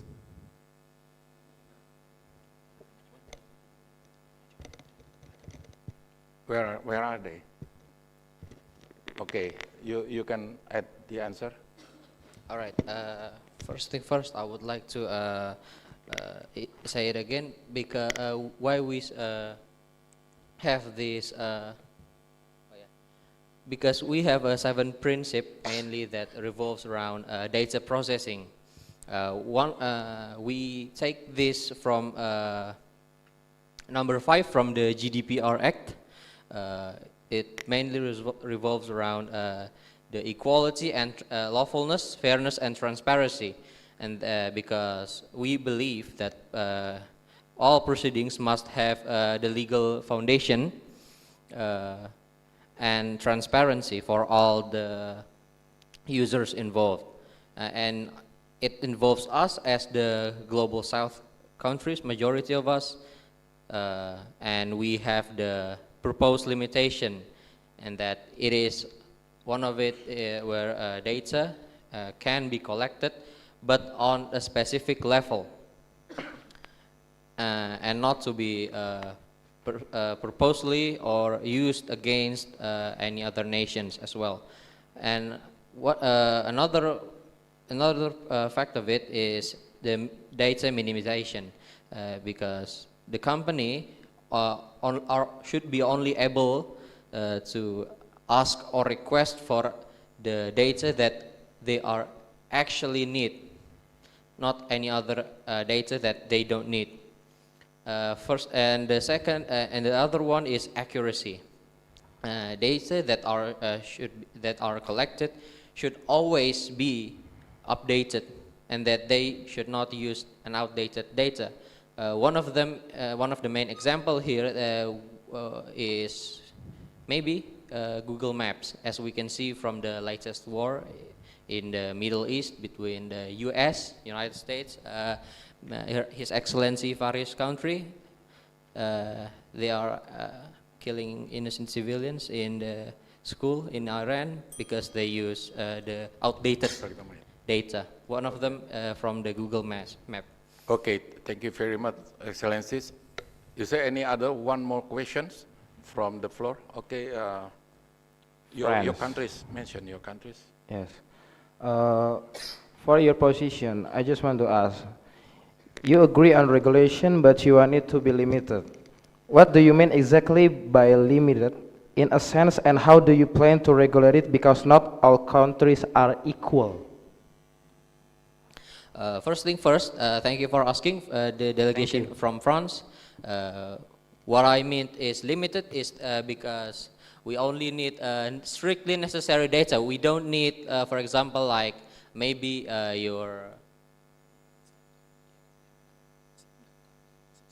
for example, like internet tracking, as well as one of them that mainly revolves around internet searches and everything.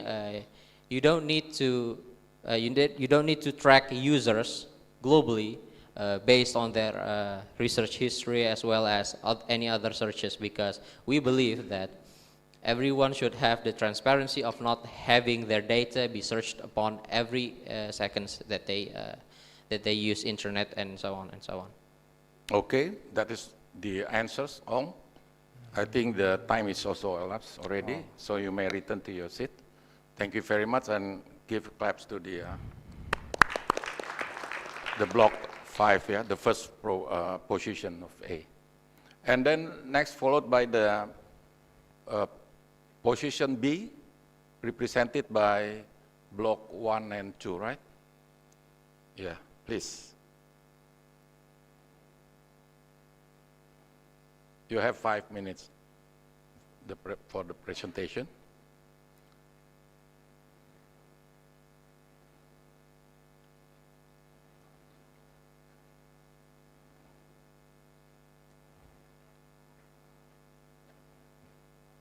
Mulai ya.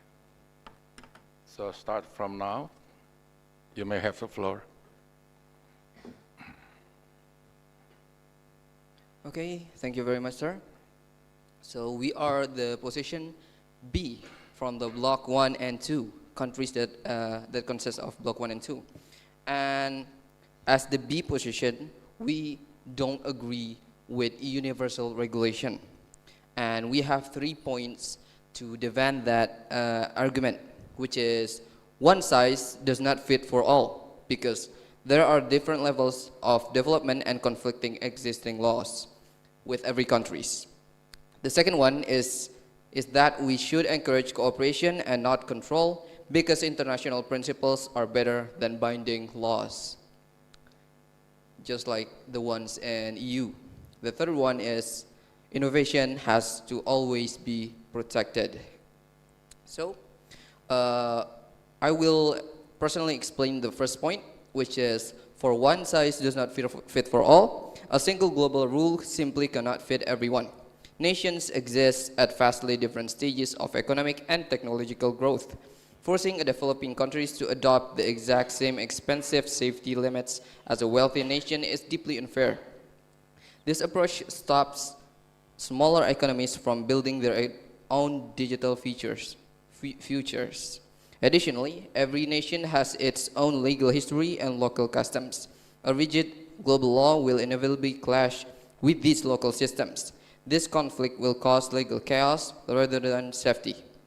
We must respect national differences. Also, with no universal regulations, there will also come the possibility of more developed countries helping the less developed ones with problems concerning artificial intelligence and things adjacent to it.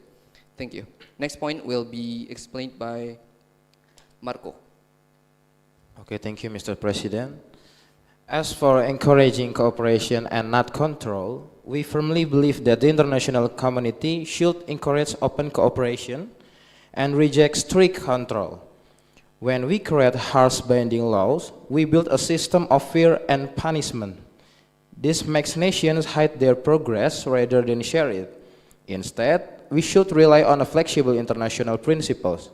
Guiding principles allow countries to work toward the same good goals while using methods that fit their unique cultures. This builds lasting trust and true teamwork across borders. Thank you. And next.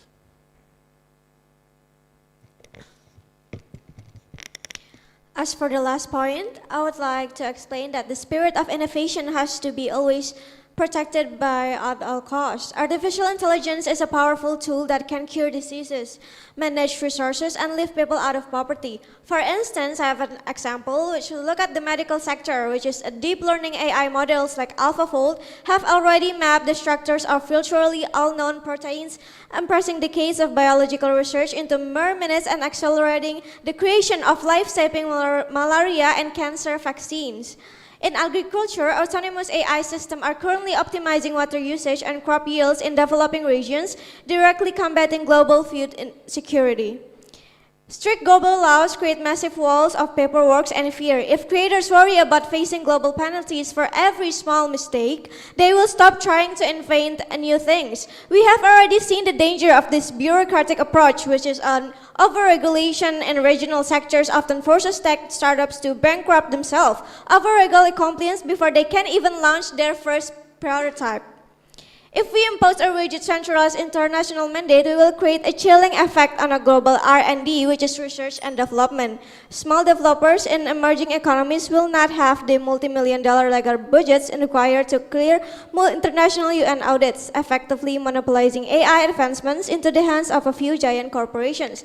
Lastly, I will like to explain that we cannot let heavy, slow-moving global rules crush human creativity. We must give our brightest minds the freedom to explore, invent, and solve the biggest challenges of our time through flexible, multi-stakeholder partnerships and voluntary ethical frameworks rather than a suffocating global treaty. Thank you. Thank you, Excellencies. So I offer to the floor who's going to raise the question.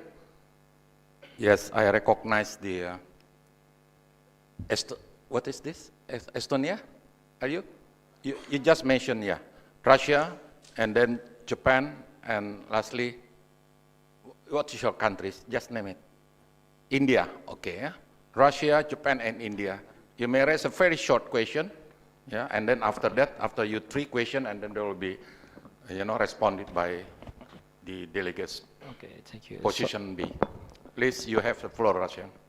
So I want to ask about, you said before that you are not agree with for establishment AI because of not country are like a fit in there. So I want to ask, like if there is a sensitive data like organizing from your entering your database AI data from your country, how do you manage it? Because how you manage it, this is because such data could be potentially leaked from your AI if someone maybe unintentionally asks a question regarding that sensitive information. Thank you. Thank you. Now, Japan, you have the floor. Okay, thank you. They say like we don't agree with the universal regulations. So if there are not universal regulations, how can they address cross-border AI risks such as like misinformations or cyber attacks or maybe data misuse? Thank you. Thank you, Japan and India. You may have the floor.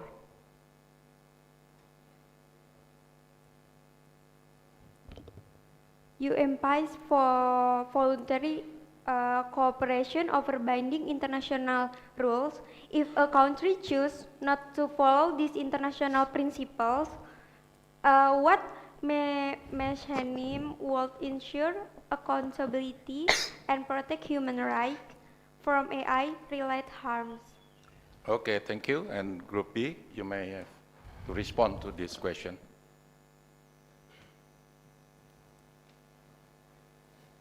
Sorry, India, could you repeat your question, please? You employs voluntary cooperation over binding international rules.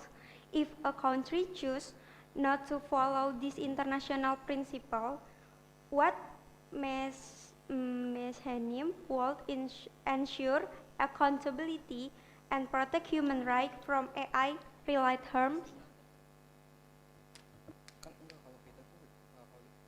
Thank you, India.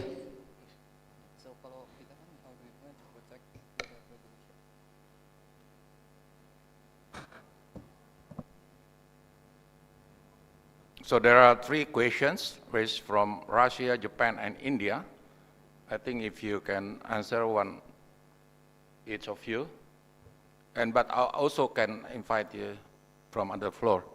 Zambia, you are recognized. Zambia would like to ask for a point of information.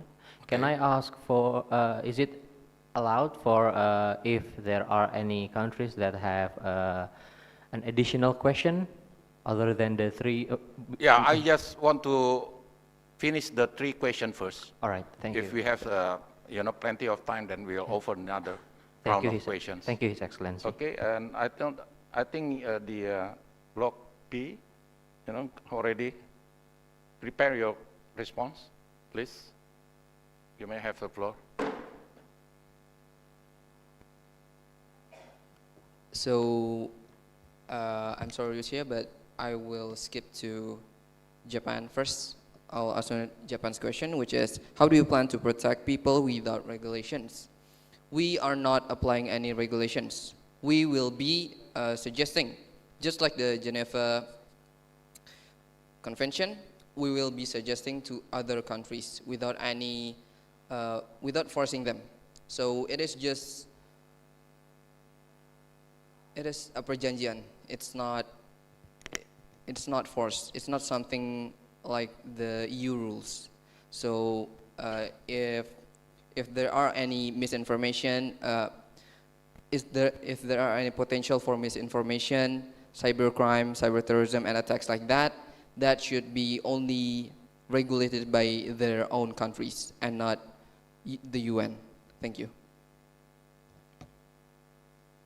So another question maybe will be responded by another delegates from Group B. from Russian and Indian questions. Please take your time.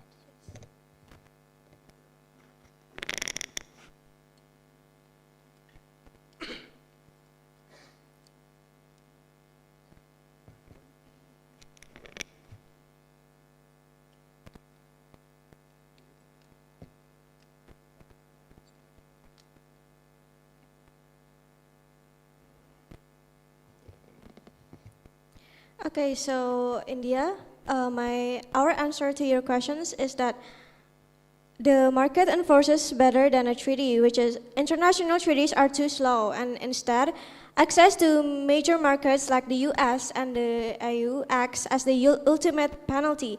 If a country or corporation develops unsafe AI, they will simply be locked out of the world's most lucrative digital economies. And next is the Internet model works. The global internet is not run by a rigid UN treaty. It thrives on voluntary, shared technical standards.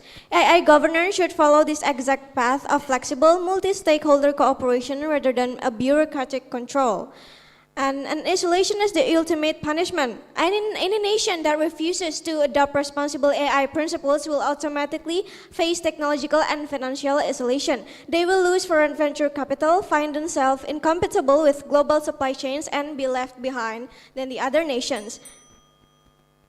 Okay, last question, raised from Russian. You may answer for only 1 minute. If you are ready. Or from your other delegates, maybe from the floor, you may answer the question from Russia delegation. Okay, Excellency, you may have the floor.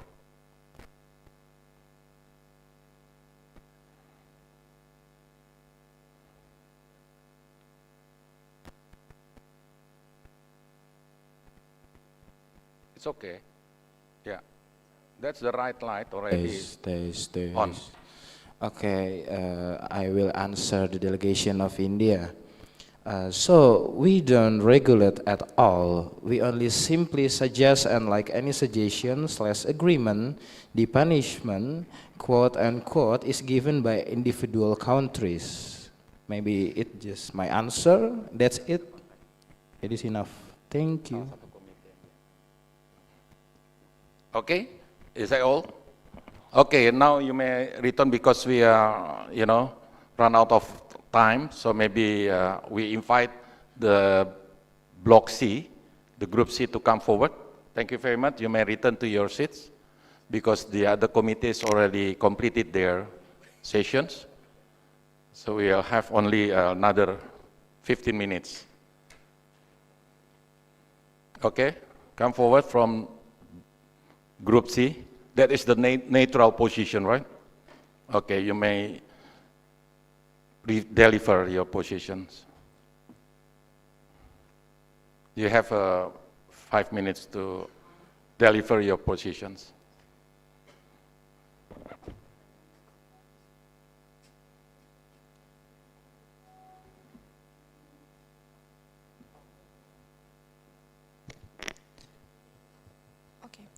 As a position C, we believe that the international community should pursue a balanced approach. Artificial intelligence requires international cooperation to protect human rights, but any governance framework must also respect national sovereignty, different legal systems, and varying levels of technological development. And our position is based on 3 main arguments, which is international coordination is necessary because AI challenges are global. Point 2 is a single legally binding universal framework may not be practical for every country. And the third one is human rights should remain the foundation of AI governance through a balanced and flexible approach. So I'm gonna explain the first point, which is international coordination is necessary because AI challenges are global. Artificial intelligence doesn't stop at national borders. AI systems are already used in international trade, finance, healthcare, and cybersecurity and digital communications. Problems such as cross-border data misuse, misinformation, algorithmic bias, and cyber threats affect many countries at once. And no single government can solve these challenges alone.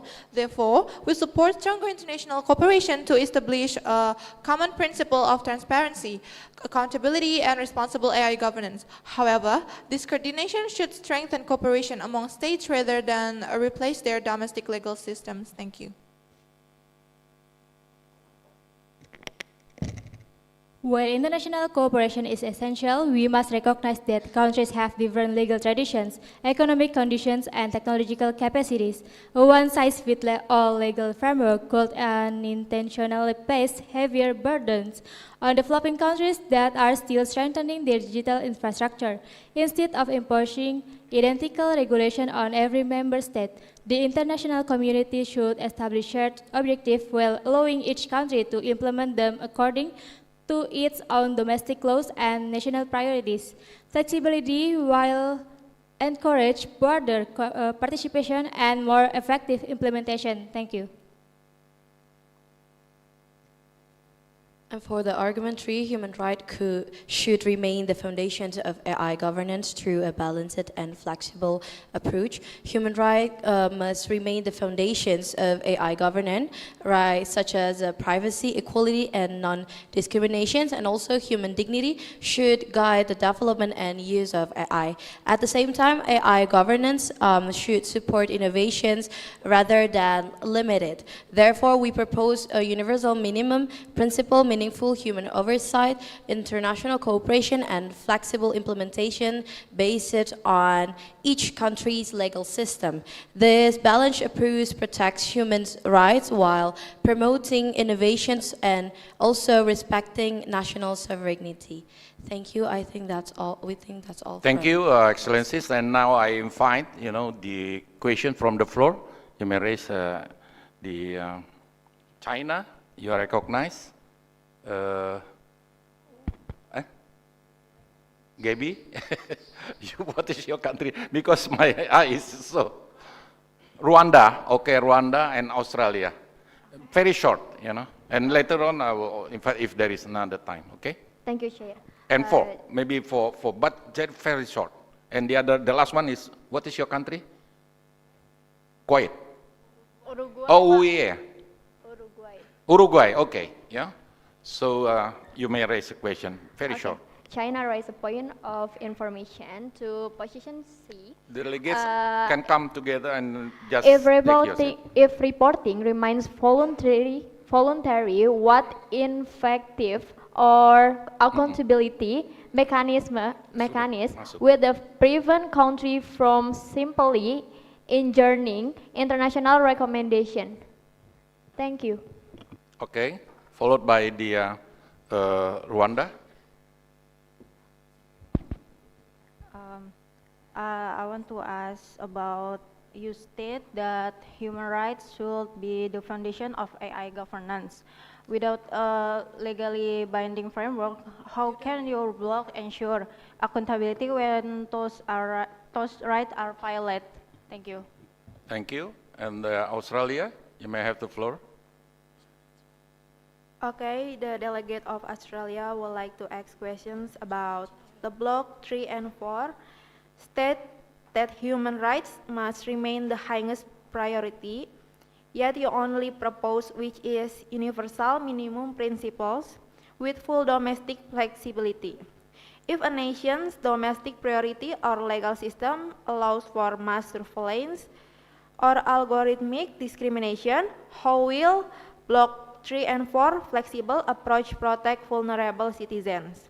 Without a legally binding global standard, is not your commitment to human rights merely symbolic? Thank you. Thank you. And lastly, from Uruguay, you may have floor, Excellency. Uruguay question is, the European Union has already protected their citizens with the EU AI Act. Why are the neutral blocs still hesitant to support an international legal framework? Do you prefer to stay passive and let your digital sovereignty be controlled by foreign big tech? Thank you. Thank you. And please, Excellency, you may respond to those questions.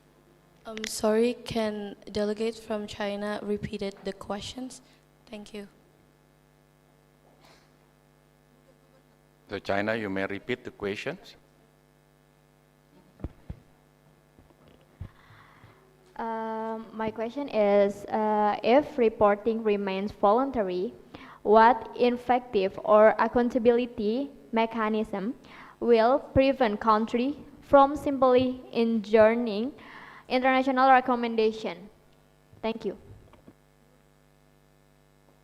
Please. I'm gonna answer from the delegations of Uruguay.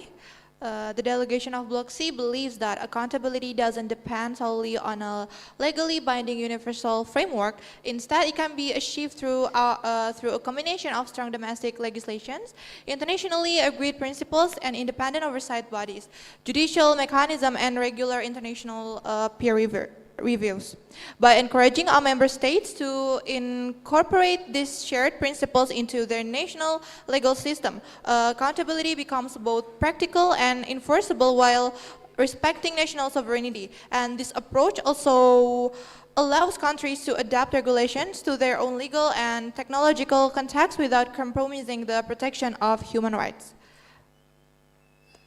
Is that enough? Thank you.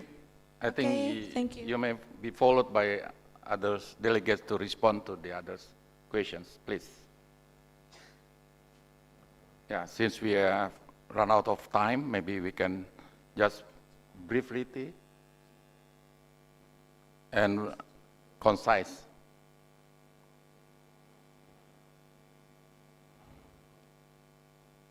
And later on, we'll just, take the vote, without unmoderated, session.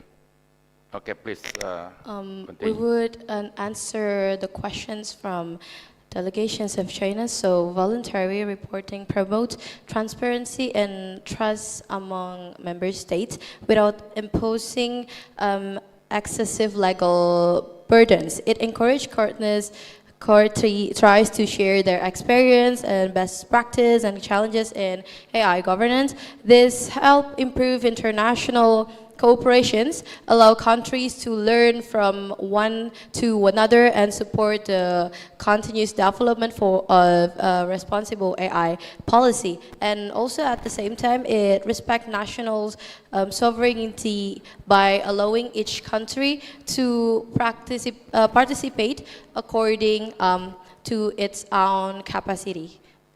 Is that enough, China? Thank you. Thank you.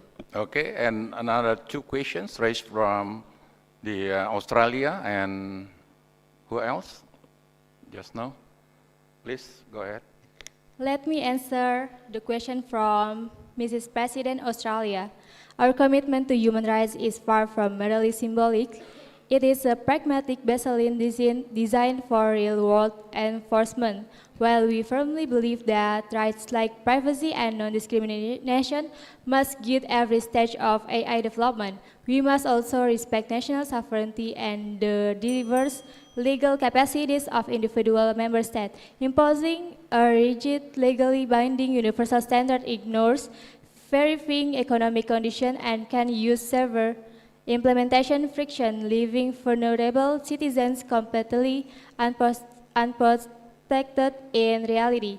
By establishing universal minimum principle alongside meaningful human oversight and international capacity building, we create an adaptable and cooperative foundation. This flexible approach allows nations to authentically embed these fundamental human rights protection within their own domestic legal system, ensuring practical. Okay, since the time is over, I think that's just completed your response, and you may return to your seats now. Okay, thank you, Excellencies, delegates. Give applause to all groups. 3 groups already. So we'll take up the vote. The vote is only 2 options. Which one the proponent for the establishment of this global framework, and then the other one the opponent, to the global framework, no neutral position, okay? So from the 19 countries, so there are 2 only choices, Again, who's supporting the position A, The position A is about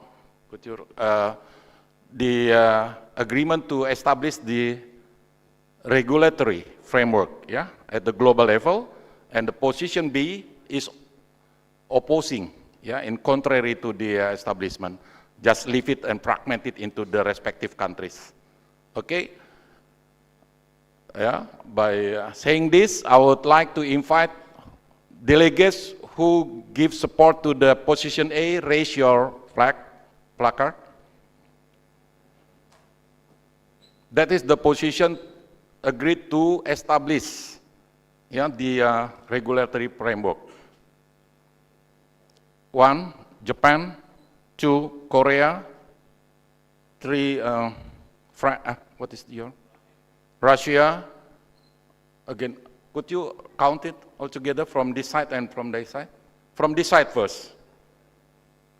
Well, who's opposing, I mean the proponent of the position A, remember? Yeah? Okay, raise your placard again, a little bit higher. 1, 2, 3, 4 from this side. 5 from the left side, and 6, 7, 8, 9, 10, 11. 11 or 12 already. And the delegates who also oppose to the to support the position B, which is you know, doesn't agree to establish the regulatory framework at the global level. 1, 2, 3, 4, 5, 6. Okay, there are 6 altogether, so the others is 12. So in this case, the position A, which is the establishment of the regulatory framework at the global level, would pass, and then they are becoming the winner. Okay, thank you very much, and give applause to our disruptive case, yeah, altogether. Thank you very much, and I now invite the president of the UNGA and also the vice presidents come forward to take the seats in the podium, in the stage. Thank you very much, everyone. I wish you all the best for the rest of our session.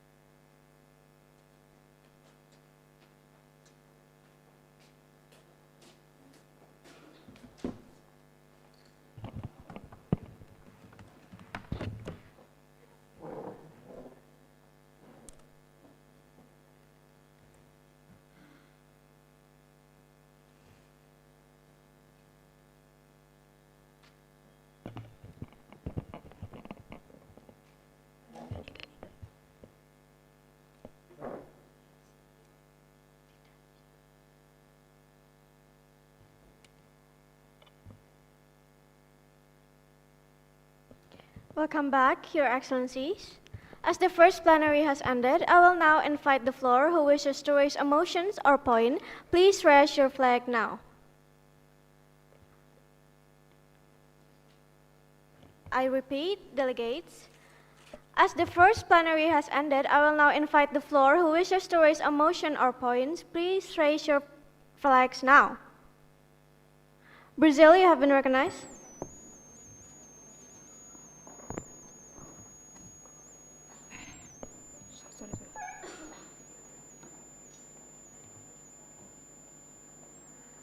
Brazil would like to propose a motion for us to have a coffee break. Thank you, Ms. the delegation of Brazil. And the delegates who wish to speak against the motion, please raise your placards now. I see no response from the floor. As such, the motion to move the coffee break is now in order. We will now decide the length of our break by vote. Any delegates who wish to propose their motion, please raise your placards now.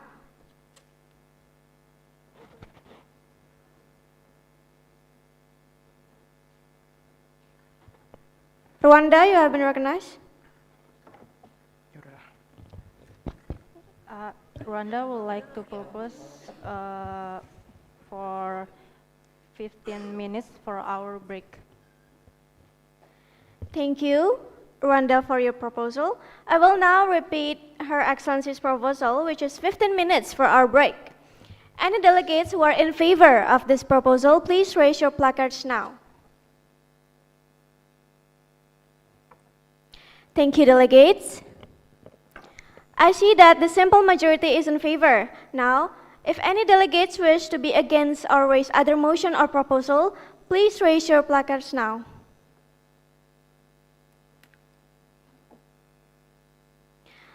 As there are no other motions against the Rwanda's proposal, I shall now declare that the motion to take a coffee break is in order. Delegates, you have a total of 15 minutes to raise or to lobby your draft resolutions. You may now leave your seats to take a break. Thank you.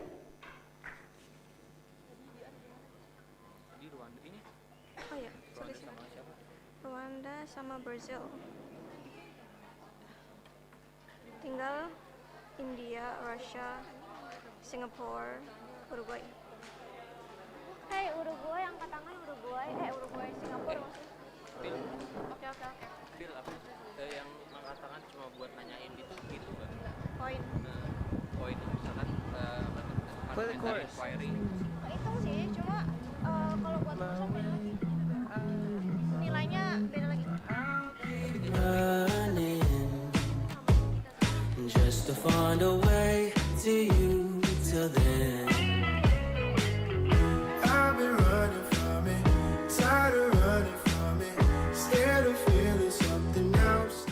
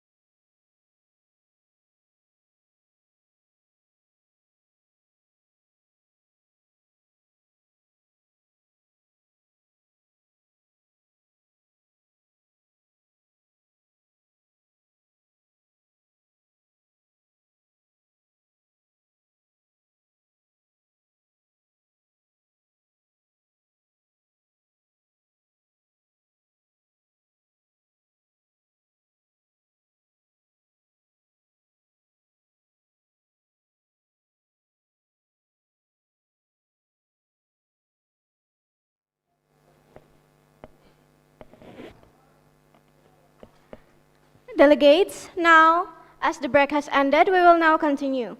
Any delegates wishing to propose a motion or points, please raise your flag now. Singapore, you have been recognized. Singapore would like to propose motion to move on to the introduction of the draft resolution. Thank you, the delegation of Singapore, for your motion. For that, how long do you propose that we conduct it for? Singapore proposed that we conduct the introduction of the draft resolution for 15 minutes and 7 minutes and a half per committee. Thank you, the delegation of Singapore. Are there any delegation who support this motion?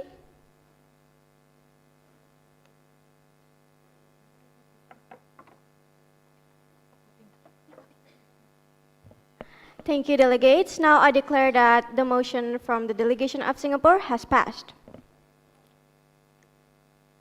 I take it that the motion to move to introduction of the draft resolution is in order. Now the chair opens the floor for any proposal from delegation. Is there any delegation that wants to propose a motion or points? Please raise your flag now. Uruguay, you have been recognized.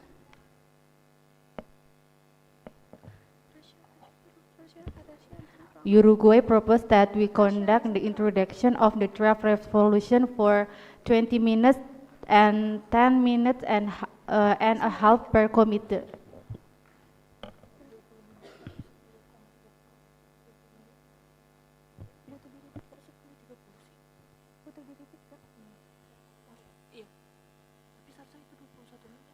I'm sorry, the delegation of Uruguay, could you please repeat your motion? Uruguay proposed that we conduct the introduction of the draft resolution for 20 minutes and 10 minutes and a half per committee. Thank you, the delegation of Uruguay. Are there any delegation who support this motion? Seeing none, I declare that the motion from the delegation of Uruguay has not passed. Now the floor is open from any proposal from delegation. Is there any delegation that wants to propose another motion? Please raise your flag now.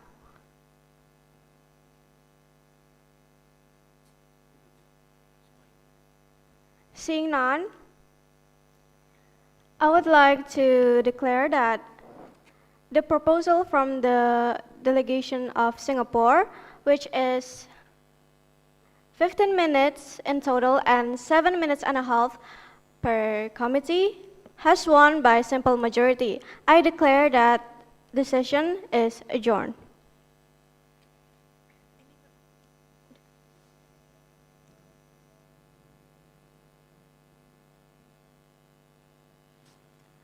Your Excellencies, as we can see that the proposal submitted by the delegation of Singapore has been adopted with a total time of 7 minutes and a half for each committee. Hereby, I declare that the motion is in order. The purpose of the segment is to allow each bloc to present their proposed universal framework, detailing how their solution practically protect human rights from the risk of autonomous systems, while maintaining international cooperation. And now, I will now call sponsors of each committee one by one. If any delegates have not been called, please feel free to raise a point of order. Starting the first one from Committee 1, I would like to invite the delegation of Sweden. Please come forward.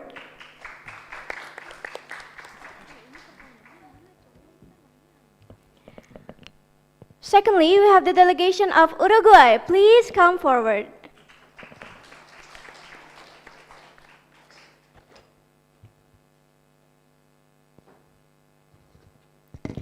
Lastly, I would now call the delegation of Russia to please come forward.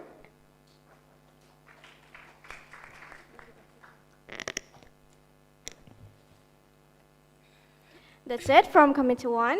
Excellencies, you will have a total of 7 minutes and a half this presentation for you to present the core pillars of your resolution. which will be followed by a brief period for a point of information. To the remaining delegates in the room, the chair expects your undivided attention during this presentation. Please note down that any structural ambiguities or policy contradictions, as these will be vital for our upcoming amendment. Excellencies from Committee 1, you may now have the floor. Okay, thank you, Chair. Distinguished delegates, Honorable Chair, and good afternoon all. It is my privilege to present the first draft resolution as the chair of the first committee, addressing one of the most pressing issues of our time, global oversight and accountability mechanism for AI developers and users. Let us begin with the final draft resolution of first committee submitted by the General Assembly of first committee. This resolution is sponsored by Australia, the Kingdom of Saudi Arabia, the Republic of Rwanda, the Russian Federation, South Africa, Uruguay, and Zambia, and it addresses the topic of global oversight and accountability mechanism for AI developers and users. The resolution is firmly grounded in the purposes and principles of the United Nations Charter, reaffirming the sovereign equality of all member states while placing the protection of human rights and fundamental freedoms at the heart of AI governance in the digital age. It draws upon the Universal Declaration of Human Rights, recognizing that privacy, equality, and freedom from discrimination must remain central to how AI developed and deployed. The sponsors also acknowledge the UNESCO recommendation on the ethics of artificial intelligence as a global normative framework and welcome the United Nations Global Digital Compact for its role in building a secure, inclusive, and trustworthy digital ecosystem. Sorry? Point of order? Yes, USA, you have been recognized. Mrs. Chairs, I think you forgot to presentate your draft onto the projectors. Yes, I apologize, the delegation of USA. The Secretary General is having technical issues and we will now be fixing it in a moment. Thank you for your information. Thank you. Now I will continue the presentation. To achieve this, the operative caucus set out a clear and practical roadmap. First, the resolution calls upon member states to establish national oversight mechanism that guarantee transparency, accountability, fairness, and meaningful human oversight throughout the entire life cycle of AI system, while clearly defining the responsibilities of developers, providers, and users under national law.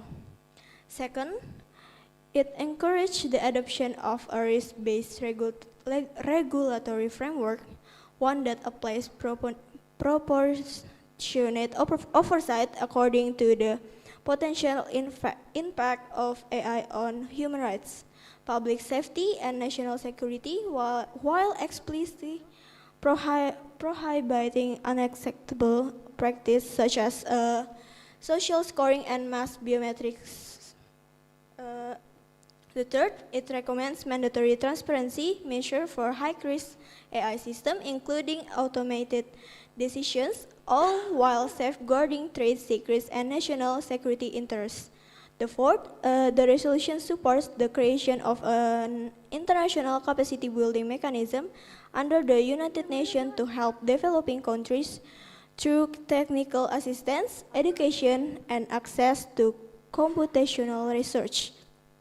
And finally, it calls for strengthened international cooperation grounded in mutual respect, promoting equitable technology and joint research, while fully respecting the sovereignty of every member state. That's all I can explain. Thank you. Thank you, Excellencies. Before the committee returns to their seats, the chair will now officially open the floor for a question and answer period. This is the opportunity for the entire committees to scrutinize the document, seek clarity on specific operative clauses, and address any potential legal loopholes regarding the AI framework that has just presented. Are there any delegates who wish to raise a point? Please raise your flag now. China, you have been recognized.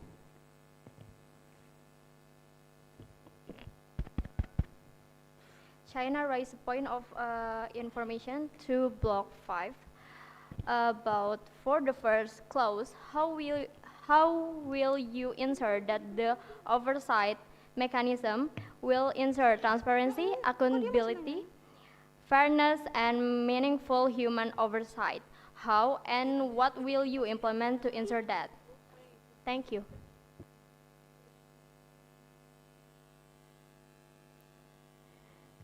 Thank you, the delegation of China. From Committee 1, you may now have the floor to answer the question.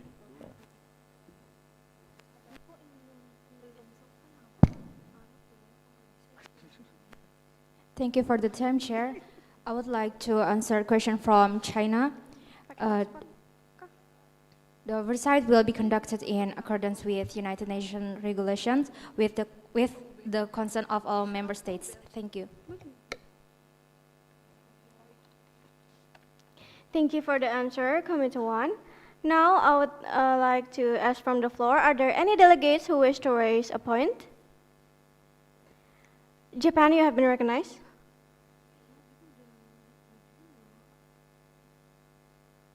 Japan would like to propose a point of information to delegates from Block 1. Block 1 emphasizes respect for the national sovereignty, but if international standards influence domestic AI policies, how can the delegate ensure that national sovereignty is truly protected rather than indirectly restricted?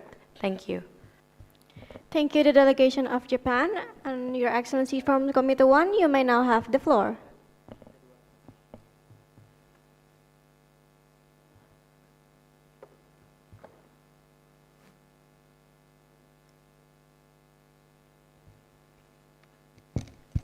Thank you for the time, Chair. I would like to answer a question from Japan. Limits on international cooperation is explicitly limited to avoid interference with domestic cybersecurity policies and digital regulations. Collaboration must remain consistent with national legal systems, ensuring that no external framework overrides a country's sovereign authority. Thank you. Thank you, from Committee 1. Now I would like to ask the floor if there's any delegation who wishes to raise a point. Please raise your flag now. United Arab Emirates, you have been recognized. Thank you, Chair. Point of information from Block 1. For the fifth clause, how will you ensure that all member states' sovereignty will be respected while also promoting AI development that might not be aligned with their national views? Thank you. Thank you, the delegation of United Arab Emirates. Now, from the Excellencies from Committee 1, you may have the floor. Yes. Okay. Thank you, Chair, for the time. I want to answer the question for United Arab Emirates. Regarding the first question, our development project will be in accordance with US regulation and with the consent of member state. If, however, there is country whose views do not align with the rest, it will be decided after a meeting with said country with a representative of the UN. Thank you. Thank you.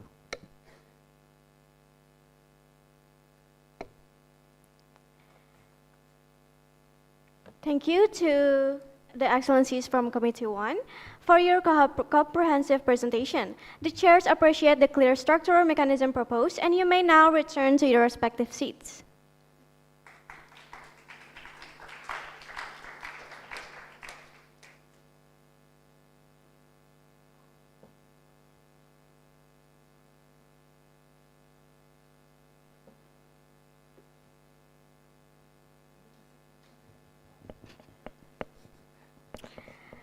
Thank you, delegates. Now, I would like to invite our friends from the second committee to step forward. The first one being Her Excellency, the delegation of Sweden. Please come forward.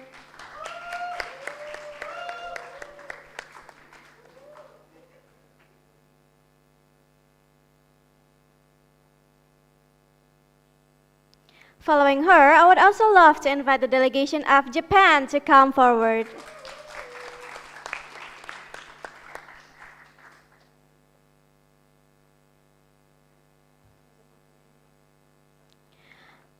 Next, I will now call the delegation of South Korea to please come forward.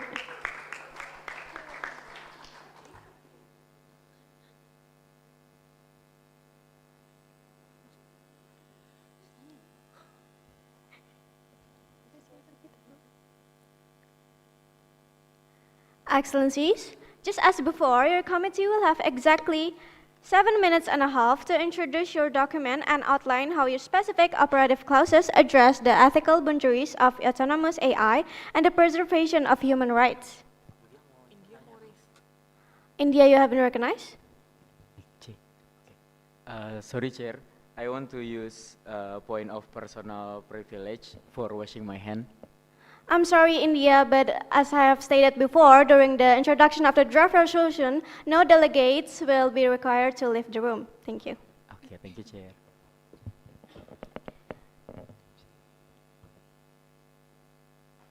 Excellencies, I will now repeat my statement. Just as before, your committee will have exactly the total of 7.5 minutes to introduce your document and outline how your specific operative clauses address the ethical boundaries of autonomous AI and the preservation of human rights. To all delegates, please maintain strict decorum and remain actively engaged as we evaluate the distinct approaches presented by the second committee. Your Excellencies, you may now have the floor. Distinguished Chair, honorable delegates, ladies and gentlemen, it's my privilege to present before the Committee Final Draft Resolution Committee 2 on the issues of universal ethical principles in the development and use of artificial intelligence. This resolution, submitted to the General Assembly Second Committee, is sponsored by Japan, the Republic of Korea, and the Republic of Singapore. It's guided by the United Nations Charter and the Universal Declaration of Human Rights, stressing that the development and use of artificial intelligence must respect human dignity, equality, and fundamental freedoms. It builds upon existing international efforts, including the UNESCO recommendation on the ethics of artificial intelligence and the OECD AI principles and the G7 Hiroshima AI process, while expressing concern that divergent national regulation may create gaps in cooperation, accountability, and the protection of individuals from harms. Its central emphasis is that universal ethical principles must protect human rights and human oversight, while still allowing member states the flexibility to apply risk-based approach suited to their own laws and level of technological development. The operative clauses set this philosophy into action. The resolution calls for establishing a global ethical AI council led by the United States and the Russia Federation, and lastly the French Republic. To coordinate international dialogue on AI ethics, it encourages race-based governance that does not unnecessarily limit innovation and recommends voluntary risk management frameworks for high-risk AI systems, relying on internal testing and developer-led red teaming rather than mandatory government audits. It calls on member states to develop accountability mechanisms so individuals affected by AI decisions can seek explanation and remedy in accordance with a national sovereignty. Finally, it urged stronger data privacy and cybersecurity protection alongside the free flows of data across borders and dismantling of data locations laws that hinder global digital commerce and research. Taken together, the resolution lays out an ethical foundation for AI that balances the protection of human rights with the flexibility nations needs to innovate responsibly. We respectfully invite the committee to support question and constructive debate. Thank you, Chair and distinguished delegates. Thank you, Your Excellencies. Your Excellencies, before the committee returns to their seats, the Chair will now officially open the floor for a question and answer period. This is the opportunity for the entire committee to scrutinize the document, seek clarity on specific operative clauses, and address any potential legal loopholes regarding the AI framework that has just been presented. Are there any delegates who wish to raise a point? Yes, Japan, you have been recognized. Japan would like to a point of information on the draft resolutions point 1. There is if only the United States, the Russian Federation, and France lead this council, what guarantees lead this? What guarantees can the delegate provide that developing countries will have equal decisions making power rather than simply being consulted after key decisions have already been made? Thank you. Thank you, the delegation of Japan, for your questions. Now, Your Excellencies from Committee 1, you might have the floor to answer. Thank you for the question. The delegation of Japan understands this concern. In our view, the United States, the Russian Federation, and France should not hold exclusive decision-making power. Their role should be to provide technical support and political leadership, while the Council itself must operate under the United Nations framework. This means all member states, including developing countries, must be involved in agenda setting, negotiation, and final decision making. Japan also supports capacity building and technical assistance, so developing countries can participate meaningfully, not only be consulted after decisions are made. Therefore, the guarantee is equal representation under the UN, transparent procedures, and inclusive participation from the beginning of the process. Thank you. Thank you, Your Excellencies, for the answer. Now, the chair would invite the floor to any delegates who wishes to raise a point or motion. Please raise your flags now. Okay, seeing none, I would like to declare that the presentation from the second committee has ended. Thank you so much for the second committee for your comprehensive presentation. The chairs appreciate the clear structural mechanism proposed, and you may now return to your seats.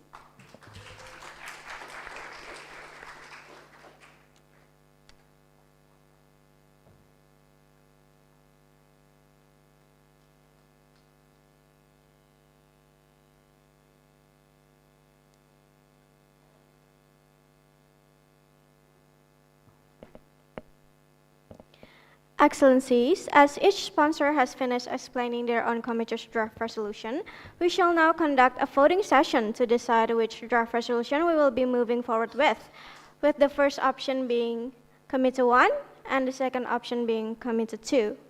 The Secretary General will write down the voting session, and now we shall wait for the Secretary General to finish.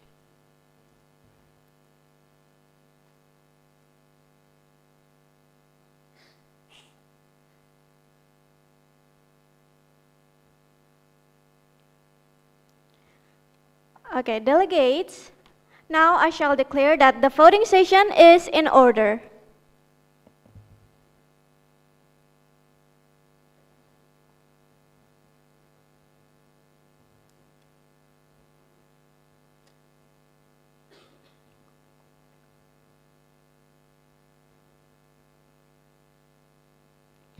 The delegates, yes, Russia, you have been recognized.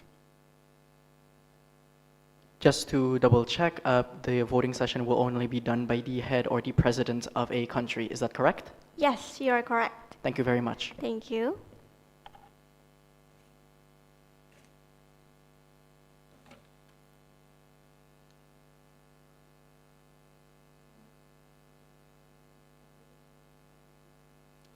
Delegates, you have exactly 1 minute then 1 minute left for the voting session. Please make sure that each of the head of delegation have voted. Thank you.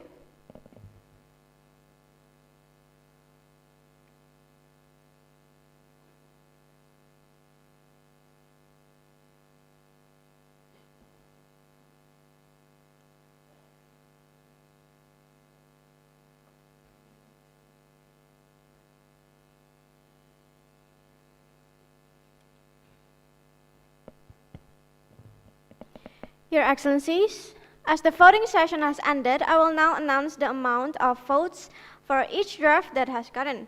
First, we have Committee 1 with 33% votes and 7 votes. And the second one, we have Committee 2 with 7% and 14 votes. As such, I declare that Committee 2 draft resolution has passed, and we will now be moving forward with it.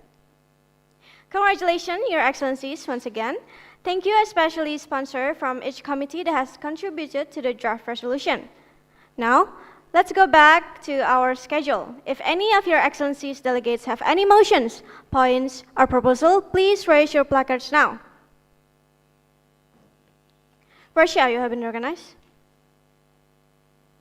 Russian Federation would like to propose a motion to move the amendment of the draft resolution. Thank you. Thank you, the delegation of Russia. For that, how long do you wish that we conduct it for?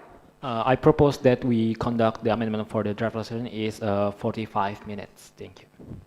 Thank you, the delegation of Russia, for your motion. Are there any delegates who support this motion?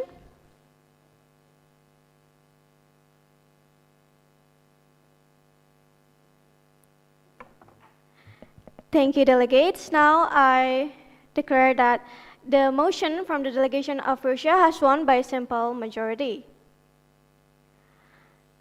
Now, delegates, as the motion has been now, I would like to declare that the motion to move on to amendment of the draft resolution is in order. Your Excellencies, as we can see, the proposal to conduct the amendment of the draft resolution for 45 minutes has won by a simple majority. Delegates, as the motion has been declared in order, the floor is now open to motion to add, remove, or change the draft resolution. Delegates wishing to propose a motion, please raise your flags now. Uruguay, you have been recognized. Uruguay proposed that we conduct the amendment of the draft resolution for 60 minutes. I apologize, the delegation of Uruguay, but we have conducted the amendment of the draft resolution. Okay, sorry. Uruguay proposed that we conduct the amendment of the draft resolution for 30 minutes. Yes, the delegation of Uruguay, the amendment of the draft resolution is in order right now. We are doing it right now. Thank you. South Korea, you have been recognized. Point of order to Delegate Uruguay, please be focused on this meeting. Thank you. Thank you, the delegation of South Korea. United Arab Emirates, you have been recognized. Thank you, Chair. A point of inquiry. Could the Chair please clarify whether a delegation is allowed to support more than one motion during the same session, or must each delegation support only one motion? Thank you, Chair. Thank you, the delegation of United Arab Emirates. I would like to answer to that question that one country can only support one motion. Thank you.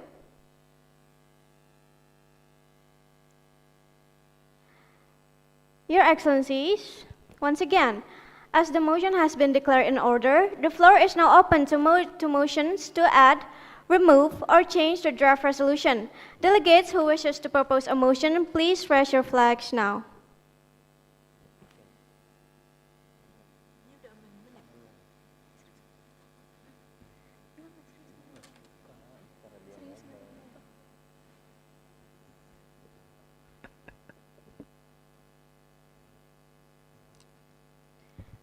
Delegates, I repeat once more that this amendment session, you will have to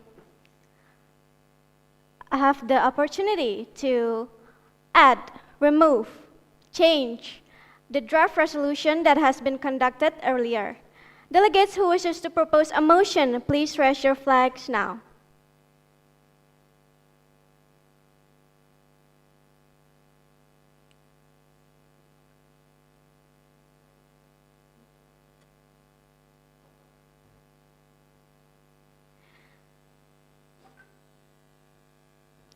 Seeing none, Delegates, we have successfully processed and voted upon all submitted amendments on our desk.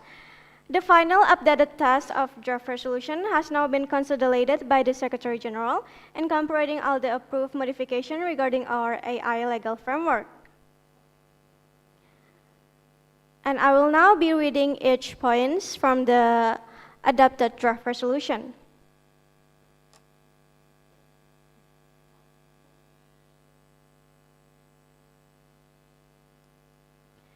First, guided by the purpose and principle of the Charter of the United Nations, reaffirming that the sovereign equality of all member states, the promotion of international peace and security, and the protection of human rights and fundamental freedoms in the digital age.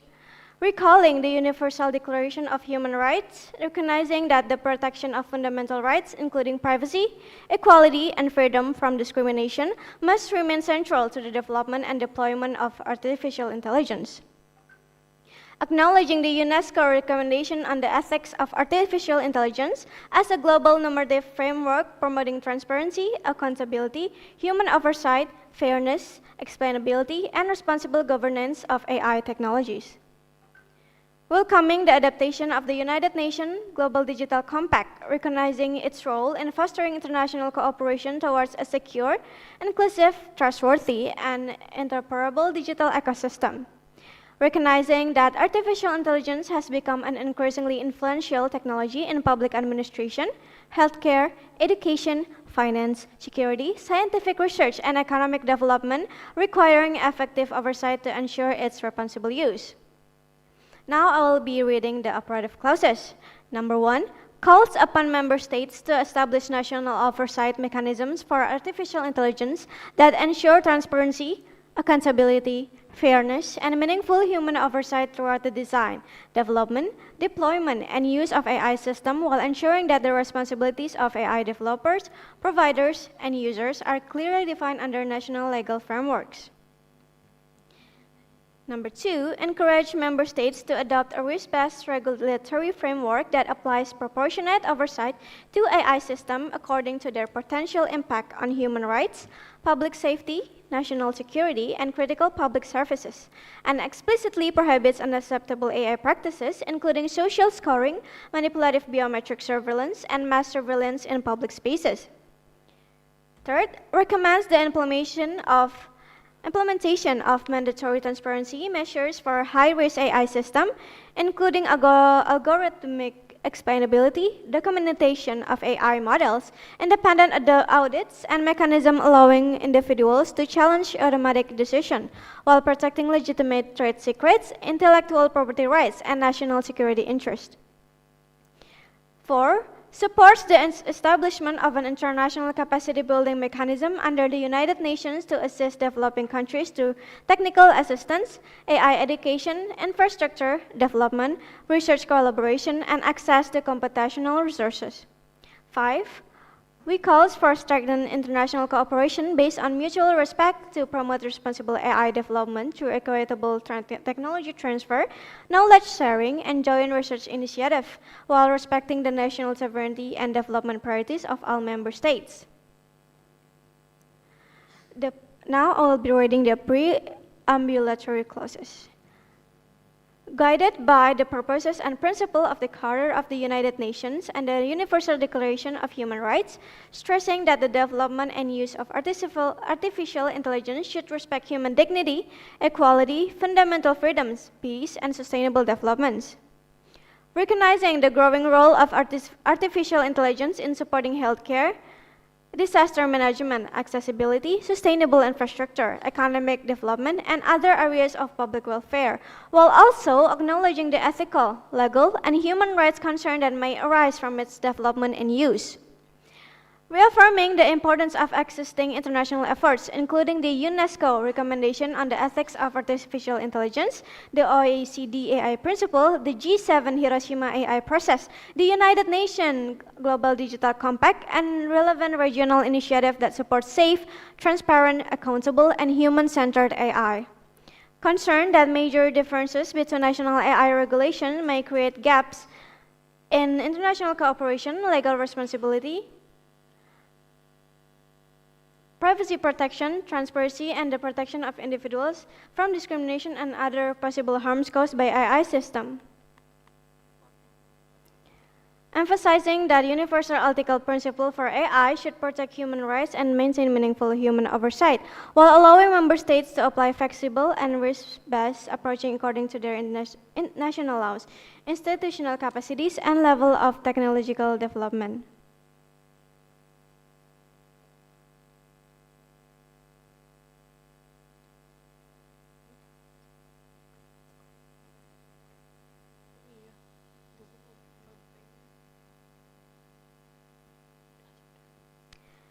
Delegates, as we have now, the final updated text of the draft resolution has now been consolidated by the Secretary General. We will now move into the final and most critical vote of this entire session, the adoption of draft resolution final as a binding international resolution. As established, this final ballot will be conducted on a per-country basis through our designated Discord voting channel, and only the president or head of each delegation is authorized to cast the vote. A simple majority is required for this resolution to pass.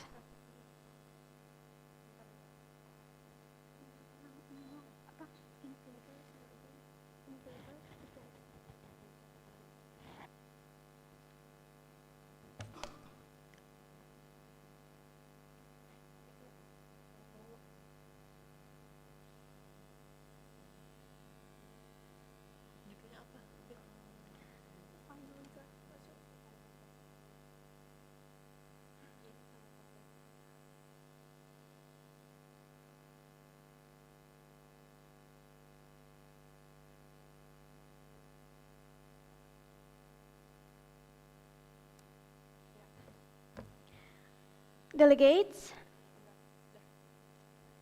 the Discord voting channel is now officially open for exactly 2 minutes. Please cast your final votes now.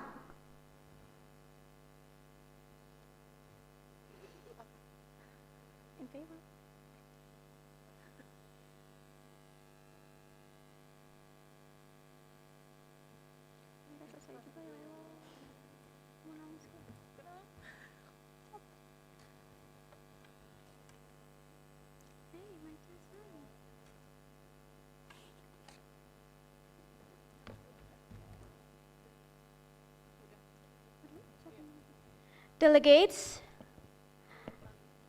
we have now 1 minute left to vote on the final draft resolution. Please make sure that the head of the delegation from each country has voted. Thank you.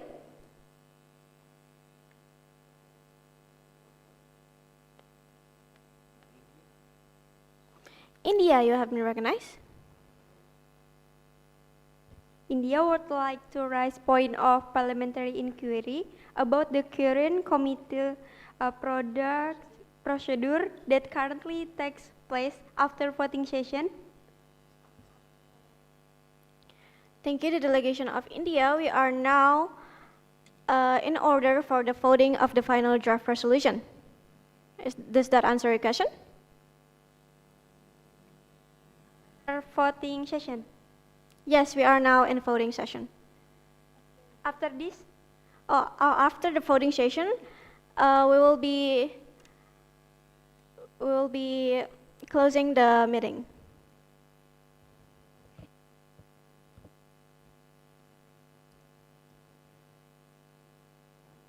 Does that answer your question? Thank you. Thank you. Delegates, the voting channel is now locked, and the Secretary General has finalized the tally with the final count of 96% of in favor and 4% vote against. The simple majority has been successfully reached. I now declare that the draft resolution has passed. I now declare that the draft resolution has passed and have been officially adopted. Congratulations to the entire body through your diplomatic dedication. This entire committee has successfully established a just legal framework. Distinguished delegates, with the successful adoption and conclusion of the draft resolution, the agenda of this committee has been fully served. Now, I would like to invite the floor. Who wishes to raise any motion or points, please raise your flag now. Australia, you have been recognized.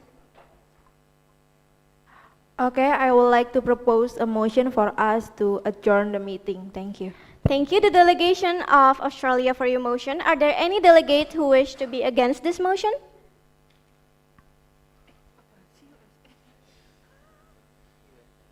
USA, you have been recognized. United States is against adjourning this meeting. Thank you.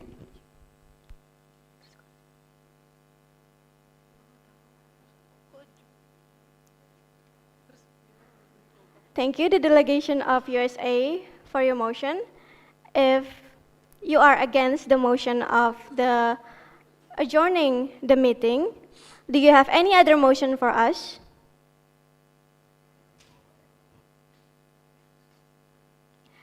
All right, delegates. I would like to invite the floor once again. Who wishes to raise any motion or points, please raise your flags now.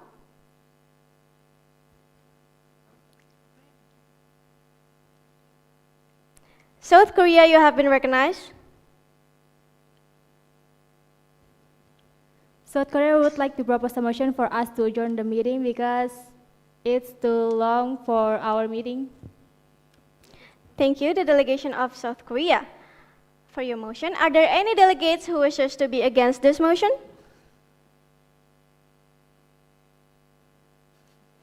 I see none. I shall declare that the meeting is officially adjourned.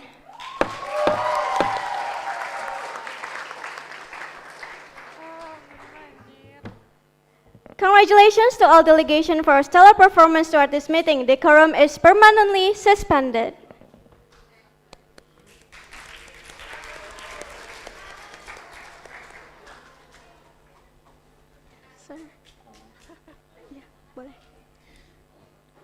Distinguished delegates, ladies and gentlemen, as we approach the end of today's session, we would like to take a moment to hear a few short remarks from our respected chairperson. The remarks will be delivered one by one. First, I would like to invite our chairperson, Mr. Nala Lino, to deliver their short remarks. The floor is yours.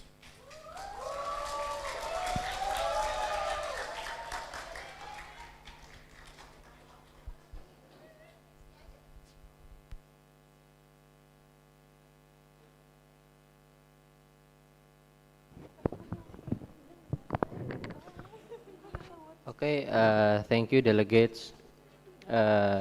Bahasa Indonesia aja boleh ya? Ya, short remark aku sebetulnya nggak ada sih.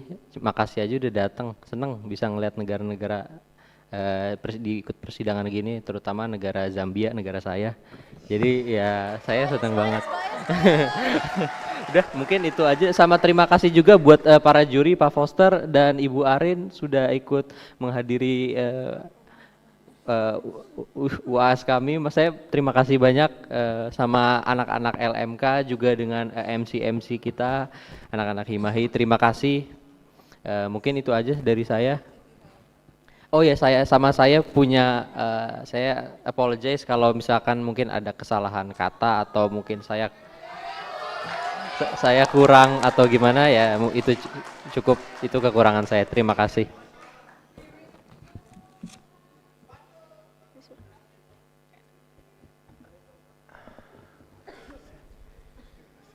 Thank you very much for the remarks. Next, I would like to invite Ms. Apila to deliver their short remarks. The floor is yours.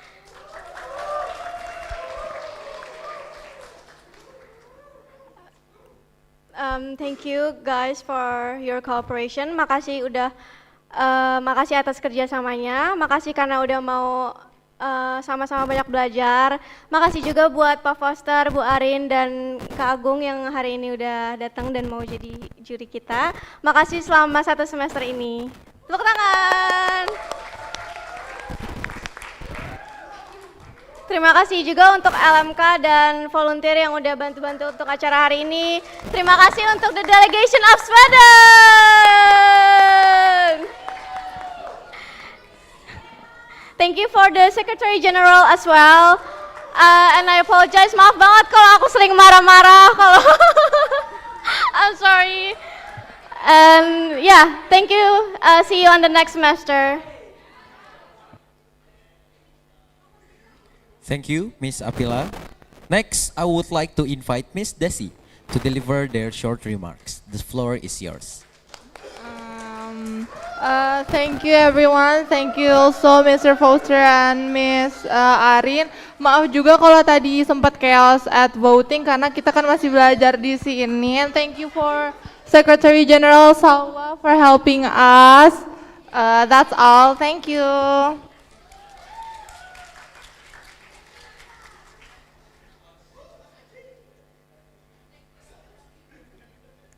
Thank you, Ms. Desi.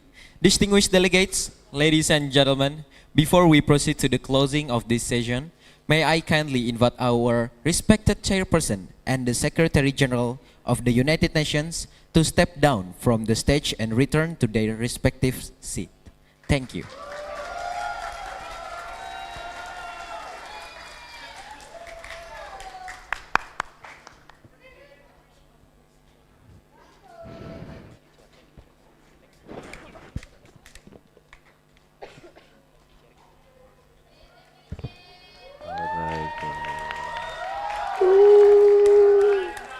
Thank you, Chair. Thank you, Chair.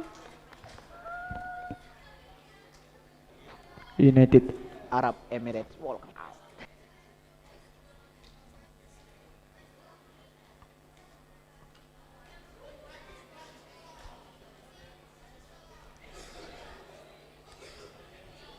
Distinguished delegates, ladies and gentlemen, now we will hear the awarding remarks from Mr. Ambassador Foster Gultom. To Mr. Ambassador Foster Gultom, please come over to take over the short remarks and to give a word. Mr. Foster, you may have the floor.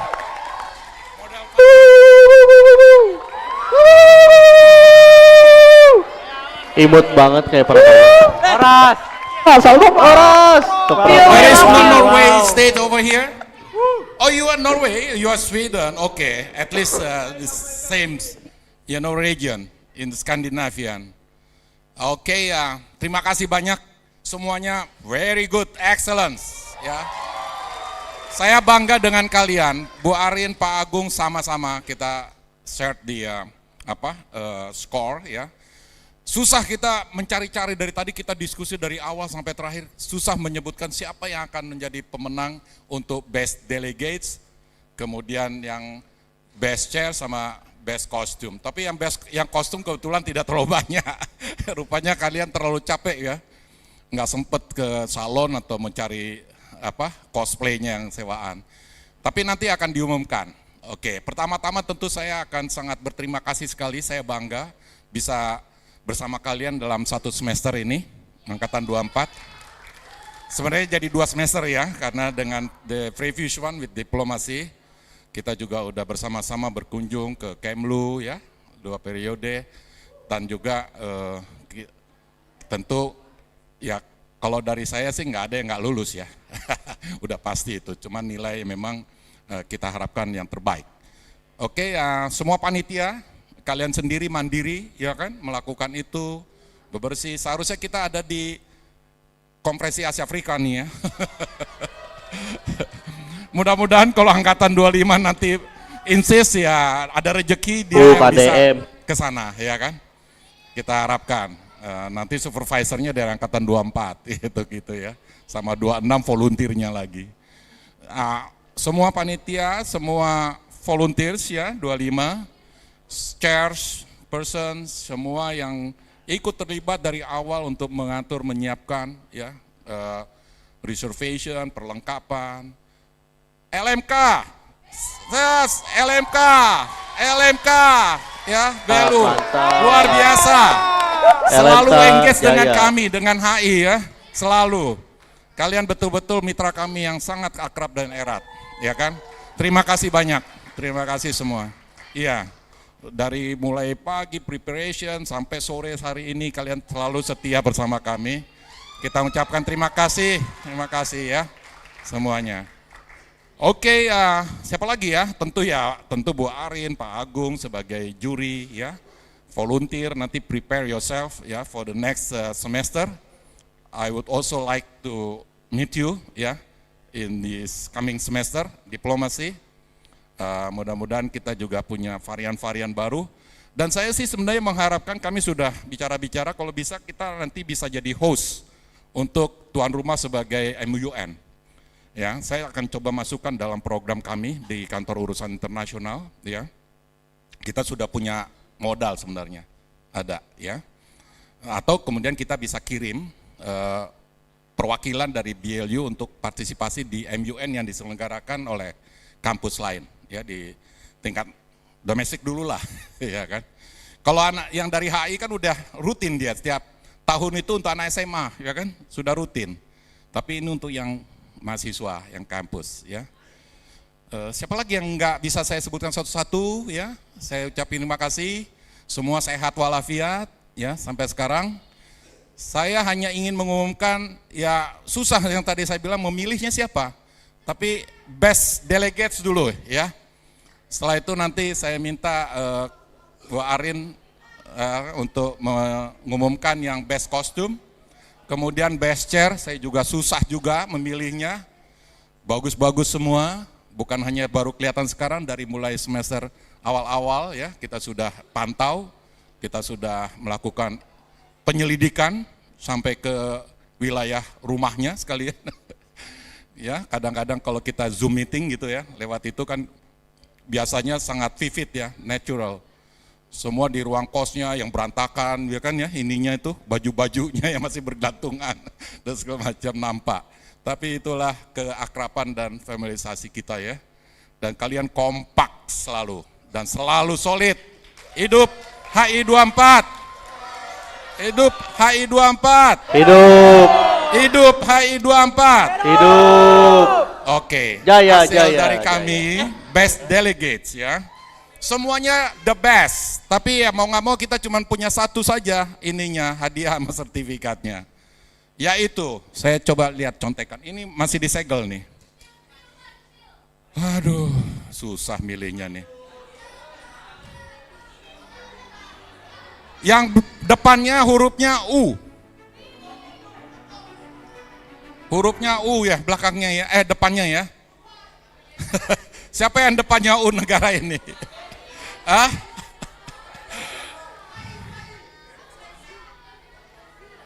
Cuman dua ya yang depannya U ya? Ah? S dirubah, U jadi E ya? Aduh, Afrika emang Selatan. susah nyarinya ini, susah. Tapi kami baik yang di tingkat plenary maupun yang di tingkat komite kami sudah coba. Semuanya pasti sama, bedanya tipis-tipis saja nilainya. Kalau individually saya yakin pasti baik semua ya. Ini kayak ibarat, tapi kan Messi kalau nggak ada timnya juga nggak ada gunanya kan. Nah, ya kan. Buktinya Ronaldo lewat juga kan, karena timnya lewat ya kan. Ronaldo pulang. Oke. Saya tetapkan bersama dengan ketetapan best delegates untuk MUN HI24 kali ini adalah United States of America. Ini karena si Trump cosplaynya macam-macam, tapi memang ya. Ini, American first. Ini yang bandel-bandel nih, Faris, Fadlan, ya kan? Bandel-bandel, ya. Selalu ngeyel, selalu ngeyel. Aktivitas, ya. Kalau dilihat dari poinnya itu banyakkan poinnya.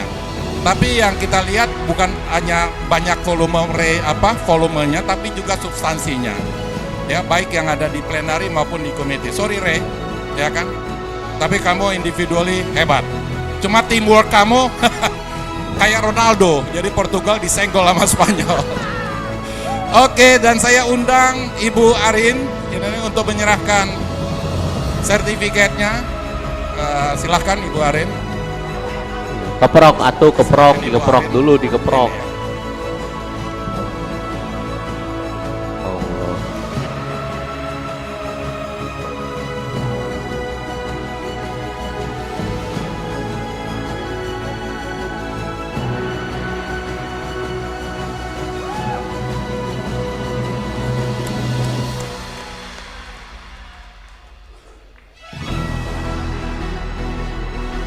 Baik, untuk para best delegates dan Bu Arin dan Pak Foster, kita akan mengadakan foto bersama.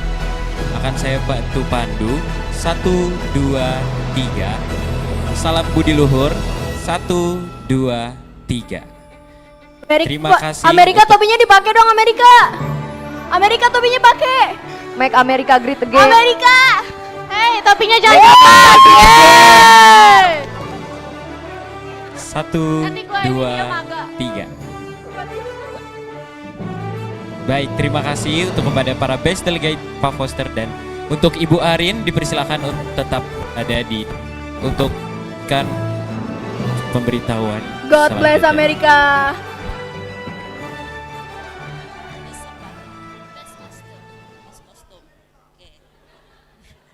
Ya, saya melanjutkan apa yang sudah disampaikan oleh Pak Foster, Pak Dubes Foster ya. Sebelumnya saya mengucapkan terima kasih banyak untuk semuanya. Terima kasih atas kebersamaan dari awal semester, semuanya sangat bagus ya, dan ternyata sangat membanggakan, sangat membanggakan semuanya, termasuk LMK dan volunteer. Semuanya tadi sudah disampaikan oleh Pak Foster, sangat mandiri, dan itu saya sangat mengapresiasi itu. Dan tentu saja tadi sudah disampaikan oleh Pak Foster juga untuk memilih best kostum, ya kostum tadi ya yang sudah ada, yang terlihat Indonesia, China, mana tadi, Uni Emirat dan Jepang, Republik Korea, and then mana tuh? Saudi Arabia. Kira-kira apa ini yang negara mana yang mau jadi best kostum? Zimbabwe atau Cina? Ya, Estonia. Ya semuanya sebenarnya kostumnya bagus-bagus, artinya rapi, semuanya niat untuk rapi ya kan? Semuanya nggak ada yang nggak rapi, semuanya rapi, semuanya prepare dengan sebaik-baiknya untuk tampil yang sebaik-baiknya. Hanya saja kita perlu satu yang best kostum gitu ya. Kira-kira siapa Pak? Ya berdasarkan hasil diskusi kita, mau tidak mau apa ya?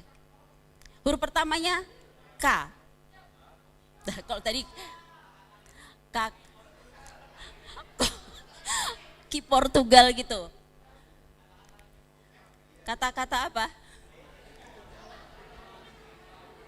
Gimana? Kata-kata hari ini. Jangan bete, tetap semangat. Itu kata-katanya Jenny. Kalau kata-kata saya, Kestonia. Ya oke, base kostumnya jatuh pada Kingdom of Saudi Arabia. Ya saya persilakan Pak Dubes Foster. Ya Lili. Ya semuanya sudah semuanya saya apresiasi ya, semuanya sudah prepare dengan kostumnya masing-masing. Kostumnya masing-masing artinya perform dengan baik gitu ya, tapi Arab Timur nggak diajak, Arab Timur. nari dulu.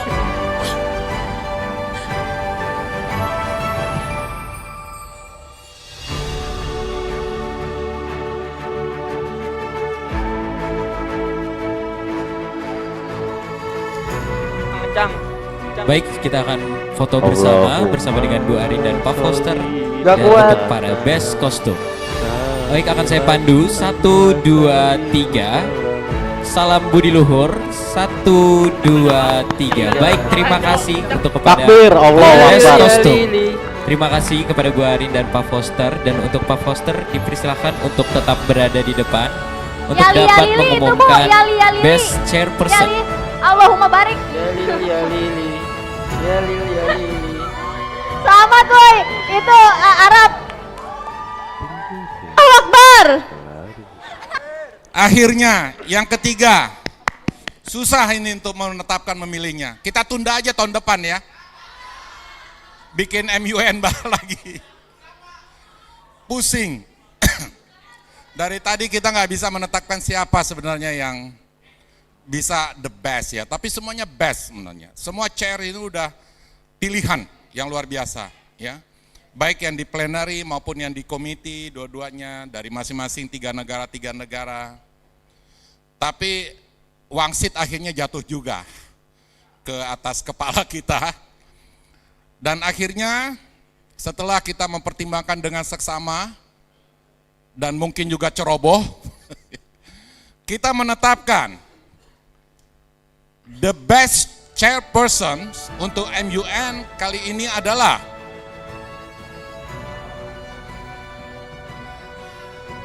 siapa tadi?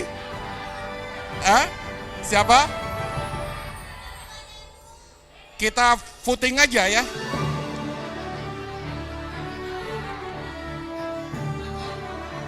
Siapa? Oke. Nahid. Nala. Dan juara keduanya adalah Nahid dari Brasil. Nala dari Zambia.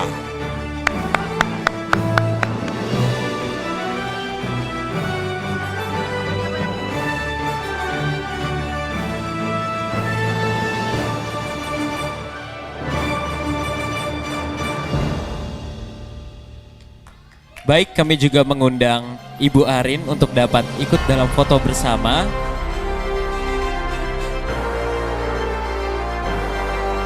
Baik, akan saya pandu dalam 1, 2, 3. Salam budi luhur. 1, 2, 3. Baik, terima kasih kepada Bu Arin dan Pak Foster serta Best Chairperson.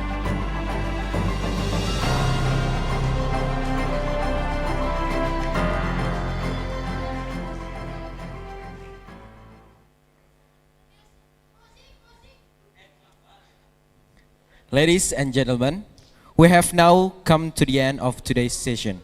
On behalf of the organizing committee, I would like to express our sincere gratitude to all chairperson, delegates, committees for your active participation, dedications, and cooperation throughout this session.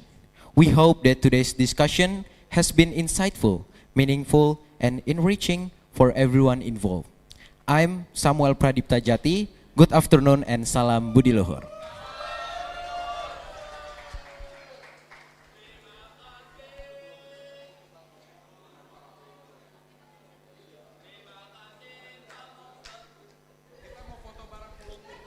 Teman-teman, kita akan foto bersama dengan komite juga. Jadi diharapkan untuk maju ke depan. Allahumma. Cek.